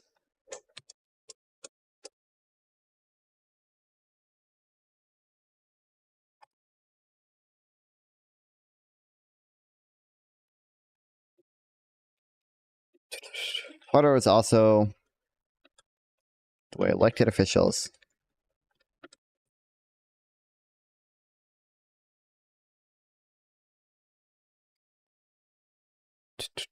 donors and interest groups consolidated behind Clinton early.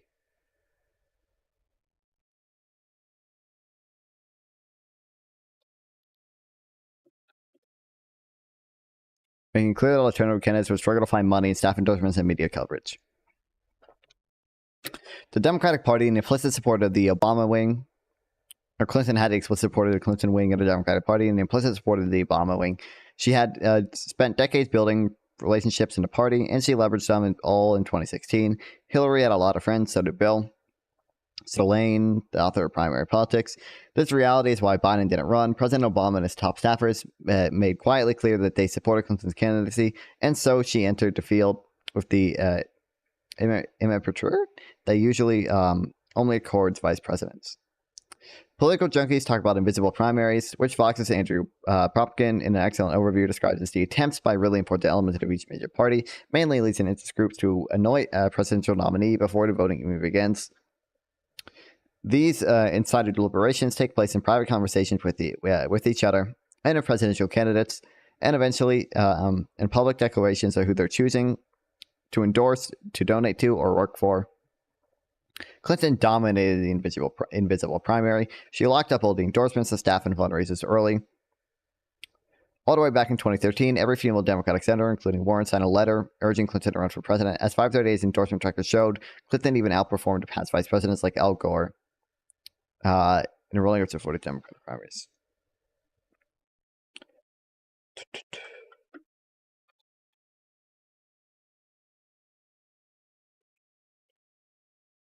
example. Received many. She received endorsements faster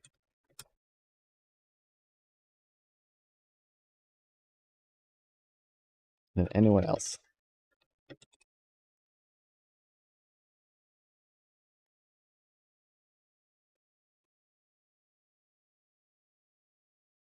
The show of strength from Clinton and her allies was a way of warning off other candidates. She had the money to support the staff. Did they really want to run and lose to her and maybe alienate her and the team in the process?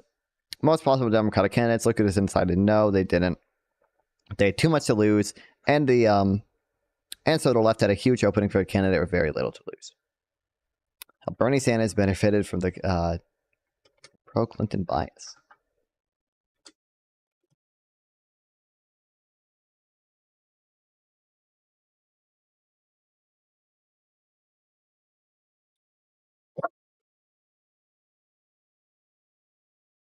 Why is my mic stand doing it? Okay. Every white person is white DNA. Okay, don't care about whatever chat is arguing about.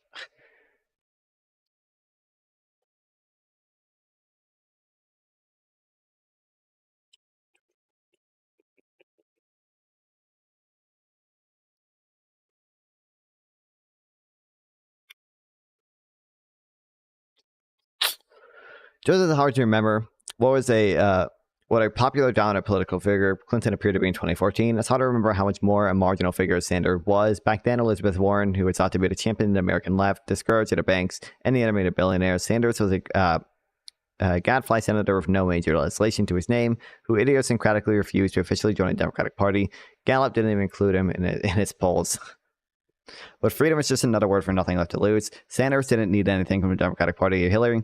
He wasn't afraid of his ire or trying to win consideration for counter position. He wanted his message heard, and the Democratic primary gave him a vehicle to make the world listen. Bernie had nothing to lose. Running against Hillary.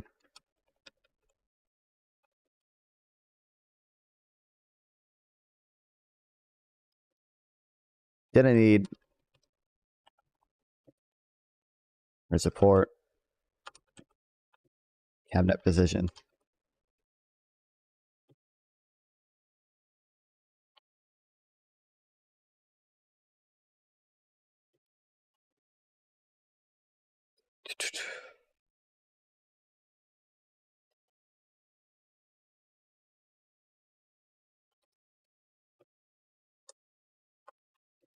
So he could use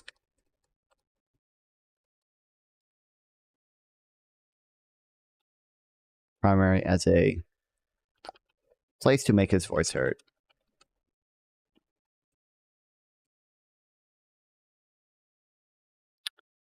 And then he got a gift. Clinton, in reality, didn't just clear the Democratic field for herself. She cleared it for Sanders also. If he'd been running in a place that included Warren and Booker, it might have been a lot harder for his voice to break through. But he was really just running against Clinton and O'Malley. He was the only candidate representing the party's populist liberal wing, and given O'Malley's failure to ignite voters, but also the only candidate who offered Clinton's critics a chance to stop her coronation.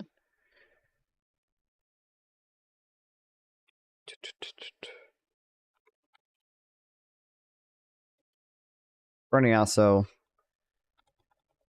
benefited from a primary. Didn't include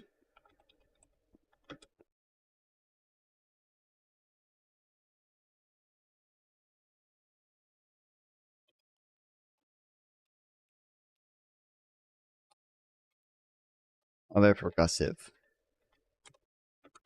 Democrats.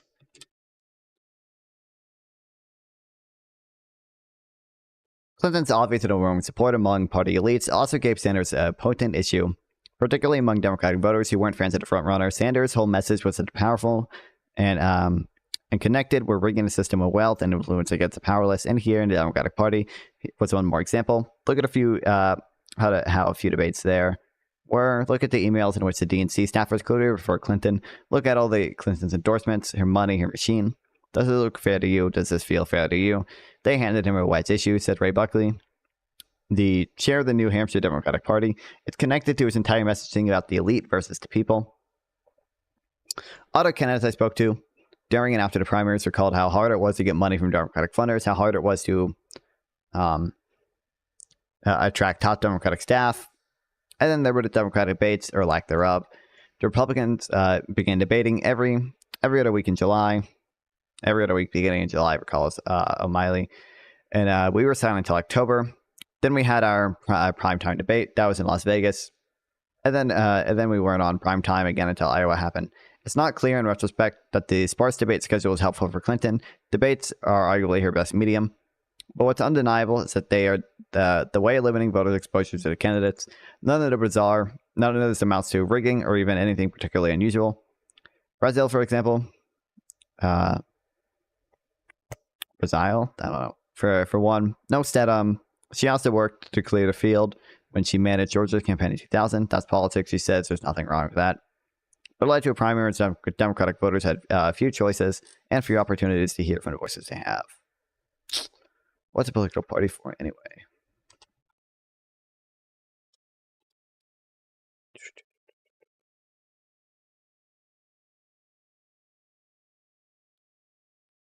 Other candidates. Tells you how hard it was to get Democratic funding and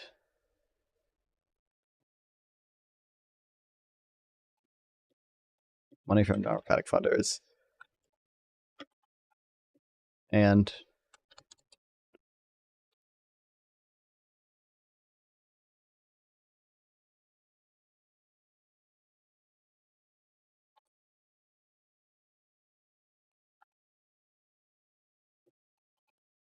rates were unusually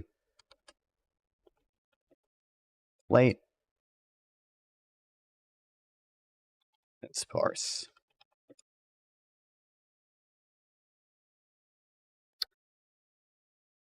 Either bats the DNC's joint fundraising agreement with Clinton, or the leaked email showing that DNC staffers were supportive of Clinton and frustrated by Sanders. The DNC is meant to be a neutral presence in their party primaries, and even minor deviations from that position are affronts.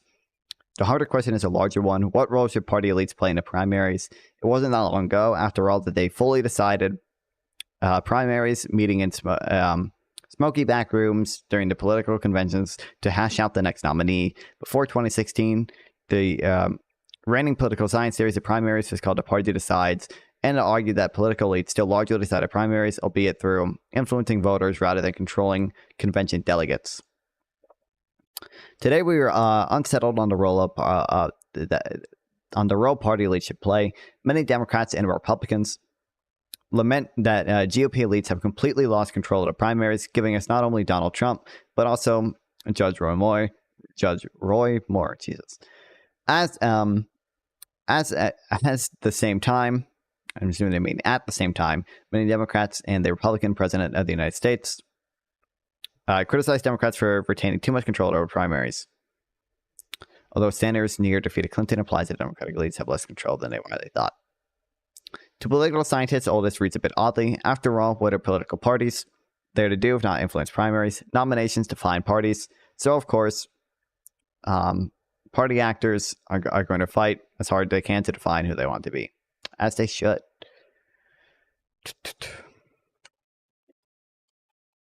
Even fair to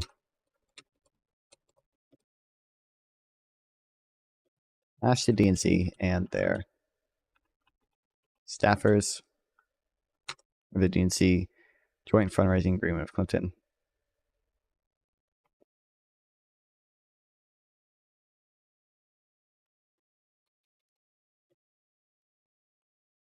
Support of Clinton.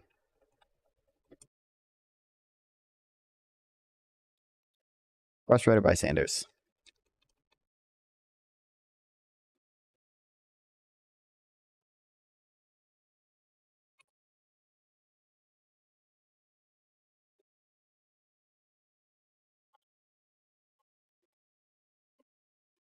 when ideally the DNC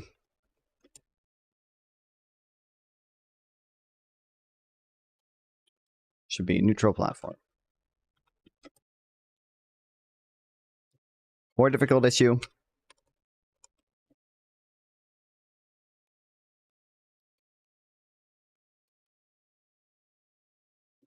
It's what to do, or what party elites should play in primaries.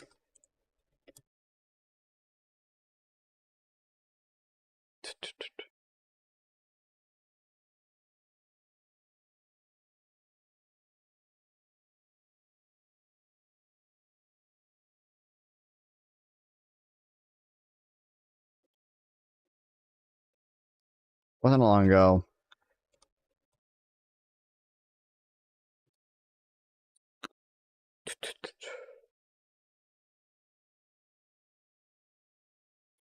They fully decided the nominee behind closed doors.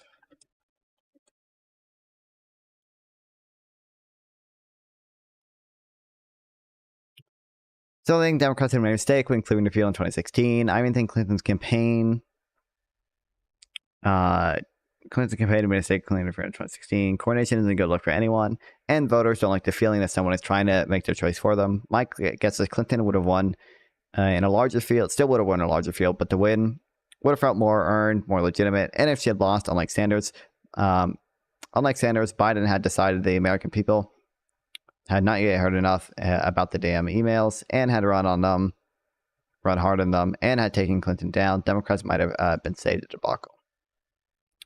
That's not how it works. You're applying to America.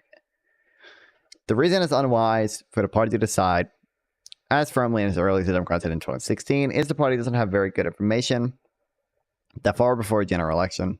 Candidates who look strong prove weak. Voters who seem satisfied prove restrictive. Competitive primaries surface unexpected information.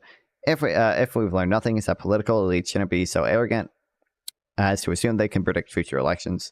The 2016 primary wasn't rigged by DNC, and certainly wasn't rigged against Sanders, but Democratic elites did try to make Clinton's nomination as inevitable, preordained as possible, and the party still managing their resentment that endangered voters. Once somebody doesn't trust you, Cy Buckley, the New Hampshire Democratic chair, it's very hard to get to trust back. Oh, hey, Kilton. Okay. Yeah, there's some wild stuff happening in chat.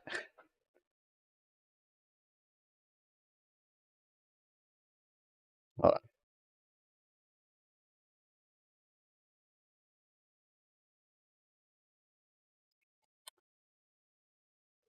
Swiss legend, it kind of doesn't matter if you study genetics. You can still be just as retarded as you are. You're excellent proof that college education is clearly a scam, as the right wingers love to point out.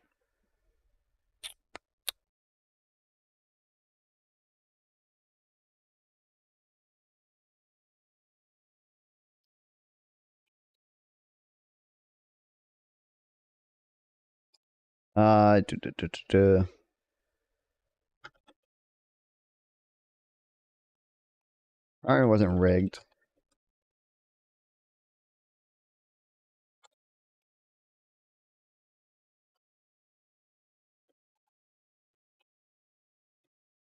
What do you elites? Make Clinton's.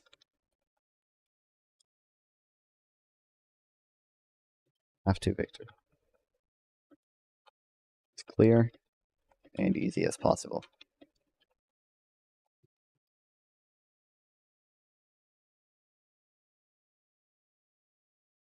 If you're anything like me, after a hard day of work, you like to head on down to the 99-cent store, maybe grab yourself a candy bar or a new pair of socks. You slap your Washington on the table and expect your penny back. But these days, there are people who don't want you to get that penny back. People who think the business would be better off keeping that penny. They probably know how to spend it better than you would anyway. Pennies cost too much to make or simply aren't worth the hassle. Now, I may be a simple man, but I don't think counting by ones is all that difficult. I work hard for my money, and I should be able to keep it, every single cent. A penny saved is a penny earned, not paid for by Americans for common sense.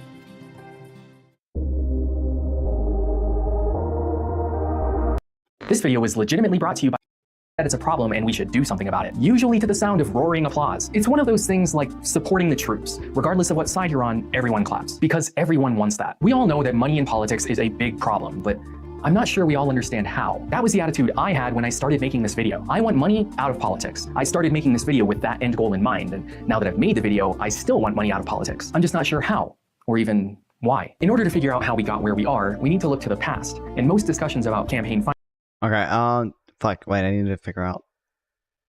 finance start with the Citizens United decision in 2010. On Twitter, I asked you to describe the Citizens United ruling in your own words, and even after 100 different answers, I'm sorry to tell you that nobody got it 100% correct, and most people were way off. Don't worry, before making this video, I would have said the exact same things you did, like how the Citizens United case declared corporations to be people, money to be a form of speech, allowed unlimited campaign contributions, allowed corporations to contribute to campaigns, and created super PACs. It might surprise you to hear this, but it did none of these things. Corporate personhood goes back centuries. They're able to sue people in court, enter into contracts, and own property. But in 1886 decision stated that they had many more rights under the newly written 14th Amendment. While the case was originally about taxes, the decision basically gave the green light to corporations to exercise their right of free speech. So that's one off the list. They don't have all the same rights as people, but they do have some. The infamous 1972 Watergate scandal was ultimately a campaign finance violation that they tried to cover up, which caused Congress to pass several new laws restricting money in politics. As a result, the Federal Election Commission, or FEC, was founded in 1975. Their sole purpose is to enforce campaign finance law and disclose contribution information to the public. Before them, it was basically the Wild West. A year later, a Supreme Court case was heard which challenged many of those new laws, most notably campaign contribution limits. We all have the right to free speech, including corporations, but the court also ruled that we have the unlimited ability to use money to amplify or enhance our own speech should we choose to. Not to give unlimited amounts to candidates, that was and is still against the law. But under the First Amendment, there's nothing stopping you from buying a megaphone or having flyers printed up or running ads on TV to get your message out, whether it's political or not. Money itself isn't speech, but it runs parallel to speech. That's another 2 decisions falsely attributed to the Citizens United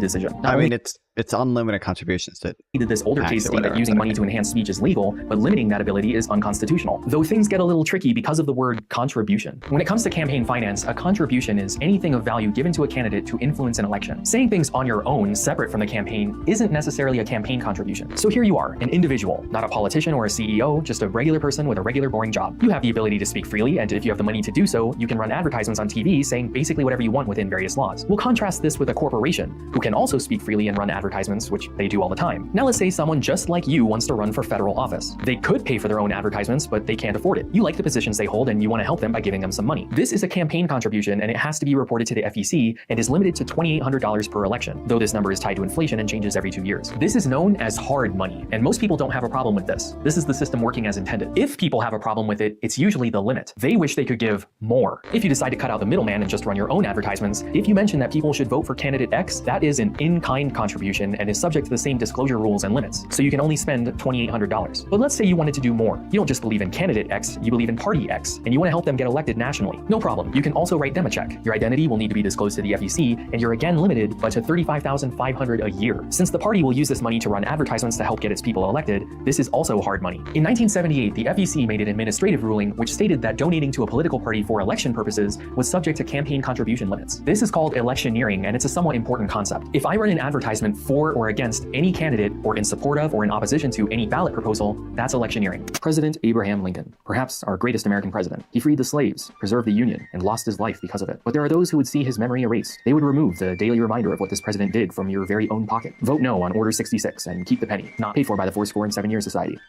That's not illegal. You are allowed to electioneer under the First Amendment, but you have to follow the rules. If you wanted to donate to a political party just because, out of the kindness of your heart, as long as they don't use it for electioneering, the sky's the limit. You can donate to a political party for electioneering purposes with a limit, or for party building activities with no limit. This is called soft money, and it is completely legal. This is where most people start to raise an eyebrow. So let's bypass the party. You and a bunch of your neighbors get together. They don't have enough.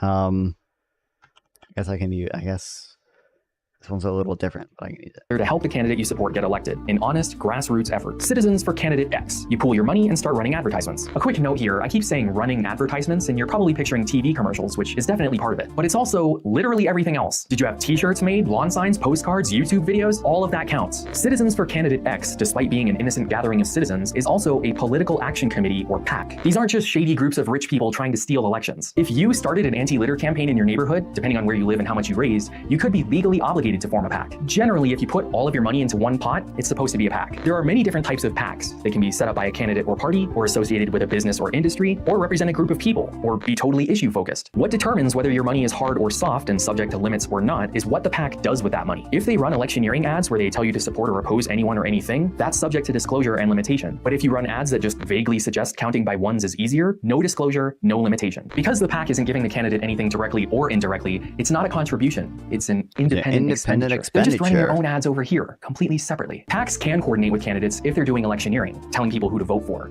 but they can't coordinate if they're doing independent expenditures, where they just want to educate people or whatever. As you can probably guess, it's a very fine line. So PACs can run soft money advertisements where they just tell you about an issue without telling you how to vote. If you have enough money, you as an individual can too. You have the right to free speech. Corporations, on the other hand, corporations cannot give campaign contributions to candidates, political parties, or political action committees. They also can't pay for electioneering ads where they tell you how to vote, but they can run ads that say something vague, like support America's copper and zinc industries, because that's an independent expenditure, not electioneering. People are allowed to get together to form PACs that pool resources and spend money on electioneering and independent expenditures. And it's the electioneering part of the PAC which causes all the trouble. Corporations can't participate, there are limits, and donor information must be disclosed. So what if we made a PAC that only does independent expenditures? Suddenly, there are no rules. People and corporations can donate unlimited amounts of money, and as long as the PAC doesn't participate in electioneering, it's totally legal. These are more commonly known as super PACs, and depending on the type, they don't have to disclose information about their donors to the public, making this dark money. Dark money is just soft money that we don't immediately know the source of. In 1990, there was a Supreme Court case which decided that corporations can give to independent expenditure-only PACs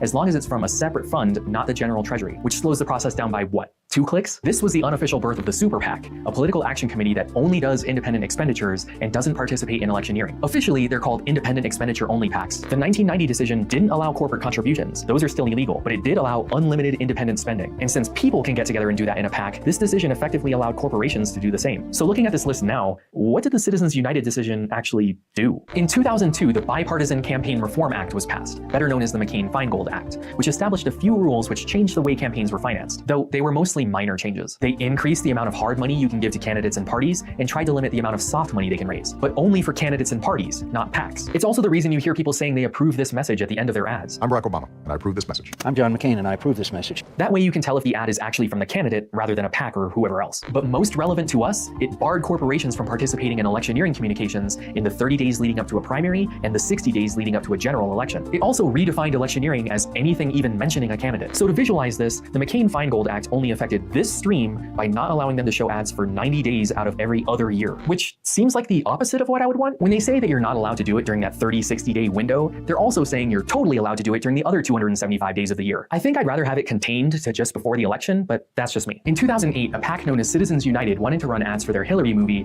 during the 30-day window before a primary, and they couldn't, so they sued. And spoiler warning, but in 2010, they won. So what did this decision actually do? It overturned the 30-60 day ban on corporate soft money spending, which only existed for a few years at that point. The court felt that limiting free speech just before an election runs counter to the intention of the First Amendment. It didn't declare money to be speech, it didn't allow unlimited corporate spending. Those were already allowed. It also didn't create super PACs. They had been around for decades. Citizens United, the group that caused all this fuss, was created in 1988. The Supreme Court also overturned that 1990 Michigan decision, so now corporations could give to super PACs from their general fund rather than having to create a separate one. They closed the loophole and just let them use the regular hole. Which honestly they were doing anyway, just one step removed. But perhaps most importantly, while this case didn't really change much in terms of federal elections, its biggest impact was on the states. This decision effectively overturned any state law which limited corporate soft money spending, loosening state election laws to be more in line with federal guidelines, which is to say, very loose. 2 months later, the SpeechNow.org decision effectively extended those same rights to individuals. Now anyone could give unlimited soft money donations. Remember, people could already do these things and had been for decades, but now they've been given the green light by the Supreme Court. To be fair, historically, the Supreme Court has always come down on the side of more free speech, which is what this is. We just don't like it. Almost everyone agrees that there is too much money in politics. This is the problem people want to get rid of. So it's probably a good idea to define what this means. What is politics? Is this political? You might not think it, but to some people, this is a very blatant political statement. A clothing company paying an athlete to take some pictures of him while wearing their product. Seems innocent enough, but because of what that athlete did a few years ago, some people view this as a corporation opposing a political candidate. So I'll ask again. Is this political? It certainly isn't overtly political, but neither is support America's petroleum industry. It seems like it's only political if you disagree with it. Politics that you agree with is just common sense. But other people wanting to have the option to pick a non-white male main character in a video game? Why'd you have to make it political? With that understanding of politics, the issue isn't really money in politics, it's money in politics you disagree with. Because if you agree, it's not politics. So let's shift to the money side of the problem. We all agree that there's too much money in politics. But What is too much? The 2016 presidential election cost $2.38 billion, which is about $500 million shy of the most expensive, which was 2008, which was before the Citizens United decision. In fact, when you account for inflation and population, presidential campaigns have cost roughly the same amount over time, with a few notable exceptions, especially recently. But congressional races have been getting more expensive, with the cost nearly doubling in the last 20 years. The most expensive federal election accounting for inflation was 2012 at $6.85 billion. Which sounds like a lot of money, but dog grooming is a $9 billion a year industry. I think there is too much money in politics, but when it's less than one of the most extra industries I can think of, maybe it's not too much. I don't know what the right number should be. Federal candidates who ran unopposed still ended up spending over $1 million on their campaigns each. So maybe it's not the amount that's the problem. On Twitter, I asked you all a series of questions about what you think should be legal when it comes to campaign finance. Most of the questions returned similar results until I got to these two. Take a moment to read these over and ask yourself, what is the difference? Illegal for a company to run a radio and television advertisements to advance a political cause which affects its business. It should be illegal for you and a few coworkers to pool your money together and run radio and television advertising. Yeah, and it's just it's proletarian versus bourgeois. Politics, Difference between these two scenarios. In both scenarios, a group of people who work at the same place made a commercial that will ultimately benefit the company. Even the difference that seems obvious isn't really. They all get their paychecks from the same place. So really the only difference between these scenarios is if your heart is in the right place, which is impossible to regulate. Even if you made a rule saying companies cannot participate in independent expenditures, what's to stop a group of coworkers from doing it completely on their own and then getting a nice holiday bonus conveniently timed after the election? They'll say it was completely unrelated, but what it really boils down to is that people just don't want corporate money in politics. This soft and dark money stream is the one most people seem concerned with. Corporations either on their own or as part of a super PAC running mostly issue-based ads that aren't technically electioneering. So what is a corporation? Most of us immediately think of Google, Amazon, ExxonMobil, Monsanto, you know, the big evil ones. But also that mom and pop restaurant on the corner and many YouTube channels are corporations. Charities are corporations. Under the IRS code, they're what's called a 501c3 organization. These are charitable nonprofits like the Red Cross. Donations are tax deductible, are limited to 50% of your annual income, and must be disclosed to the IRS. They are not allowed to directly participate in politics, except in a general assistance capacity like driving the elderly to the polls. In fact, when we look at our handy chart, all of these are corporations. 527 organizations are political nonprofits. This includes all political parties, political action committees, and some super PACs. Contributions are not tax deductible by the donor, but the organization does not pay taxes on it. Contributions are subject to a limit depending on what the organization uses the money for, whether it's hard or soft money. 527s must also disclose who their donors are, but are only required to do so quarterly. So you may not find out who paid for an ad until after the election. These groups can participate in electioneering, independent expenditures, or both. But there's another popular choice which organizes under Section 501c4. These are social welfare organizations like the National Rifle Association, Planned Parenthood, and just over half of all super PACs. Again, contributions are not tax deductible, but the organization is exempt from paying taxes. There is no limit to the amount you can donate since these groups are only allowed to participate in independent expenditures and only if it's less than half of their total spending. That's how they remain a social welfare group rather than a political one. There have been a few challenges to this in recent years, but as of making this video, 501c4s do not have to disclose their donor information at all, ever. So when we look back at our chart, 527s can take limited hard money or unlimited soft money and must make donor information publicly available, eventually. 501c4s can take unlimited soft or dark money and do not have to disclose. If you're not already, you might want to sit down, because all of these can give to each other in various amounts depending on who it is and what they use it for. In the end, while there isn't supposed to be any foreign money in our elections, after it's been passed between a few corporations, PACs, and super PACs, it's been effectively laundered and could end up anywhere. The same could be said about corporate money. It's nearly impossible to track since, again, all of these are corporations, including things you might not think of, like labor unions, hint hint, and even professional organizations like the American Psychological Association and the American Medical Association. Are we really expecting them to stay quiet on something like healthcare policy? Really, when it comes down to corporate money in politics, I don't want it.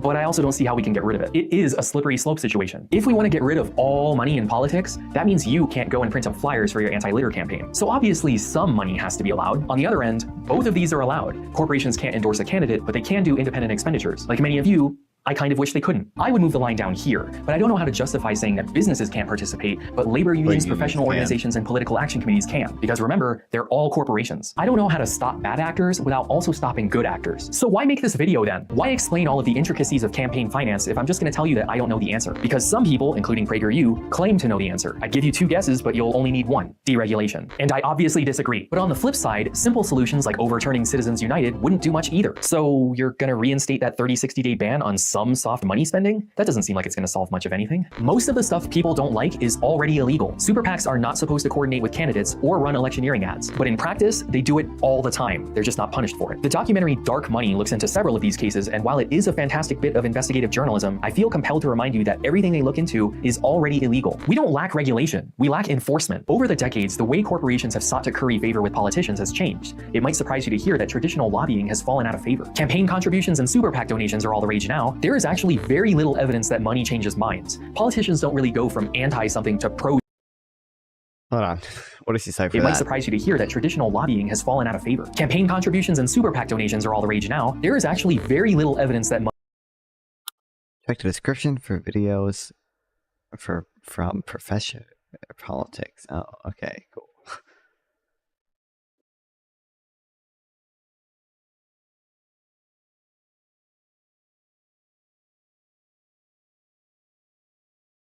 Oh wait, it's a stock footage, right? Oh, it's down. It's the money changes minds. Politicians don't really go from anti-something to pro-something because of a donation. It's much easier and cheaper to just find someone who already agrees with you. So rather than try and recruit a mercenary politician, they look for a principled activist they can amplify. There have also been calls to close the revolving door in DC. This is when someone from the private sector gets a government position, changes a bunch of regulations, then goes back to whatever corporation they left. But how can you meaningfully stop that? This is America. Are we really going to make laws about who you're allowed to work for after being in government? That doesn't sound right. Even if you implemented a 5-year waiting period, that would become the contract's start date. Some people even take issue with politicians writing books or giving speeches after leaving office. I'm not sure I want to tell people what they can do with their lives after they're done serving. How does Twitch chat always devolve into these arguments? How do we always get here? How do we how do we get here?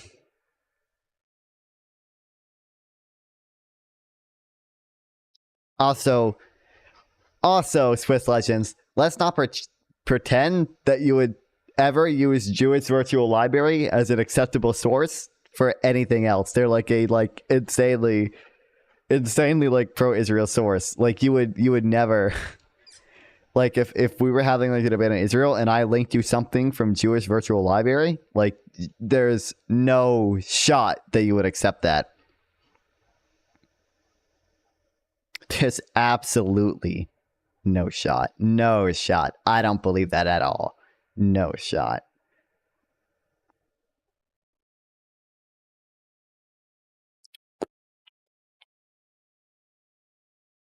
Let's just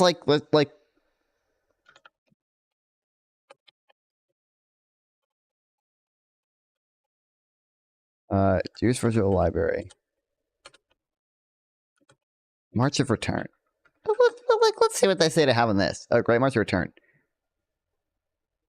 It's really planned to be a 6-week nonviolent protest by Palestinians at the Gaza border from Israel to express their desire to return to the lands that they claim their ancestors had lost and been driven from. Originally conceived in 2011 by Gazan journalist and activist Ahmed Abu Artima. The idea did not gain popular support until 2018, after a virtual Facebook post by Artima, wondering what would happen if 200,000 peaceful protesters broke through the barbed wire, raised Palestinian flags, and pitched a few tents kilometers into our own occupied territory. Community activists began planning what they refer to as the Great March of Return. The protest is planned for Fridays, beginning on Land Day, March 30th, ending on May 15th, when Palestinians commemorate what they refer to as a Nakba, the catastrophe of Israel becoming an independent state. Yep, that's what it was about, Jewish Virtual Library of Israel becoming an independent state. That's what the Nakba was about. That's the catastrophe there. Hamas, Palestinian Islamic Jihad, and a Popular Front endorsed the march and sought to co-opt the protests to serve their own interest. Like, do you here? Where's like you would absolutely never accept this stuff as a source. I know they have fiery protest. On April 6th, Hamas instigated a second riot along the border. Hamas called this the Friday of Tires and announced plans to create a wall of burning tires along the Israeli border to obscure vision of Israeli soldiers, and so protesters could not be stopped from reaching a fence. Nakba protest. Protests began to fizzle. Increased conflict and ceasefire. The Iranian connection.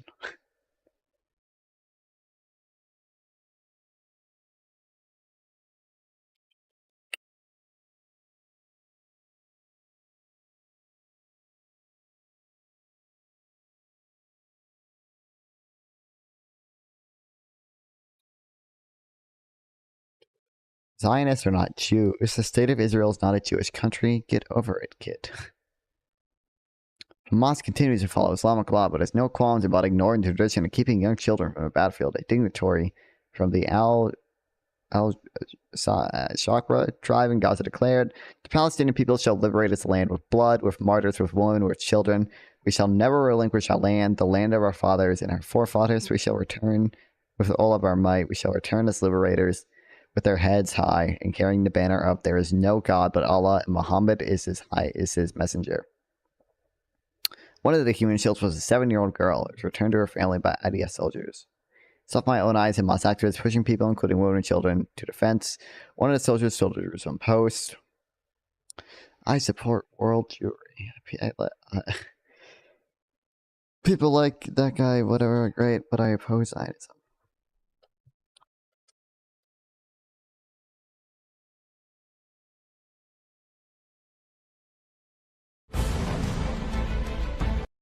Why is this wood? What a fucking... Why is it embedded so horribly?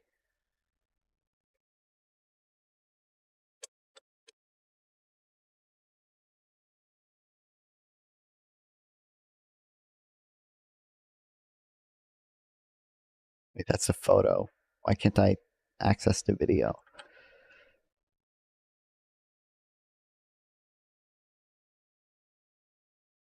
Wait, what the fuck? Wait, shouldn't it link the video somewhere in the... Oh, here it is.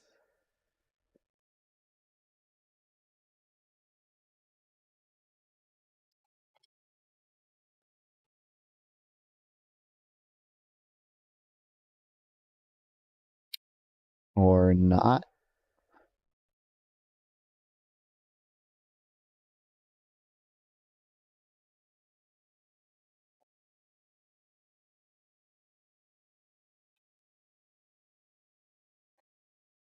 Oh, it loaded finally.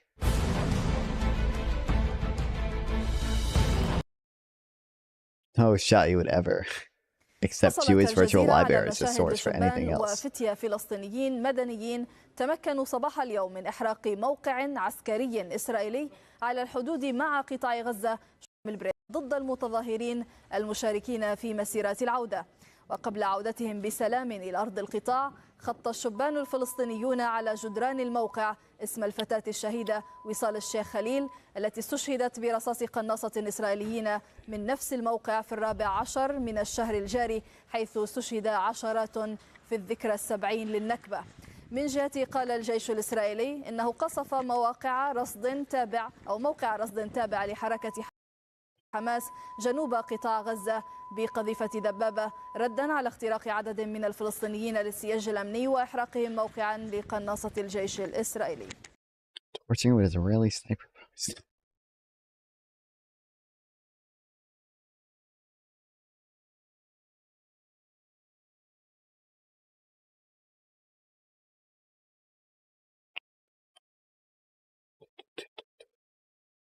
Israel will continue to exist and get stronger no matter how much you see them cope. The Jewish people do not buckle. I'll give my grandma in Haifa an extra kiss for you. Based.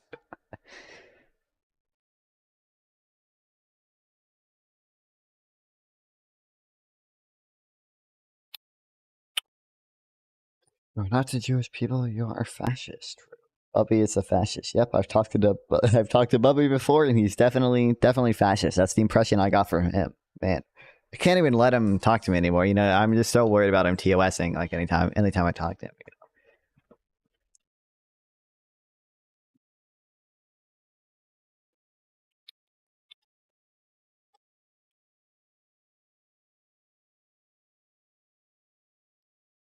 Chat, I need you people to defend me here, by the way. This guy, Righteous Victims footage downloading. Which I bought legally. The PDF of legally. Is this cat fat or not?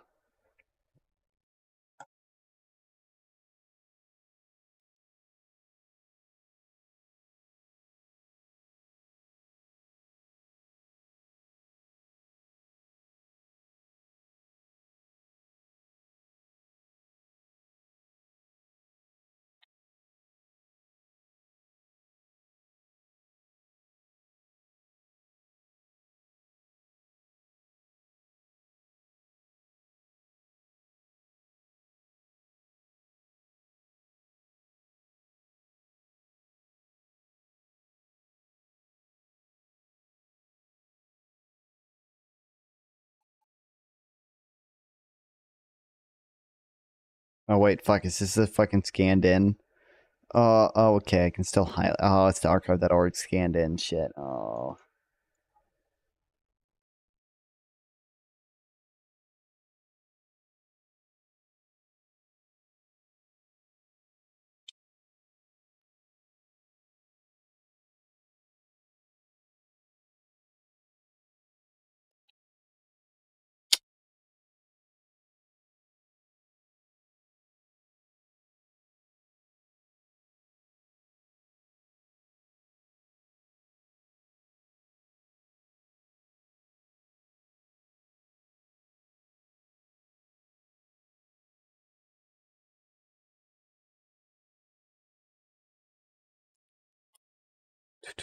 All right, I gotta make a.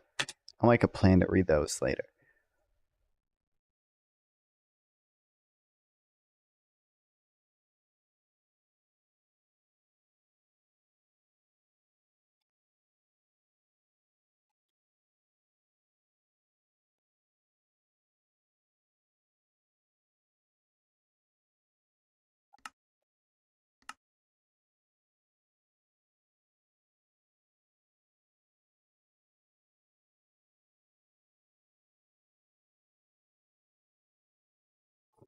Fuck that shit.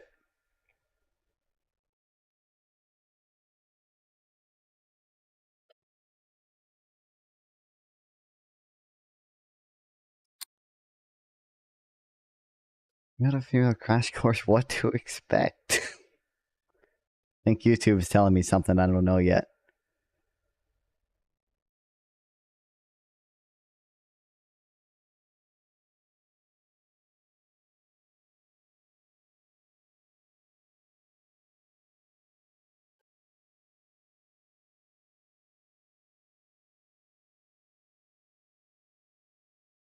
I don't know why I'm so tired.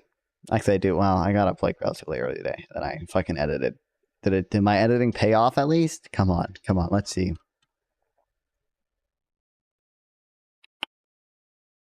No, not yet. Damn it.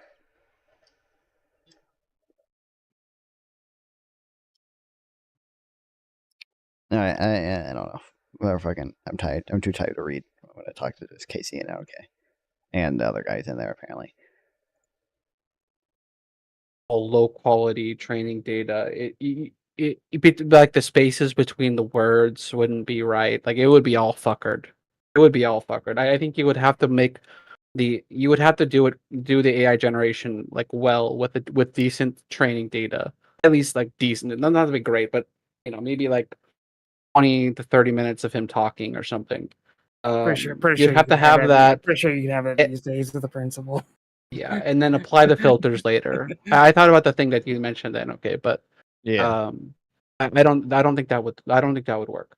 I'm pretty confident it wouldn't work. Or it would sound really horrible. Dude, we're so fucked when it comes to that, dude.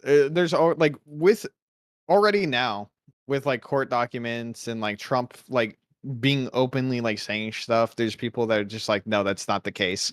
Imagine when it's completely deniable with AI.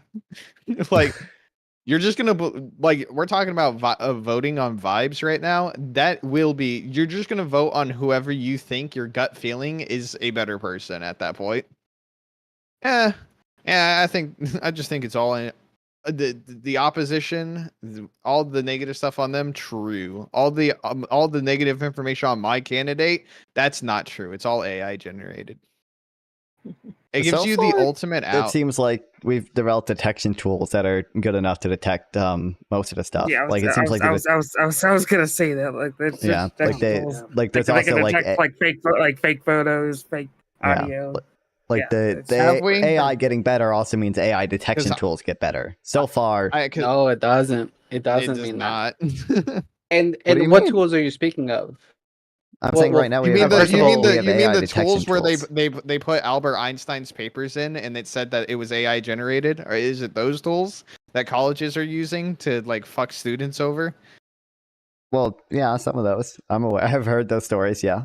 I think I'd be more likely to to think that those are good. The AI detecting like the generation of text, because No, it's I'm not. pretty well Casey, I'm you pretty gotta look versed. into it. Right. Well, I would say that as I'm pretty well versed in in having AI generate text, and it tends to use the same stuff over and over again. It you have to it's a tool, and you could use it well or you could not use you could if you're using it poorly, it'd probably be very easy to detect if it's AI. But um and also like when that stuff gets better, when like AI gets better at like researching topics or something, like the way that it puts that forth that information, that won't necessarily be like quote unquote getting better or whatever, because that's not what it's trying to do. It's not trying to be generating text in a fashion that's not AI generating text, but it is true for the images and the audio. It's the goal of when they're getting better. That means the only thing that means is that it's being closer and closer to like to being undetectable. Like that's like explicitly what that means, right? Question real quick. Is anybody familiar with the Kamala plane stuff? Somebody brought it up and said that Kamala used AI for. I think it's for. She was like, if I remember this story correct, I could be. It was like she's at a plane or something, at an airport, and people used like a plane reflection to determine that it was fake or something. But then I heard that was debunked. Is it debunked? Is it not debunked? What's the story, guys? It was debunked. There are like multiple videos from multiple angles that show that show it wasn't AI. Yeah. Even Trump himself claimed it was AI, which was funny. Well, of course Trump would. I mean, Trump just said shit. He said he was in like a helicopter crash, and he just like randomly. I remember hearing that when I was listening to him talk when he said that. I was just like, when did this happen? This would have been like fucking global news if he was in a helicopter crash. What the fuck? Yeah. Yeah, on the detection That's tools, true, like he was in the plane with Kobe and he survived. like I went into the detection tools. It's probably like 2 months ago for like the audio stuff. A few were behind paywalls and a few weren't. The ones that weren't determined that audio that we were talking about earlier wasn't AI generated. So I don't know how better the paywall stuff is, but this to say that like it'll only be getting harder and harder, and the people creating them, especially like the 11 Labs types, like they could be putting in some sort of metadata, but they have basically refused to at this point, as far as I know. Well, I read the Economist article about Taiwan's election, and it was telling me that detection tools are so far on track with AI stuff, but with you. Maybe used by the government, but the stuff on the private market that I've seen so far has been debunked several times. Specifically, the ones I've looked at are the ones for like grading colleges and shit.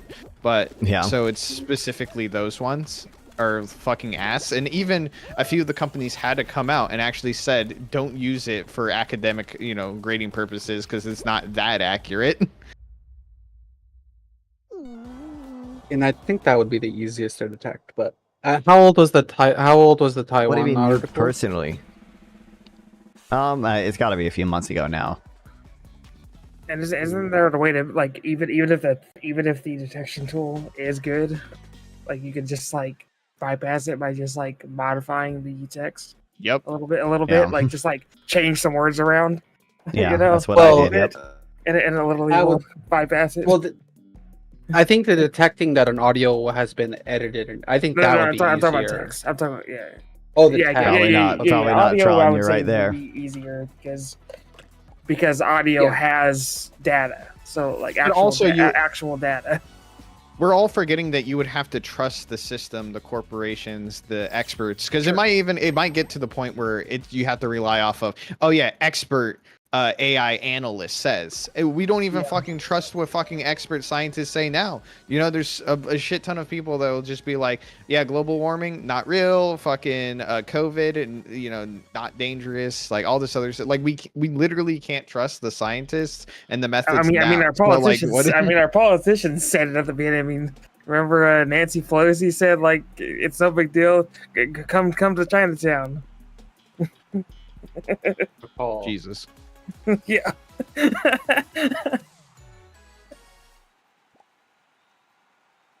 Yeah, and the AI, the voice stuff, yeah, it's coming. I'd say the last 6 months, it's most notably the open source stuff, right? So the open source stuff is starting to catch up with 11 Labs, basically. Yeah. Actually, Kid Not Kin. But that'll be really good for memes.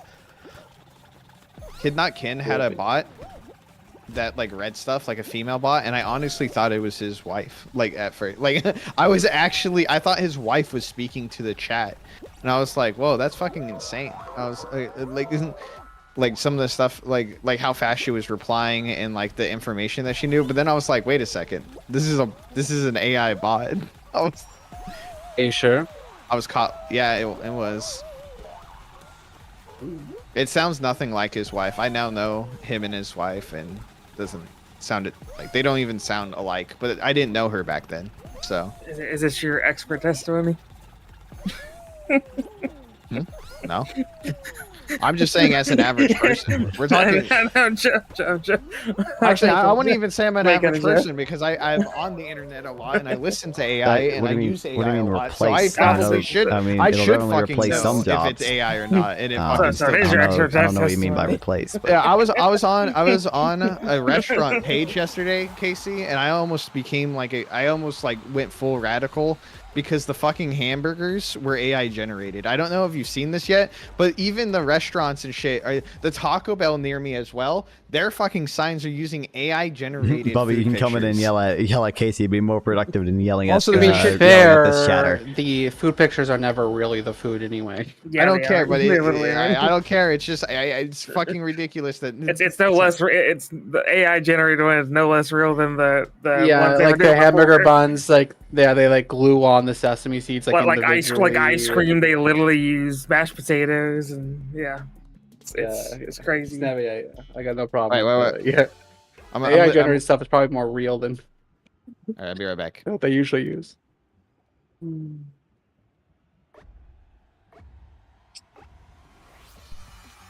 had an incident earlier. I spilt on my power strip.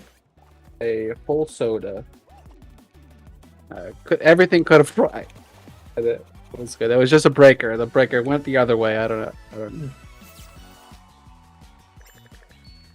We had a moment. Listen, I haven't played that stage before. I watched. I don't know what I was doing. That was sent to me by Legate. They're already starting to crash the DNC stage for Palestinian protesting. No. Wait, what? When it crashed? What do you mean? There's a link in my chat. They're crashing the stage, Hessian, like running up on the stage and yelling shit. Oh yeah. Good. Fucking good. Aren't they working for a ceasefire right now? Well, I told them about how Kamala called for a ceasefire during one of her campaign trails. Apparently, he hadn't heard it. The negotiators are literally, I think they're like talking as we speak. We'll see if they get anywhere, but they won't because Israel recently moved the goalposts quite a few bars back. I saw that. And like Biden's been like, Biden has mentioned ceasefire before. You know, it's easy to say ceasefire. Oh, these guys should ceasefire. Well, I mean, okay, we'll make them ceasefire. You can make them. You can make them. And stop the civilian killings. I make understand. Then make them ceasefire. That saying they should ceasefire and saying you're going to make them ceasefire or whatever. Genocide Kamala. That's not a good nickname. Genocide Joe sounded pretty good. Genocide Kamala just doesn't. It's not the same. If you want to be sexist with it, we can say cocksucking Kamala. I mean, like there are absolutely. I mean, that's just accurate. There That's are just probably accurate. Russian bots She did that are. She did that shit. That's what you got to. I'm just giving ammunition. Bro, all right, like I at want to worst, see the chaos. okay. At worst, Kamala slept her position to like a member on a fucking board, okay, like or 2 boards, and like it wasn't like she was not even unqualified. She had already been district attorney, or I think deputy district attorney. At worst, that's what happened, bro. She thinks she got the district attorney without sucking dicks. The allegation that Kamala slept her way to the top. The only like evidence we have of that is like she dated some 60-year-old guy when she was like 30, and then that 60-year-old guy, I forget what position he held, but he appointed her to two different boards where like she was a lawyer. I think that's mostly a sexist out thing. That allegation or whatever. I don't know. What's up with the Tim Waltz horse stuff? I've seen a lot of memes about that, but I don't know. Sleeping doing it himself. I don't know. People are saying that he like drank jizz, like horse semen. I don't know the story behind it. Just that's the allegation, is that he drank horse semen. Well, you want to do the? I'm not looking that up right now on stream, but if you want to on a second monitor look that shit up, be my guest. Actually, Casey, are you streaming yet? Listen, it'll be the Voshite vote will be secured. Oh shit! But the Voshite vote has no morals, so they would have voted blue anyway, no matter who. Dude, Adolf Hitler could have fucking ran as a Democrat if Vosh would vote for him. It doesn't matter. Also true. Disturbing. Actually, Adolf Hitler probably would have ran as a Democrat. Not gonna lie, like. I mean, probably. Probably would. Yeah. The only reason, I mean, even Adolf himself, after rising to power, he has many quotes about why he co-opted the socialist campaign. I mean, it all just comes down to it was popular. I mean, I was saying Kamala Harris is going to be just a continuation of most of Biden's policies, Tron. And convert them pretty Obviously, much. Biden has more political experience, I guess, but. Also, kind of distract from the main messaging, confuse people, and it worked. I mean, still to this day, it works. Douche. Holocaust Harris. There we go. That's actually a pretty good one. I'm not gonna lie. That's good. There we go. I like that. That's good. The alliteration's Yeah, pretty good. Yeah, that's a good one. But then people are gonna be like, "Well, it's not a Holocaust. How dare you?" It's actually anti-Semitic to say it's a Holocaust. Right, because there can only be a Holocaust against a certain one group, and that's it. You either die the hero or you live long enough to become the villain. Yep.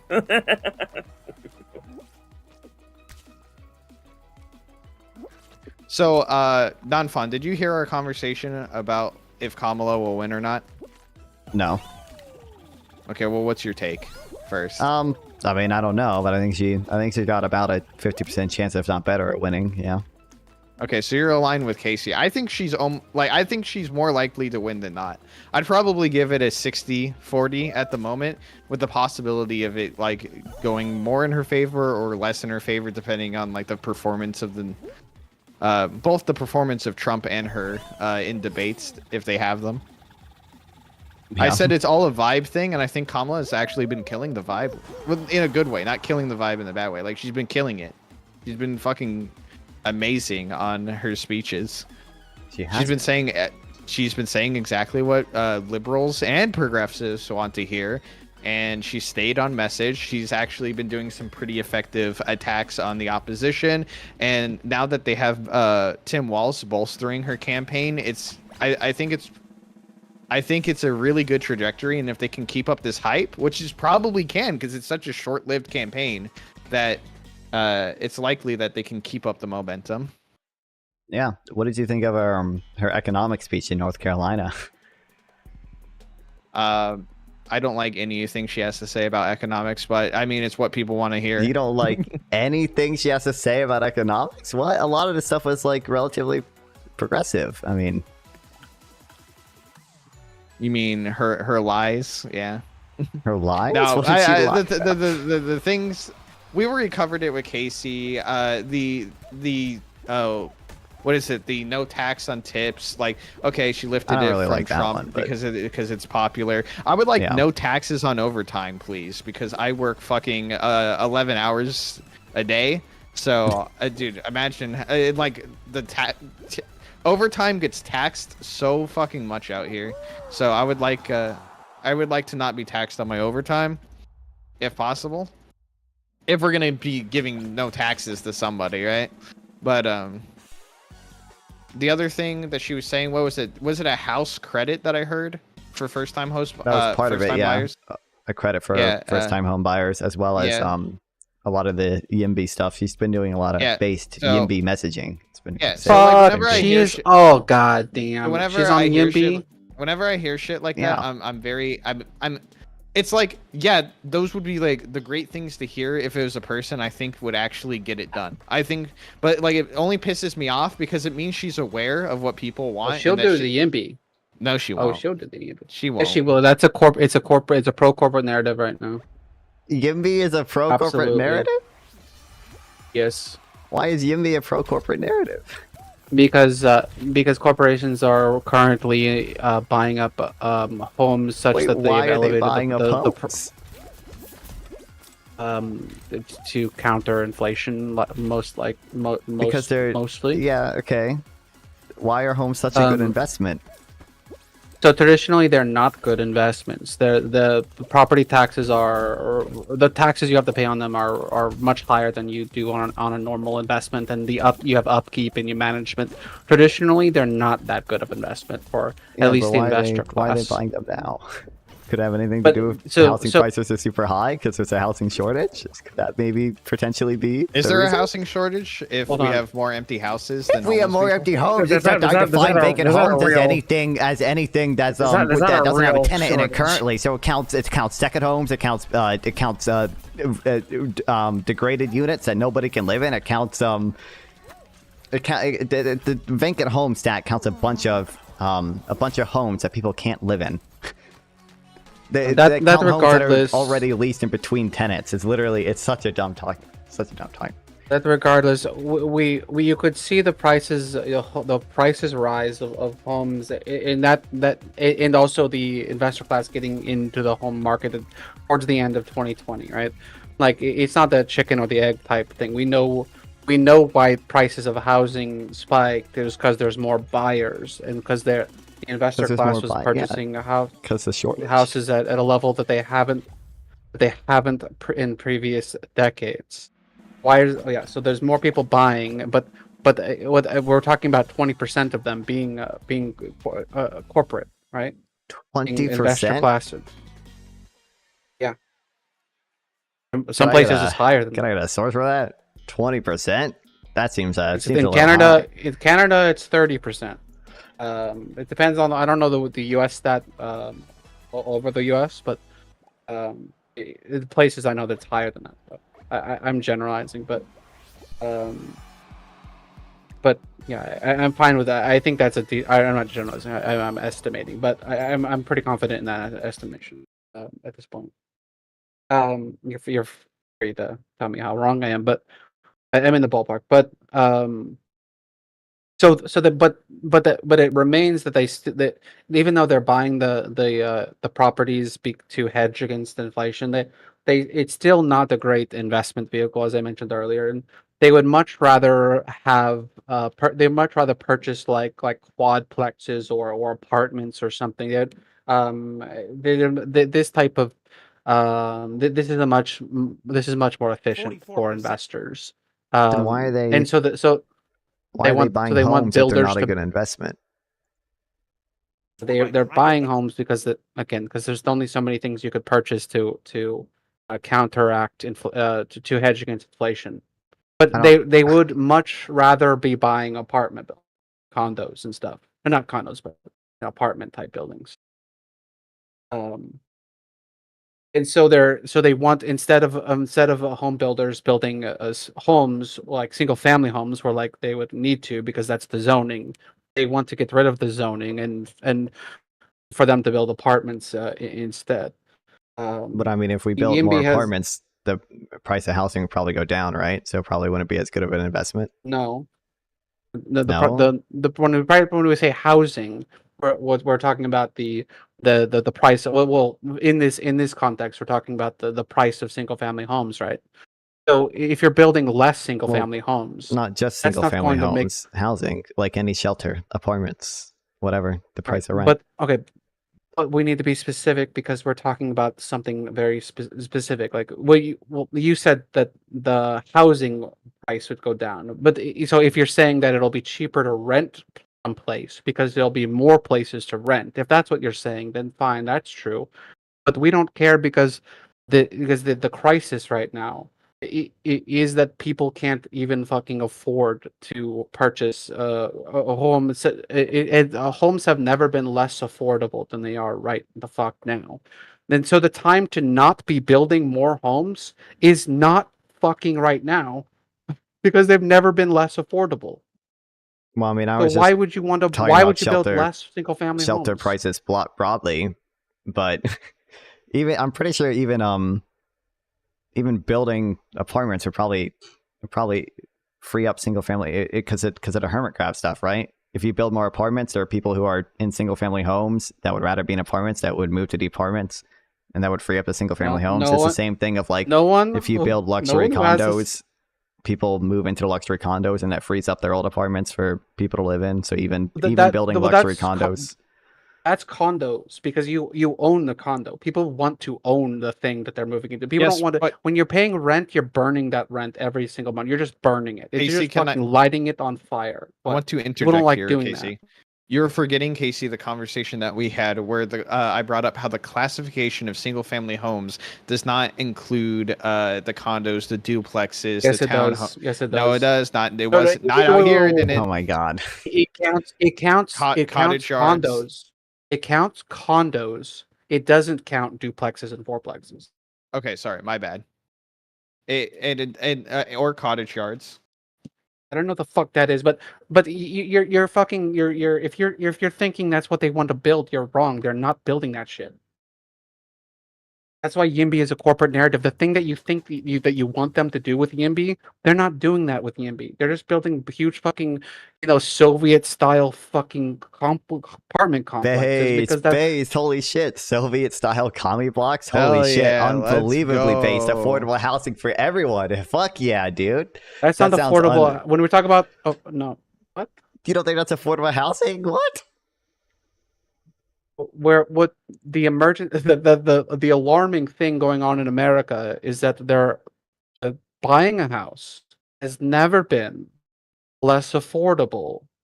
We want the builders. We want the builders to build more single family homes or things that people can actually purchase.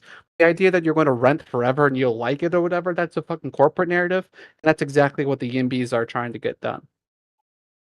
I'm fairly certain the price of rent has also gone up quite substantially in the U.S. That's Yes, a big issue too. A lot more people are living in cities now. More people are renting. We should probably also want to bring down the cost of rental housing. And also, Harris wants to build. She wants to remove a lot of like the red tape to building homes or whatever. So like people are going to build what the market demands. If the market demands single family homes, then people will build more single family homes. If the market demands more affordable housing, people are going to build more affordable housing. Yeah, but when the corporations are the market, right? Oh my god. Then we shouldn't care. Like that's not the we shouldn't care what corporations want built. In fact, we should be like restricting the money that they're allowed to put into such investments anyway, because it is fucking destroying the American dream. Wait, I don't even. Why would we allow it? They're just responding to consumer demand, are they not? I don't know what you. No, they're not responding to consumer demand. They are looking for investment utility that will hedge off inflation. So this is the thing that they're looking for. That is the demand that builders will be responding to. In the YIMBY world, where there aren't as much housing restrictions that restrict what you can build in certain areas, so you can only build single family homes in a lot of like U.S. cities and a lot of U.S. suburbs. In the YIMBY world, there would be incentives for companies to respond to what people want, whether it be affordable housing or more single family homes. we True, at the Tron. society True, level Tron. and even True. on the city Accurate, Tron. level should be making the smart decisions for what's better for like the communities and the cities and the state, or what's better for people.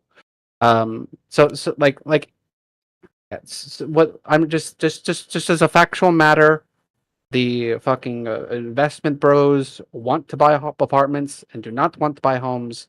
That's why they're on the fucking YIMBY train for like fucking 3+ years now, and a little bit before that too. I'm not sure exactly why, but um yeah, what they're doing is fucking over Americans. They're fucking over the American Do dream. you agree You that could fucking free market increasing this, free market that. No. It doesn't. When the free market is fucking over the average American, that's when we don't let the free market do its thing any longer. do you? I mean, first of all, the So we majority of should Americans are just get rid homeowners, of so prostitution. making homeowners making homes more expensive actually benefits a lot of middle class people because it appreciates their wealth. But like, Yeah, do you not you unless it realize like sells, unless they sell their home. apartments and like single family homes It's are a like net. substitutes for each other. Even if you bring down the price of apartments, because it's a substitute for a single family home, you're like increasing the price competition. It's not in the substitute. What do you mean it's not a substitute? If I need a place to live, I have options between a single family home and an apartment.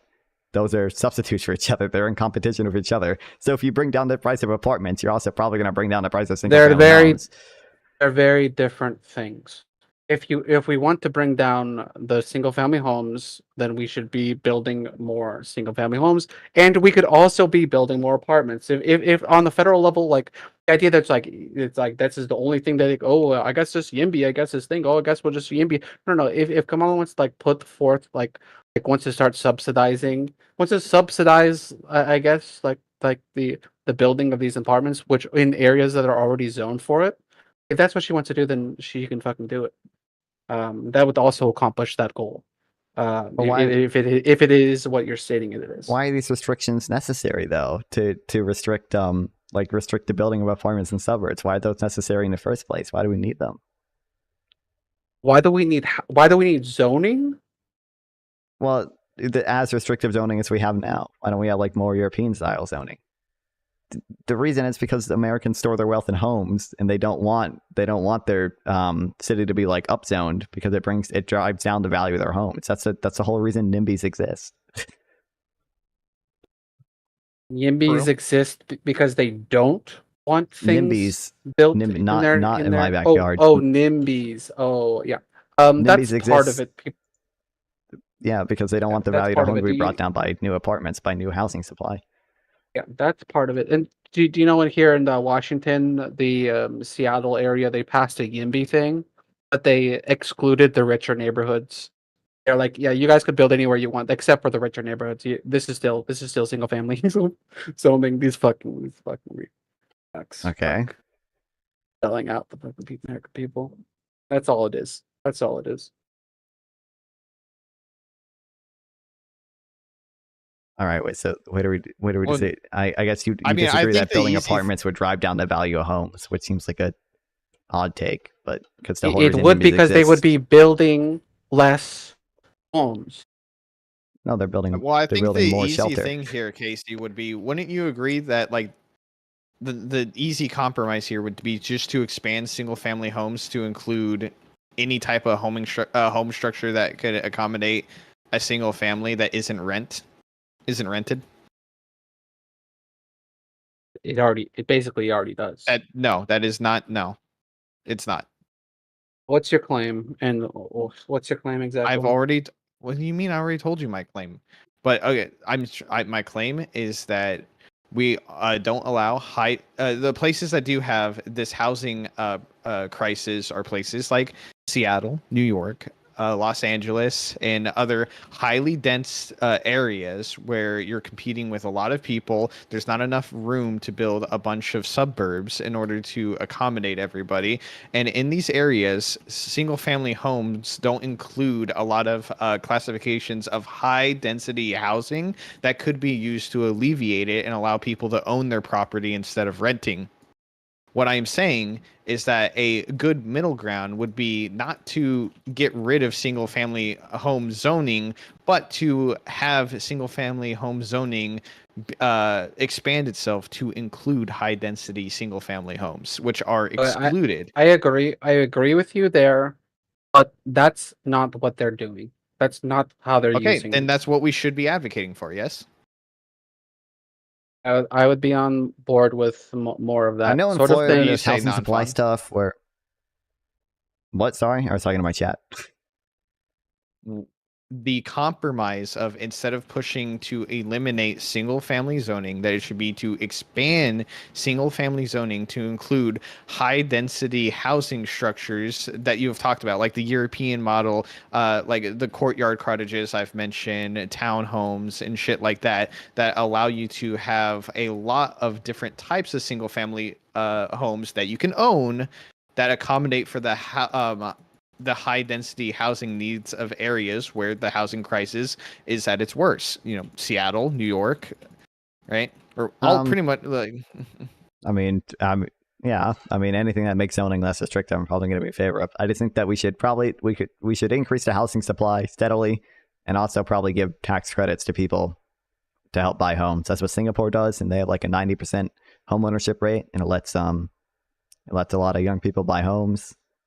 And the housing supply increases so people can still afford to live, but at the same time, it increases slowly enough that housing prices still appreciate so people can still build wealth.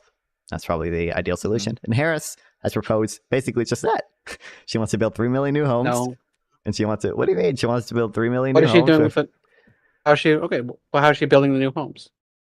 I think she's giving money to local governments to help finance the development of these new homes, and I think she's giving tax incentives to companies to build affordable housings, and I think she's also doing a $25,000 tax credit, but that's a demand subsidy. That's like or it's not a tax credit. Sorry, it's in down payment support, and she's helping. She's providing incentives for local government to remove their zoning restrictions, just like Yimby Biden has done as well.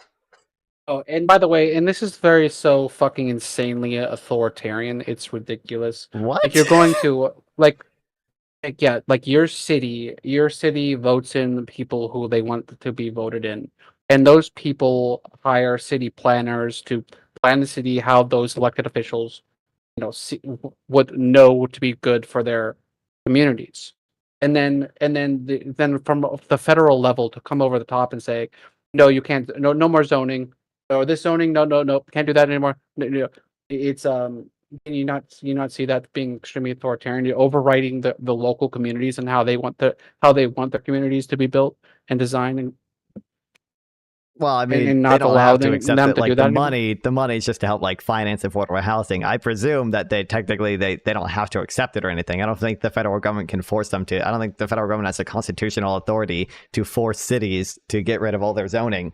Like this is all like money being used to like finance affordable housing that like the local government may not have. But also, I mean, zoning laws are also directly restricting what people can and can't build. That's authoritarian. That's the real authoritarianism. You're telling me what I can do with my land in America? No, it's communities having voted people in to decide how their communities To are decide built. how to restrict how people use their private land. Correct. Yes.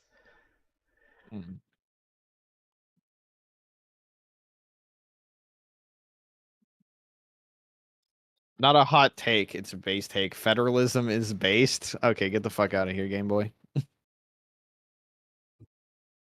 to have fun. Hot take, but I'm all for states running their own school systems. I mean, there is state school systems as well as federal guidelines. It's just like the federal government does guidelines, and then the state runs the schools according to those guidelines, but they can add or even, even some schools are able to kind of step around those guidelines a little bit. They're not super strict guidelines. The states don't have to listen to the guidelines if they don't want to. They can just not accept the federal money. It's just the guidelines they have to listen to if they accept the federal education money. They Is already it? run their own education system. Interesting. I didn't know that it was only if you accepted the federal money. Cool. Well, they don't. Well, the federal government doesn't have the constitutional authority to tell states how they run their schools. It's just that they say if you accept money from the They Department don't of have Education. enough. They don't have constitutional authority to do a lot of things that they do constantly. It's not like we're treading that line. We're way past it. Okay. What do you mean? Yeah. I mean, I feel like after the 100th time that we violated the Constitution, it's not going to be oh, is this constitutional or not? They're going to do it, and then they're going to get called out for it. Wait, what has it, the like- federal government done to violate the Constitution and when it comes to like schools and stuff? Like, what are you? Well, like the Constitution doesn't grant any power to The handle drinking schools age in the is first tied to place. highway funding. Yeah. They So, said like, what are you? the federal I'm government said if you confused. don't raise the are you drinking age just to meaning 21, they violate the then Constitution you in general, or are you still then you don't get talking highway about funding. general? Technically, Just they general, don't. okay. The federal government can't make a law thought on you were that. I mean, I At agree least I with don't that, think so. Maybe they can. Like, even though I supported the Roe versus Wade, I don't think the Constitution really allows for it. But Why Yeah, not? I that's- mean, there's that's a the whole common amendment. take. There's a whole amendment dedicated to implied rights, and that the Constitution doesn't align all of your rights. Yes, but the constitutional definition that we've been using since its creation and have never changed is that we consider a life like at conception, like man, woman, bam, mash, mash, mash, mash, and that's a kid. Like that's Where's what we that? Where's that stated in the Constitution that life begins at conception? That is I part of might the be like implied I might rights be of fucking life. idiot, but I That's don't the remember. implied. Those are the implied rights that you were referring to, and that the Supreme Court has been using. Well, I don't think they. I think That they. That is not at all what the implied rights are. Let me What pull the it fuck are up. you talking about? Let me pull it up real quick. It's gonna. Well, you have well, it's life, liberty, and property, but is the main ones that I've come to know as the main implied rights that they're referring to. But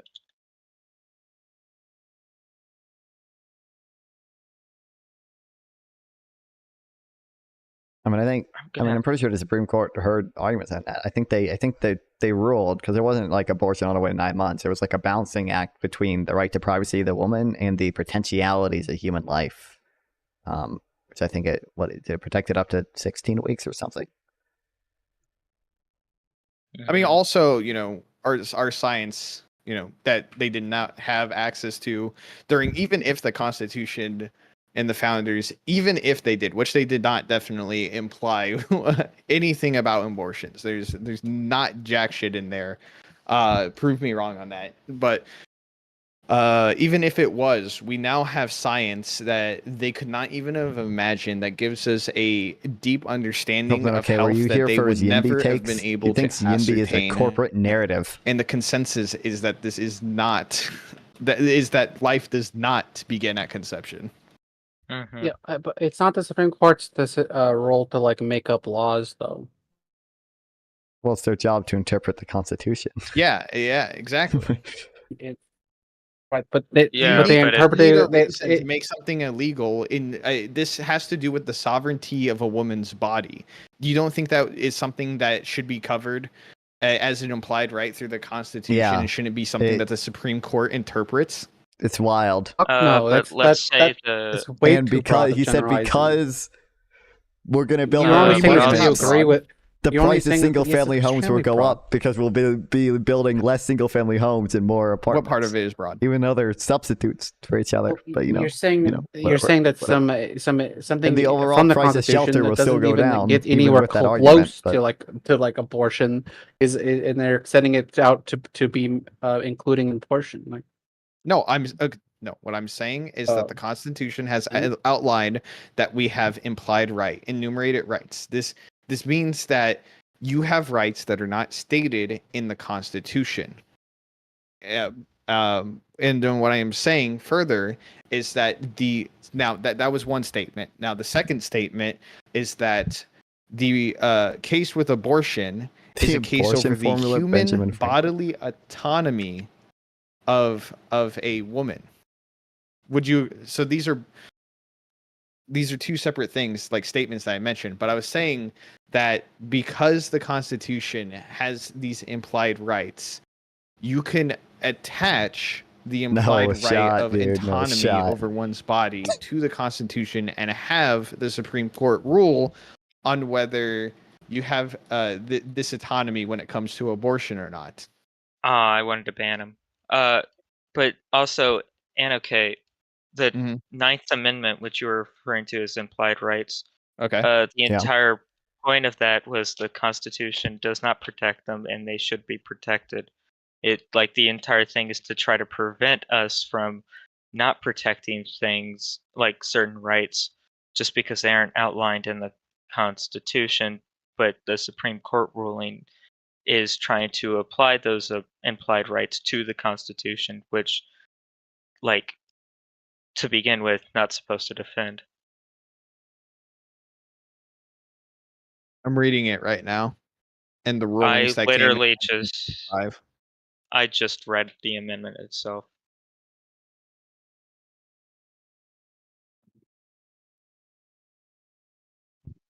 I miss the old Kanye. Kill me. Straight from the Kill goat, me. Kanye. Kill Chop me. up the flow, Kill Kanye. me.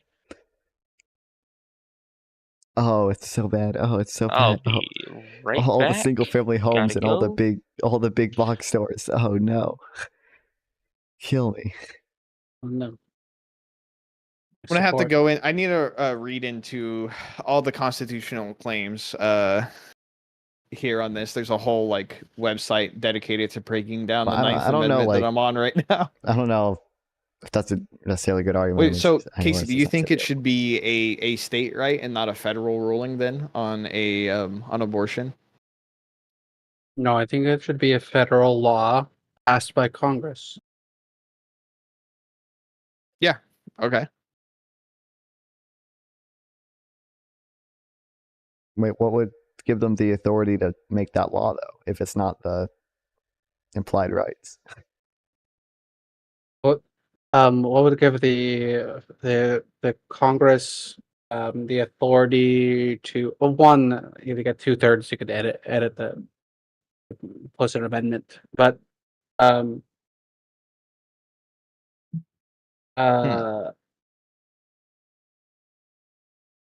at least the difference, I see the difference being clear of if the Congress passes something and then for them to say it's unconstitutional, like that, I doubt they would, but that would be like something, but versus the Supreme Court simply inventing what should be a law to begin with, whether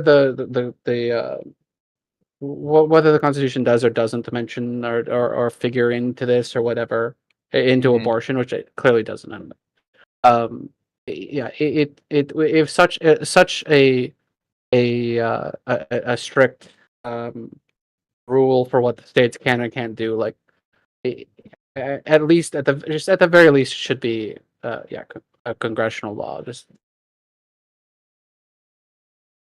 and they could haggle later if it's unconstitutional, but I think that's a bigger leap for them to make. For them to deem something that's unconstitutional, and then on versus them to say that there's some sort of right implied by the Constitution, which the Constitution is extremely far from ever, even getting close to mentioning or whatever. I see that's the clear difference that I see. I'm actually reading that people were mad that that Roe v. Wade actually used the 14th Amendment rather than the 9th Amendment to justify itself, which led to its undoing. No. Well, didn't it? I think it constructed. I thought it used the 14th Amendment to say that there was an implied right to privacy. Maybe they don't also mention the 9th Amendment, but the 1960, but the Griswold versus Connecticut used the 9th Amendment in conjecture with the First, Third, Fourth, and Fifth Amendment in order to establish that same thing. Right, so they built on top of that. Yeah. Yeah, it should have just been Congress passing law, I think.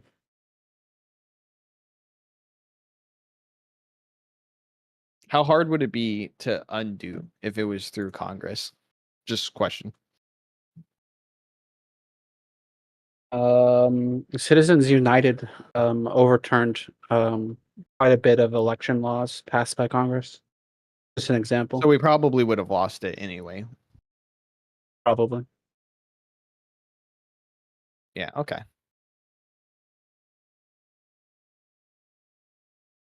Okay, so how did we even get to that again? I forget. Also, wait, Panda, I'm very curious. Even the justices themselves said it was a bad interpretation. You should, if you can link something to that, I'd be curious to see it. But I think the take was something along the lines of taking out the Department of Education, because he said that he thinks that states should be running their own school system, which I did agree with. But they do. They don't have full authority. they don't gotta accept the money. They don't gotta, but in a lot of cases, it's like, you don't have to, but this is the only way you're going to get your school funding. Well, they could So- just raise local taxes or do anything else. I mean, like, what? But why would they raise taxes if the taxes are... Wow, if look at their this. federal taxes are already going to the Department of Education? The first thing I see from the U.S. Department of Education is this statement. Please note that in the U.S., the federal role of education is limited because the 10th Amendment, because of the 10th Amendment, most education policies decided at the state and local levels. That's not what the 10th Amendment is for. It's a Okay, but misinterpretation. What do you mean that's not what the 10th Amendment is for? That's what the Department of Education says. The rights not enumerated in the Constitution are given to the states, and that includes education. Yes, but if you're going to states and federal, then you're already overstepping it. It should be states and states, you know? Like, if you're saying, well, it's like, well, they have a right to it, but they only got half of a right, or something like that, then it's not even like, what are you even talking about? It wouldn't be a state's right. It would be a state's right that is regulated by the federal government, which is overstepping the 10th Amendment. So the states taking money, and then in turn of taking the money, saying the money must be used to uphold these guidelines is a violation of the Constitution, is what you're saying? It's also bureaucracy that is misusing taxes when, like you said, we don't even need it, when the states could just raise their state taxes. The money is still going to the Department of Education no matter if they accept it or not. So they might as well just accept the money, because then they don't have to raise their state taxes, or they could put that state taxes to misusing it in other places. It is actively decentralizing any other solution outside of just using the Department of Education.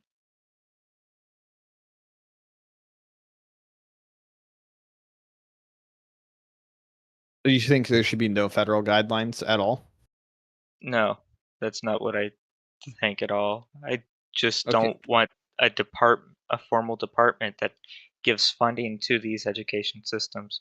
I do think there needs to be some regulations on education. I just don't think that's like, we need a formal department to do that. You can have congressional laws on education without having a Department of Education.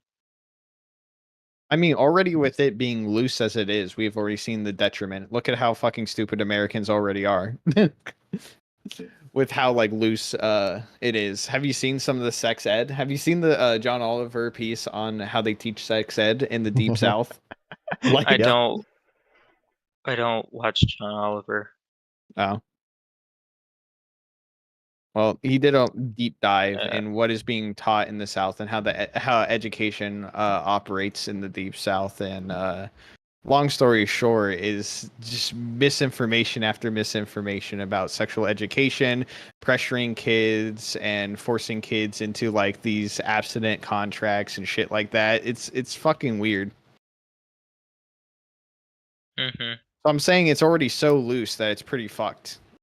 And the I wouldn't guidelines that mind. they do have to follow are so fucking like basic that like, hey, you have to teach this certain level of math. You have to teach this amount of history with this little of guidelines, a little bit of equity and inclusion. I know how everybody hates that, but you know, a little bit of that in there. It's nothing like super big. It's not like you can't teach about the South, you can't teach about capitalism, you can't. It's not like You can't teach about the South. It just didn't exist, guys. The South does not exist. Right. It ends at West Virginia. based. Okay, we can use the money for private homeschooling, which we do. Private school homeschooling is even worse. Yeah, it doesn't do very I'm well. not gonna help you on that one, Panda. Like, Actually, instead of private homeschooling, I would actually rather my kid go to a freaking Catholic school than like a private homeschool. I wouldn't be against like encouraging homeschooling, but I don't think we should put money towards it, you know. I also watched the John Oliver deep dive in homeschooling, which kind of opened my. I used to be a super pro homeschooler, but after seeing the results of homeschooling as well as how it's used to basically uphold abuse and misinformation, and the kids come out like very fucked up. Maybe you should have to like have your kid partake in some form of mass education, whether it be it could be at home, but like on a computer at least. Like you need to interact with other fucking students. Homeschooling, the way it was exhibited to me, looked fucking disgusting and exploitative. I like a system that Texas has. I don't know if it's run anywhere else, so my bad. But like we have it so that a lot of the homeschooling kids, like the parents can teach their kids all they want, but they still have to go into a formal building for like certain tests and subjects, just so like, hey, we homeschool you. You are taught to this level of math, or you are taught to these subjects in the way the parents want to, but they still have to cover these amount of subjects that will show up in the test that they need to know. So the parents can properly teach their kids and are properly given the resources if they so choose without getting any money. I don't believe. I might be wrong on that part. And then they go into a public school at the like whenever they have a test and say, okay, here are your grades based on that test. I'm not fully aware of how that system runs, but I think I gave a good summary. And also, just because you pay taxes doesn't mean you're obligated to anything. Canada does not pay tax. Also, if we live, you do get to choose what to do with your taxes. You vote, and the government chooses what to do. That's how it works. We vote, vote. I'm the only one who gets that reference. True.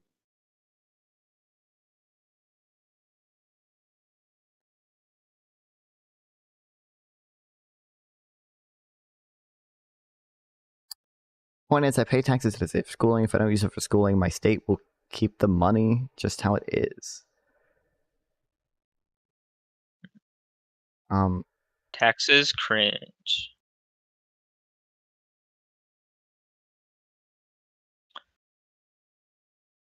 We have this old Southern saying in the South, there's three inevitables in life. Death, taxes, and slavery. It's a little dated. And slavery? Yeah, a little dated. Jesus Christ.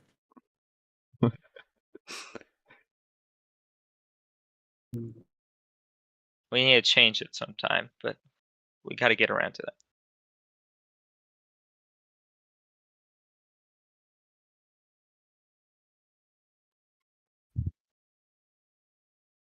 You want to know something cool, Panda? My governor signed into law that workers working in construction aren't allowed to have bathroom breaks or be properly hydrated with the water they bring from home. Based. That's my governor. I don't mean to flex. Have you seen anything about North Carolina's governor race? Oh no, I have not. The Republican candidate How? running, his name is Mark Robinson. He's actually completely unhinged. He's like saying that abortion only exists because girls can't keep their skirt down. He's called Michelle Obama a man so many times. He said he wouldn't be surprised if 9/11 was an inside job. He's called gay people maggots, and he's called gay people filth, and he said a lot of bad things about gay people. To be fair, he had one point there. I would not be surprised if 9/11 was an inside job. I mean, like, would any of us actually be surprised here? Like, come on, come on. I would be a little. I'd be a little surprised. I think you've gone down the rabbit hole, and I've gone down the. Guys. Actually, don't talk about Building 7 for the 90th time without actually knowing the construction or seeing any other footage outside of one photo. That's the deep dive I've gone down. To be clear, I don't even think that the U.S. government did it in the sense of like they. I've heard your take. Purposely allowed planes to be crashed or demolitioned it or any of that shit. I think that at best it was the most incompetent security disaster that's ever happened in U.S. history, and at worst that they waited too long on terrorist individuals, that they were waiting to like lead them to other places, and with a mixture of incompetence and slight hubris, they allowed planes to basically fly into buildings. I'll be right back. But I mean, that's only just based off the fact that they knew so much about the hijackers beforehand, and like all the intelligence information we had about that there was going to be a hijacking, that it was going to be a plane, that it was going to be between August to October, that it was like a lot of that. Like they could have stopped 9/11. Honestly, if why they didn't stop it, it was either a huge incompetence or a little bit of foul play, but they probably didn't expect two planes to go into buildings. They might have expected like a hijacking, and we're like, okay, yeah, a hijacking, fine, we'll let a hijacking happen, right? I don't think they would have let it happen. Why would they let it happen? Why would they let a hijacking happen? Well, the same Yes. reason they were tracking the terrorists and let them go to flight school, and why they let them why they let them into the country, to track them and see if they're able to find others, and if they can like go down a rabbit hole and basically get bigger fish. Same thing with like Operation Fast and Furious, where like they give a lot of guns and drugs and money to cartels in order to try to find the head cartel members, find out how their operation works and shit like that. It wouldn't be past me that they would be like, oh well, if they hijack a plane or anything happens and we don't catch it in time, at least we'll just pay them off and they'll land the plane like usual, because plane jackings were actually pretty common before 9/11. Like when a plane jacking happened, it would just be a thing of like they would ask for fucking money, and they would get their money, and then they would try to not get caught and like ride off to the sunset with their money. So it wouldn't surprise me if they were just like the worst case scenario here of us letting these people into the country, letting them do their flight school and stuff, is that they hijack a plane and we lose like $2 million in negotiations.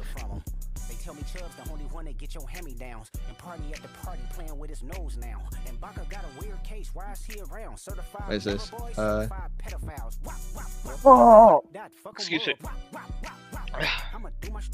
Legate asks, what do you think of the Aussie breakdancer in the Olympics? Like, how the hell did anyone sign off on her going?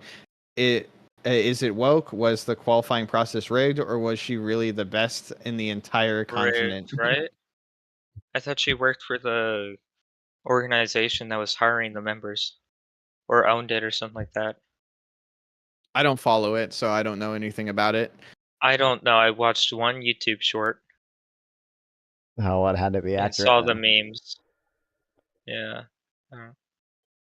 I trust Michael Knowles. I don't. It wasn't Michael Knowles, or I don't think it was. I don't honestly care enough. Is that the right take? The right that it was just a woke dance or whatever. Woke. It's woke. Considering No, it's from she like, sorry, go ahead. I was about to say something where she stopped me in time. I was gonna say, considering it's from Legate, I imagine that this is the woke cultural panic. Legate is really good at like leaning into just the panic, whether it's the trans panic, the gay panic, the woke panic, whatever it is. Oh no, what did he think of the Algerian boxer? Dude, I don't follow any of this shit. All I know is that a bunch of people are doing trans investigation shit, and like it's always just because like a woman is muscular or has like a little bit sharper of a jawline. It's pathetic and it's stupid, and I don't care about the Olympics. I don't care about the sports. Okay, chat. One, look at you said leaner. That reminds me of the time Stack couldn't spell learner. And Bisky, it's me, non-fun, Anok, and I believe Casey is still awake, although I'm not sure. Casey? Diggity. Casey? Oh. Okay. Yeah, Casey, you have a reputation now of like falling asleep during conversations. Apparently, what? I've heard it from quite a few people. I've started telling people that Casey will fall asleep, and I think it's spread. Well, I've seen it myself as well. I've seen him multiple times, like in a call, just asleep. I don't think I've ever seen it, but I actually heard snoring or anything. But I've just started. I said it like a year ago, and it's just kind of I haven't stopped. I mean, I do it too, unapologetically. I don't give a shit. I've never fallen asleep. That is a lie. That is a not huge a lie. What? Fallen asleep? Yeah, like at my desk? Yeah. Well, maybe you crawl to like your bed or something, but you definitely fall asleep while on call. Never. Actually, never. Why? If you want to say that I'm doing other things that I'm not listening, I do that all the time. Dare I say, constantly. But not fall asleep. But I'm never complimented on my voice, Bisky. Rip. Casey is AFK. Yeah, exactly, Bisky. He's literally AFK. All right. Anyway, are you coming in here, Bisky? I know you got some epic takes. Wait, also I sent in the panel room chat. Yeah. I sent a tier list I made a little bit ago. I'd like to see your people's takes on it. Oh boy. Okay. Ranking all constitutional amendments. Really? Is that what it is? F tier. No, it's not. The 19th Amendment. Okay, let's do this. Mega based A, B, C, F. Let's see. No tax on tips. This is an A. Kamala Harris. Maybe a B, actually. We're gonna be it. We're gonna be it. 3 million new homes. This is an A. Cancel medical debt. This is mega based. 25,000 subsidy for first time home buyers. Mega based. Expand earned income tax credit. This is an A. Cap on prescription drug costs. This is a B. 6,000 child tax credit. This is a C. Price control on groceries. This is an F. Affordable Care Act subsidy. This is a B. Easy.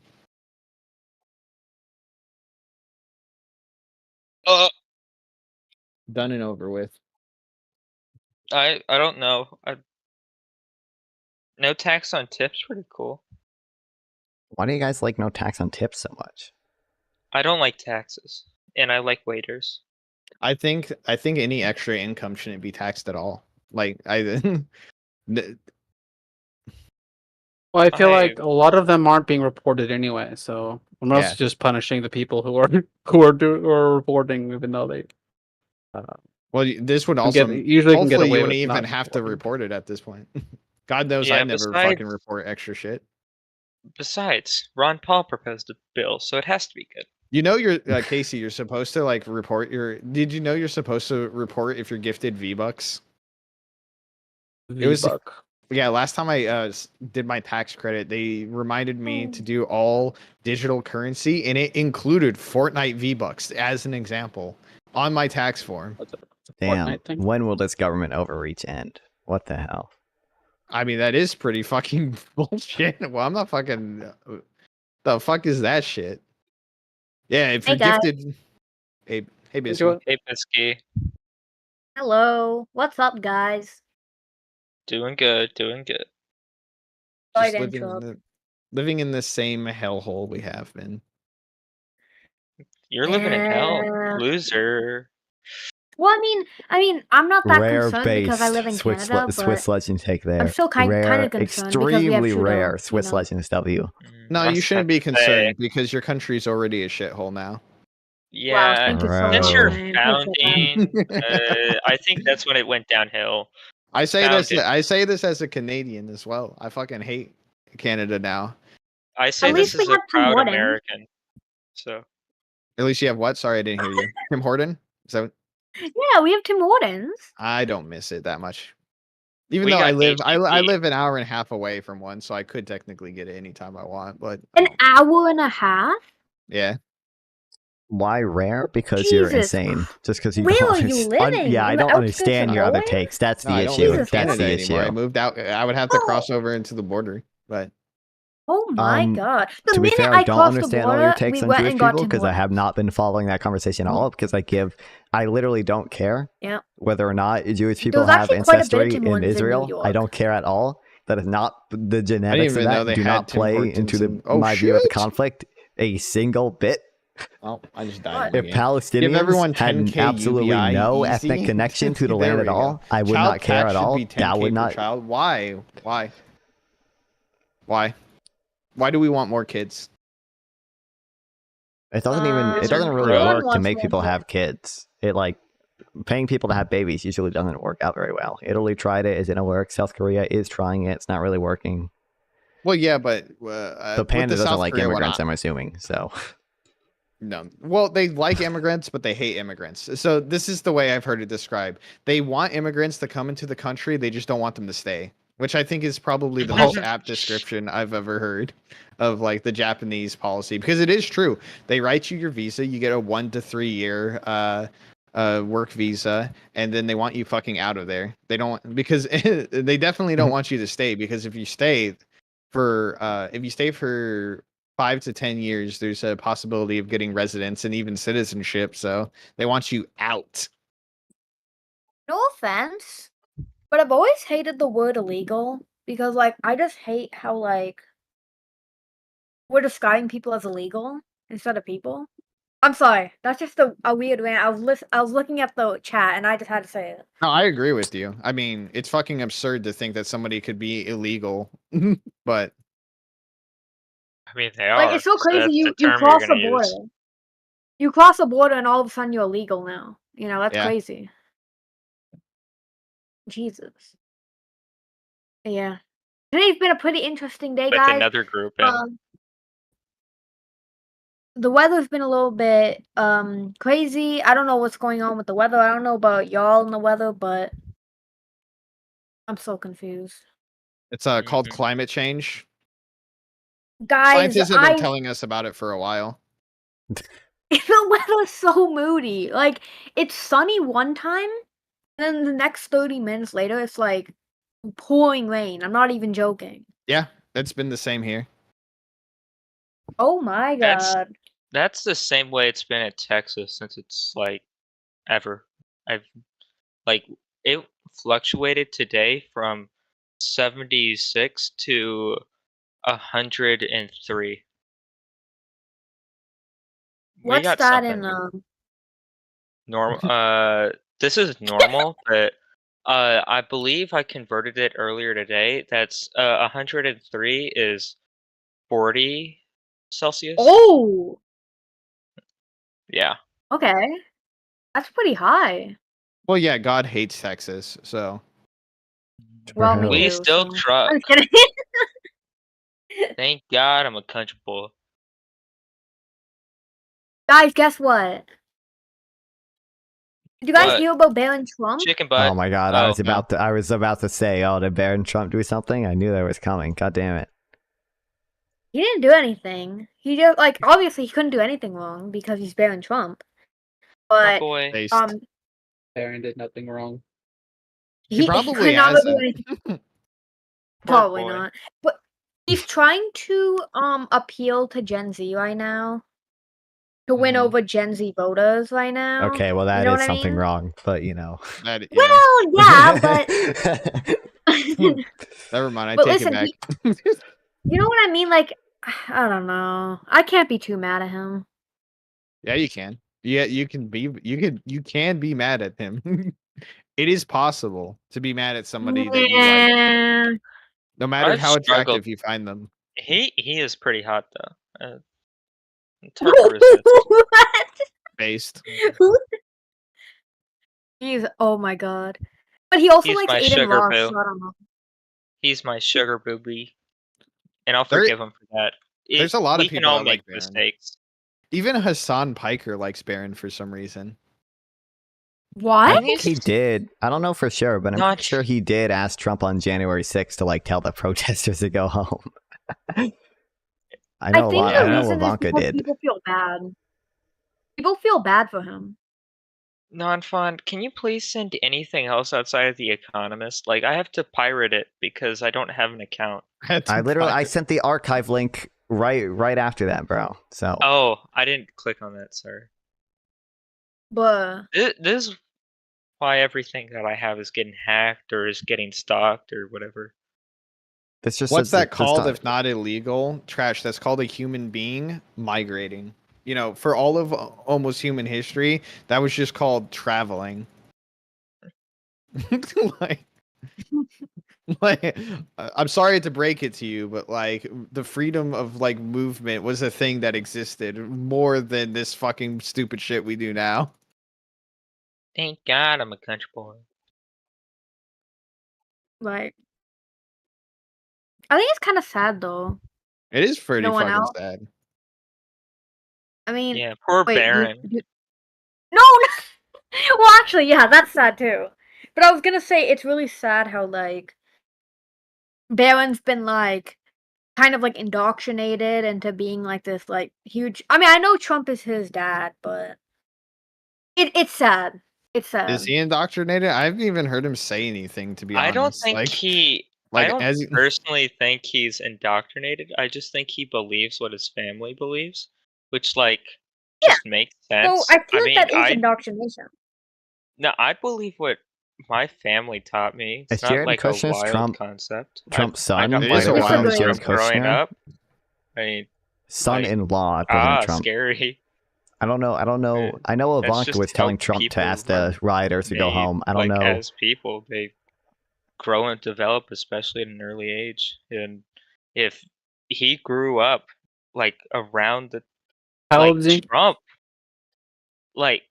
he's 18. I think he's 18. Trump, Yeah, Trump that's young enough. It's was fine. in office Trump was in office or in politics most of his life, and so it just makes Especially sense for that Barron, he's going to believe that. Yeah, he probably went to a private school. Not that open to other. At least couple Elon years Musk's of college. Hmm? Change a lot of people's views, generally speaking. At least Elon Musk's daughter is able to be hey, yeah, my dad's a piece of shit. Well, Is that so the trans one? Yeah. Yeah. I mean, I don't bad know for why you Elon. had to throw that qualifier in there, but I mean, I sure. thought Casey was gonna put in the E in the end, don't. I get where take you that I back. get where you're going with that, but Casey's Don't. not like that. I don't know why you would throw these accusations towards Casey. I don't know. She said it with the he. I'm sorry, Casey. I'm so confused. Okay. I was just gonna say I feel bad. Okay, because you know what I mean? He seems like a good kid. Well, every kid has potential, you know what I mean? But then now he's oh, Gen Z, please, vote for my dad, Trump, and like he like looks up to his dad and everything, and like I feel kind of bad. Like I want like people are hating on him, but it's not really his fault, He looks up to his dad. These are scary Yeah. times. Oh Yeah. no, a But I mean, kid people looks can up to change. his dad. I mean, people can change because if my Hitler parents had are a like, son and he looked up to him, that would be scary, right? yeah. He had family. It's not a crazy concept. I mean, there's the joke about Hitler's dog. I mean, there was people who loved Hitler. No fucking shit there were, but like, I mean, that's you said looking up to your dad. What a scary thought. I posed a scenario of which it would be a scary thought. Why is it scary to have a Hitler like a Hitler? I mean, Why is there's it scary to I have want to a... say Holocaust that is I want to say the Game Boy that does Holo- not. No, no, no, no, no, no, no, no, no, no, no, no. Okay, I muted him. Well, I'm a mod. I can unmute myself. I don't want to know where that was going. He's gonna get me banned. I was just gonna I say don't know. family likes family. I was moving away from Hitler. Oh. I feel kind of bad because I feel bad for Elon as well. My man's living kind of a tragic life. No offense. He chooses with his to live it. flamethrower. There's no reason for him to live a tragic life. I don't know, like he has all the money he needs to retire. I know. Yeah, I and know. live any life he wants. It's really sad. And instead he has all the interviews Jordan opportunity. Peterson about the woke mind virus. He could do anything in the world, but he decided to do that. Elon lost a son. That's what he said. He died. Trash fan, I don't know. I don't know if you don't know the story behind that. If you actually think that's what happened, or if you, or if your brain is just so broken by trans people existing that you think that's at all analogous. But I mean, I think it's actually it's mostly his fault, like no, like I get that there's situations where people just mishandle information like that, and like that's totally understandable. But like from my understanding of the situation, he literally just was like disowned them. It wasn't like fuck you. How about that? Good one, Panda. I don't understand what transgenderism is or whatever the hell, but it was more like, hey, I know what it is. I understand the concept, and I don't like you. Now, I don't agree with Panda on everything here, but I do agree. Fuck non-fawn. Let's. Oh my god. This is something I can. This is something I can get behind. I don't agree with Potato King on everything, but I can't agree on the fuck Casey Lee part. Casey, what do you even do to piss people off? I got a list. Do you want me to send you the Discord server What that we have? list? We just we go back and forth. I haven't invited Anoke on there because I think he'd ruin the party. But Probably. Panda's in it, Potato King's in it, we got PPG, and we all kind of unite and just shit talk Casey. I don't want to behind shit his talk back. Casey. I mean, I kind of Yeah, that's already why do you're not sometimes, but I don't invited. feel like doing it. That's why you're not so invited. mean, though. No, it doesn't True. exist. I hate PPG way more than Casey Lee. Elon's so one time mad. Elon is, man. That's crazy. And we do have the server that's I like Bimmy way more than Casey. At least because Bimmy's voting for Kamala. That's the only qualifier.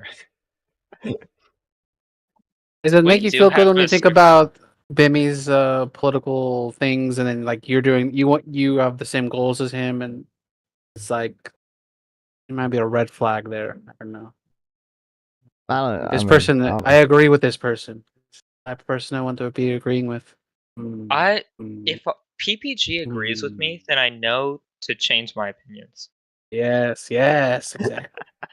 Like I used to be hard on abolish the electoral college, I have not talked about it in 5 months just because of PPG.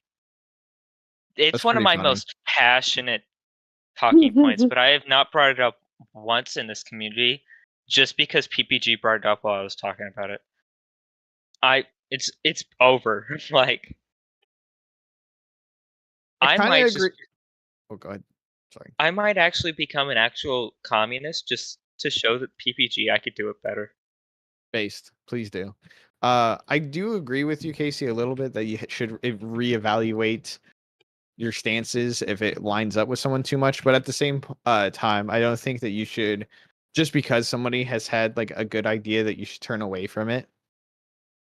You know, the whole a clock can be right like once or twice. I think know, I was mostly it joking. depends on how much of your ideology overlaps. If you find yourself advocating for like, I would say even 50% of what like Bimmy has to say, then you probably should be like, well, maybe I should reevaluate who my allies are, the points that I'm talking about. But if it's like certain things such as he would talk about getting money out of politics, you talk about getting money out of politics, I talk about it. That's like the clock being right. A broken clock being right twice a day. But how does he want to do it? Do you know? No, I don't. Oh, Exactly. through wealth He taxes, doesn't- obviously. He doesn't want to do This it in is the the same same way fucking that any of us want to scanned do. in, I scanned in genuinely think copy. that PPG does not know what he's talking about on that issue. The same way he just does not know.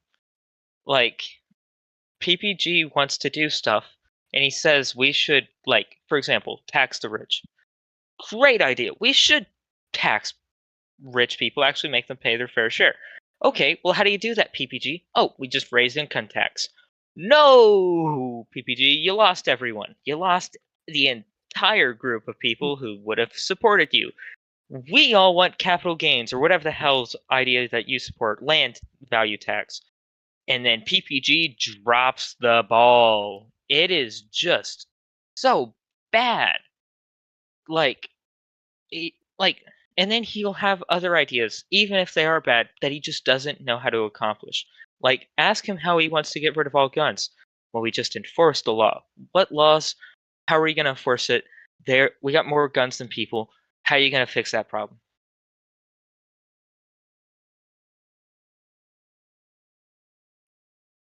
Okay. Yeah. Yeah. I mean, I think we all I think agree. income tax is better than capital gains tax. I don't know. I mean, why would you want to disincentivize people from saving? I mean, arguably income. I mean, it's investment, you know. I mean, like labor income's just like, you know, labor income, but like, you know, capital gains is like you're directly making the workforce more productive by saving and investing in here. Kanye West, I called PPG a bitch and told him how to do some unfortunate things to his body and soul for more than 5 minutes straight, and there's a 3-minute clip out there. I think PPG calling me a bitch and gay is the last thing I need to worry about. I have Like, that my the employer gamer is boy, after you're a me. little bitch. I have that as a redeemable like alert on my Twitch stream. Oh, you do? Wait, let me check that out real quick. I think Alright. that one is bits. It's not channel points, so I don't think you'll be able to. It's 5 whole I don't bits. pay money to Twitch. It's actually pretty cool. Can you send me that file? Hopefully. If you I don't have know. it. I think I still have it.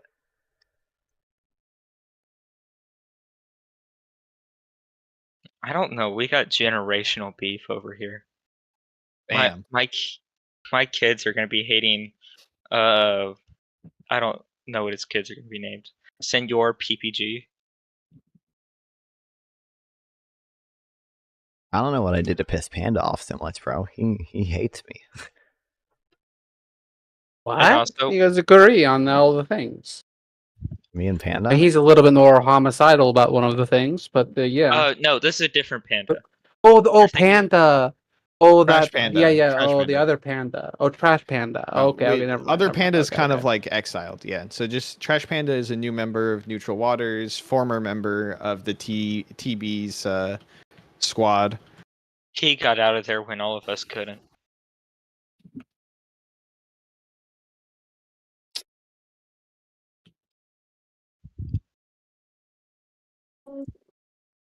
I asked the people in the chat to come up with some social issues for us to talk about. Talk about ethnic loyalties in the context of Israel and Zionist and Jewish dysphoria. Oh man! Oh, we should get Bubby in here. He'd love that topic. I love Bubby. Bubby was I like watching Bubby live stream too. earlier. I don't know if he still is. But I don't actually think Bubby's a part of this server. If he Yeah, he is. Oh, he is? I think he is, right? I'm pretty I sure don't he think talked he to is. me in this server. He might be. I don't know. I didn't invite Maybe him. not. Oh Who yeah, knows? he is in here. We actually, me, Bubby, and some other guy made a server, so a different server. So he's in there talking with them. Yeah. So does anybody want to go into ethnic loyalties? not at all. Ethnicities are gay. Care about your family and state. Oh no. I don't- think that it is we should be more conscious of Oh, that because no. it's one of the great evils or whatever that leads to the worst things. Also, fascism is alive and well in Israel, but y'all sort of ignore it. Whatever. I've always been against ethnic loyalties. I don't care about people that look the same as me and are born with similar DNA to me. What I care about is my local community. I think you can have a loyalty to your country. I think you can have a loyalty to your community. And yeah, a lot of countries am I that's that going much to of a have a Destiny lot shill? of I that don't have know. I don't ethnic know. homogeny. They're going to I be don't know the if I consider same, myself Destiny shill. ethnicity as you, but for places be like a America, when your Destiny fan. neighbors are, Asian, I don't know. I think I enjoy his content. I think his European, content's entertaining. I think he's I think he's pretty North respectable. American, South American, all like mixed in the same. He does like pretty communities. respectable like It kind research. of Like I think the fact that he deludes to spent like any months idea researching of Israel ethnicity, Palestine because like and then like it makes you actually like went to Israel to like realize interview people. that the issues that Do really you know matter what Destiny did to Hassan? are what is When are you? Their whole drama was like 4 years ago. I don't know exactly what you're talking about. There's a lot of drama there. I don't know. What are you talking about? What you could be talking about like the N-word thing, or about K9/11, or about I don't know. There's a lot of lore to go through. You have to specify. rather be neighbors with them than anybody that looks even remotely the same as me. Destiny's a Also, very bad nowadays, person. what is there to even draw on ethnicity? Because before, ethnicity, like I said, was kind of tied to community. How did he betray him? Specify, please.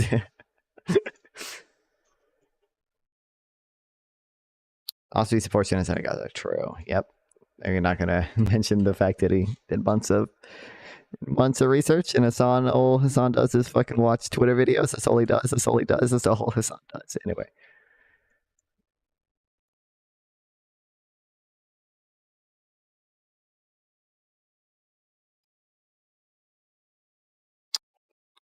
Wrong. Okay. Am I going to mention how he betrayed Hassan? I'm just so curious. I don't even care. I don't even care if he did. It's just not like what I value in a content curator is not how he valued his friends. He didn't do research. He just read Zionist sources. Oh, okay. Yeah, I didn't consider that. Yeah, my bad.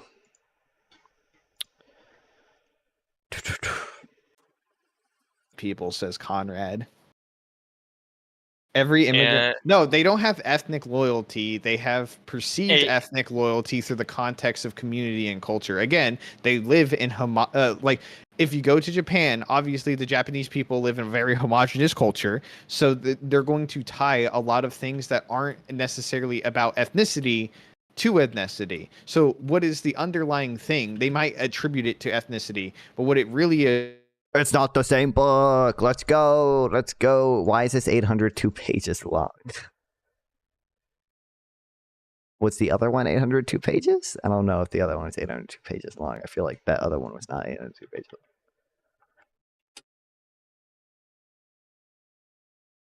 Oh, it was 802 pages long. Okay, I can still copy from this one, which is what I need. Okay, it's still like a little...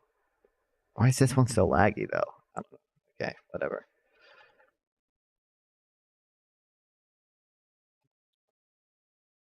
In country that they're in. If you By the took way, a Conrad. fucking... Oh. I was going to say, if you took somebody from Africa, placed them in Japan, and raised them as a Japanese person, they're going to exhibit all the same traits as a Japanese person. You don't know that. But like, Conrad, you're retarded. White people aren't the only people who don't have ethnic connections, and even a lot of white people do. The Italians, for example, and the Irish. Like, oh, big on my loyal Irish brethren sort of dealio.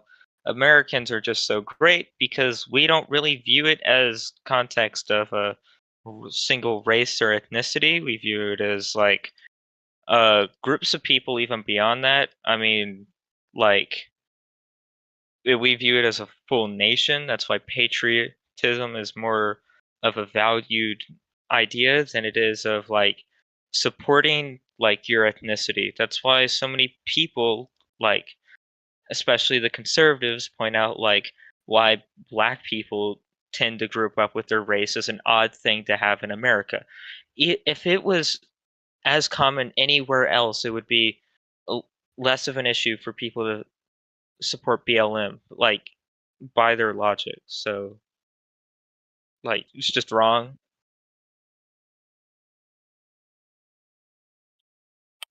Sorry, you can go back. I'm just writing something out. I'm doing a poll for next Sunday stream. Well, no offense, but if someone tells me they're from Canada or I feel like whatever, I feel like he's destroyed PPG multiple gonna times. probably be No, like, "Oh, I haven't that's seen the most sick," you know recent what I time. mean? I don't Like, know I'm from exactly Canada what you're too, talking you know what I about. mean? And you have that kind of shared thing, you know? It's kind of sick. So it'll probably be nicer to them because, like, oh, they're from Canada, I'm from Canada. You know, it's kind of like a shared thing. It's like we have something Let's in see what common. Destiny said on Piers Morgan. Okay, what if they're an Indian from Canada? He's been on Piers Morgan a lot. You're gonna have to specify. Well, they're from I don't know. Canada. Do they talk in the accent? That might change. React on depends if they're stream. born there. Stream the Ooh. Discord. What? Nativism I was born over in Canada. here. I was born in Canada, so I Oh. don't have much of like an Indian Wait, accent. do you maybe. mean? Did you Like, send it? I don't Yeah, know you if sent can it to hear me here. But Hold on, give me a second. I have to clip. Okay, yeah. I don't care about what you have to say. Give me a second to actually say something before you What the fuck is this stream layout? How is this even possible? How is this possible? How did he do this? blabber on, because you're not talking to me. You're not talking to Turbo. You're not talking to Eurobor boy or whatever his name is. You are talking directly past everyone. You're talking past Legate. You're talking. Said Trump is inhuman and deserved to be shot. I've not seen that clip of him saying that. I've never seen him say that Trump deserved to be shot. I don't think those words ever came out of his mouth. If he had that clip, I'd be curious in seeing it. But I don't think those words ever came out of his mouth. I'm pretty sure he multiple times said he does not endorse political violence. Oh no, he found a clip. I don't think those words. I don't think those words came. Did he say Trump deserves to be shot? Inhuman Pierce Morgan. Wait, you didn't even link the fucking. If you do dumb shit, there will be consequences. Finally, let it happen. I'm not gonna get on my knees and beg. I'm pretty sure I've seen this, and I'm pretty sure he did not say that. If you can find a clip, they don't even list a. Why don't they list a fucking inhuman thing as a quote down here? Pretty sure all he has said is that if you support an insurrectionist, he's not going to have sympathy for you if something bad happens. Pretty sure that's been his position since it happened. I don't think yeah.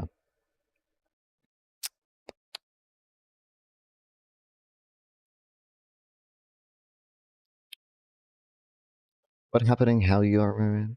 How are you? Bruce, I don't really care what you have to say because the only person who actually does care is Jesus Christ, and I think he's getting tired of it too. So if we can just move past your cartel simping for 5 seconds, I don't think that anyone who's trying to shoot you for land is going to live in any society because it's a violation of property and life. 2 of the 3 rights that I think we have born into our life. I don't think you understand properly any argument that any libertarian, free market guy, or even socialist or communist. I think you are just a retarded sockdim who has not gone over your mommy and daddy leaving because they couldn't handle the thought of having it such. Me for real. I am the retarded sockdim. That's me A disgusting as well. child. You should honestly well. take a bullet and see how far that gets you. I don't care if it's with a gun or if you're just going to swallow it like a pill. I literally don't care about your life in the slightest because you absolutely have no use on this earth. The only people you bring What is this? This is Gamer Boy destroying PPG, as I was told. value to is your tenants who could likely follow your advice and get a cartel to take that property for themselves. Why are you? Were you guys like debating cartel shit? Why are you guys talking about cartels? What is it? What? If you literally want to be arguing, I don't care. I don't care about the state.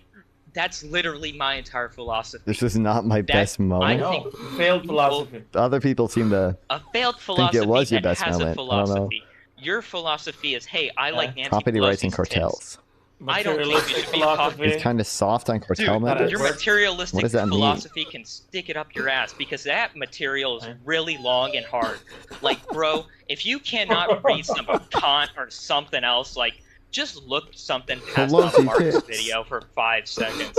I don't think you understand what materialism is. You just say a materialism has something to do with communism, and I think I'm a communist, yet you've never actually read a book.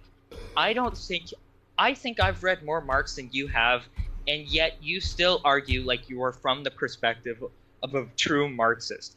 I can honestly think I've read more No books Marxist this fucking week. no Marxist goes for fucking the Democrats like that. There's no way.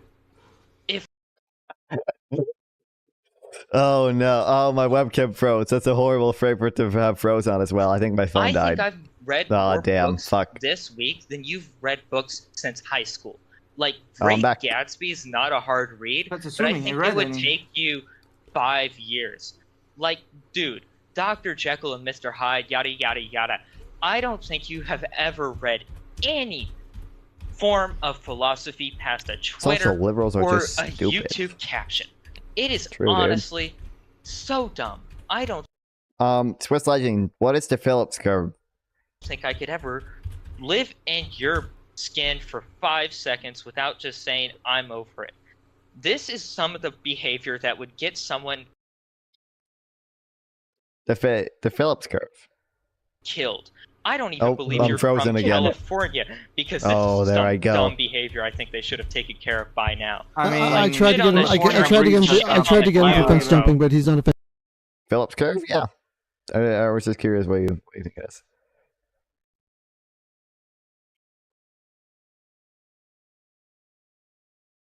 I don't know. Okay. That's, well, it kind of made my point for me. Anyway.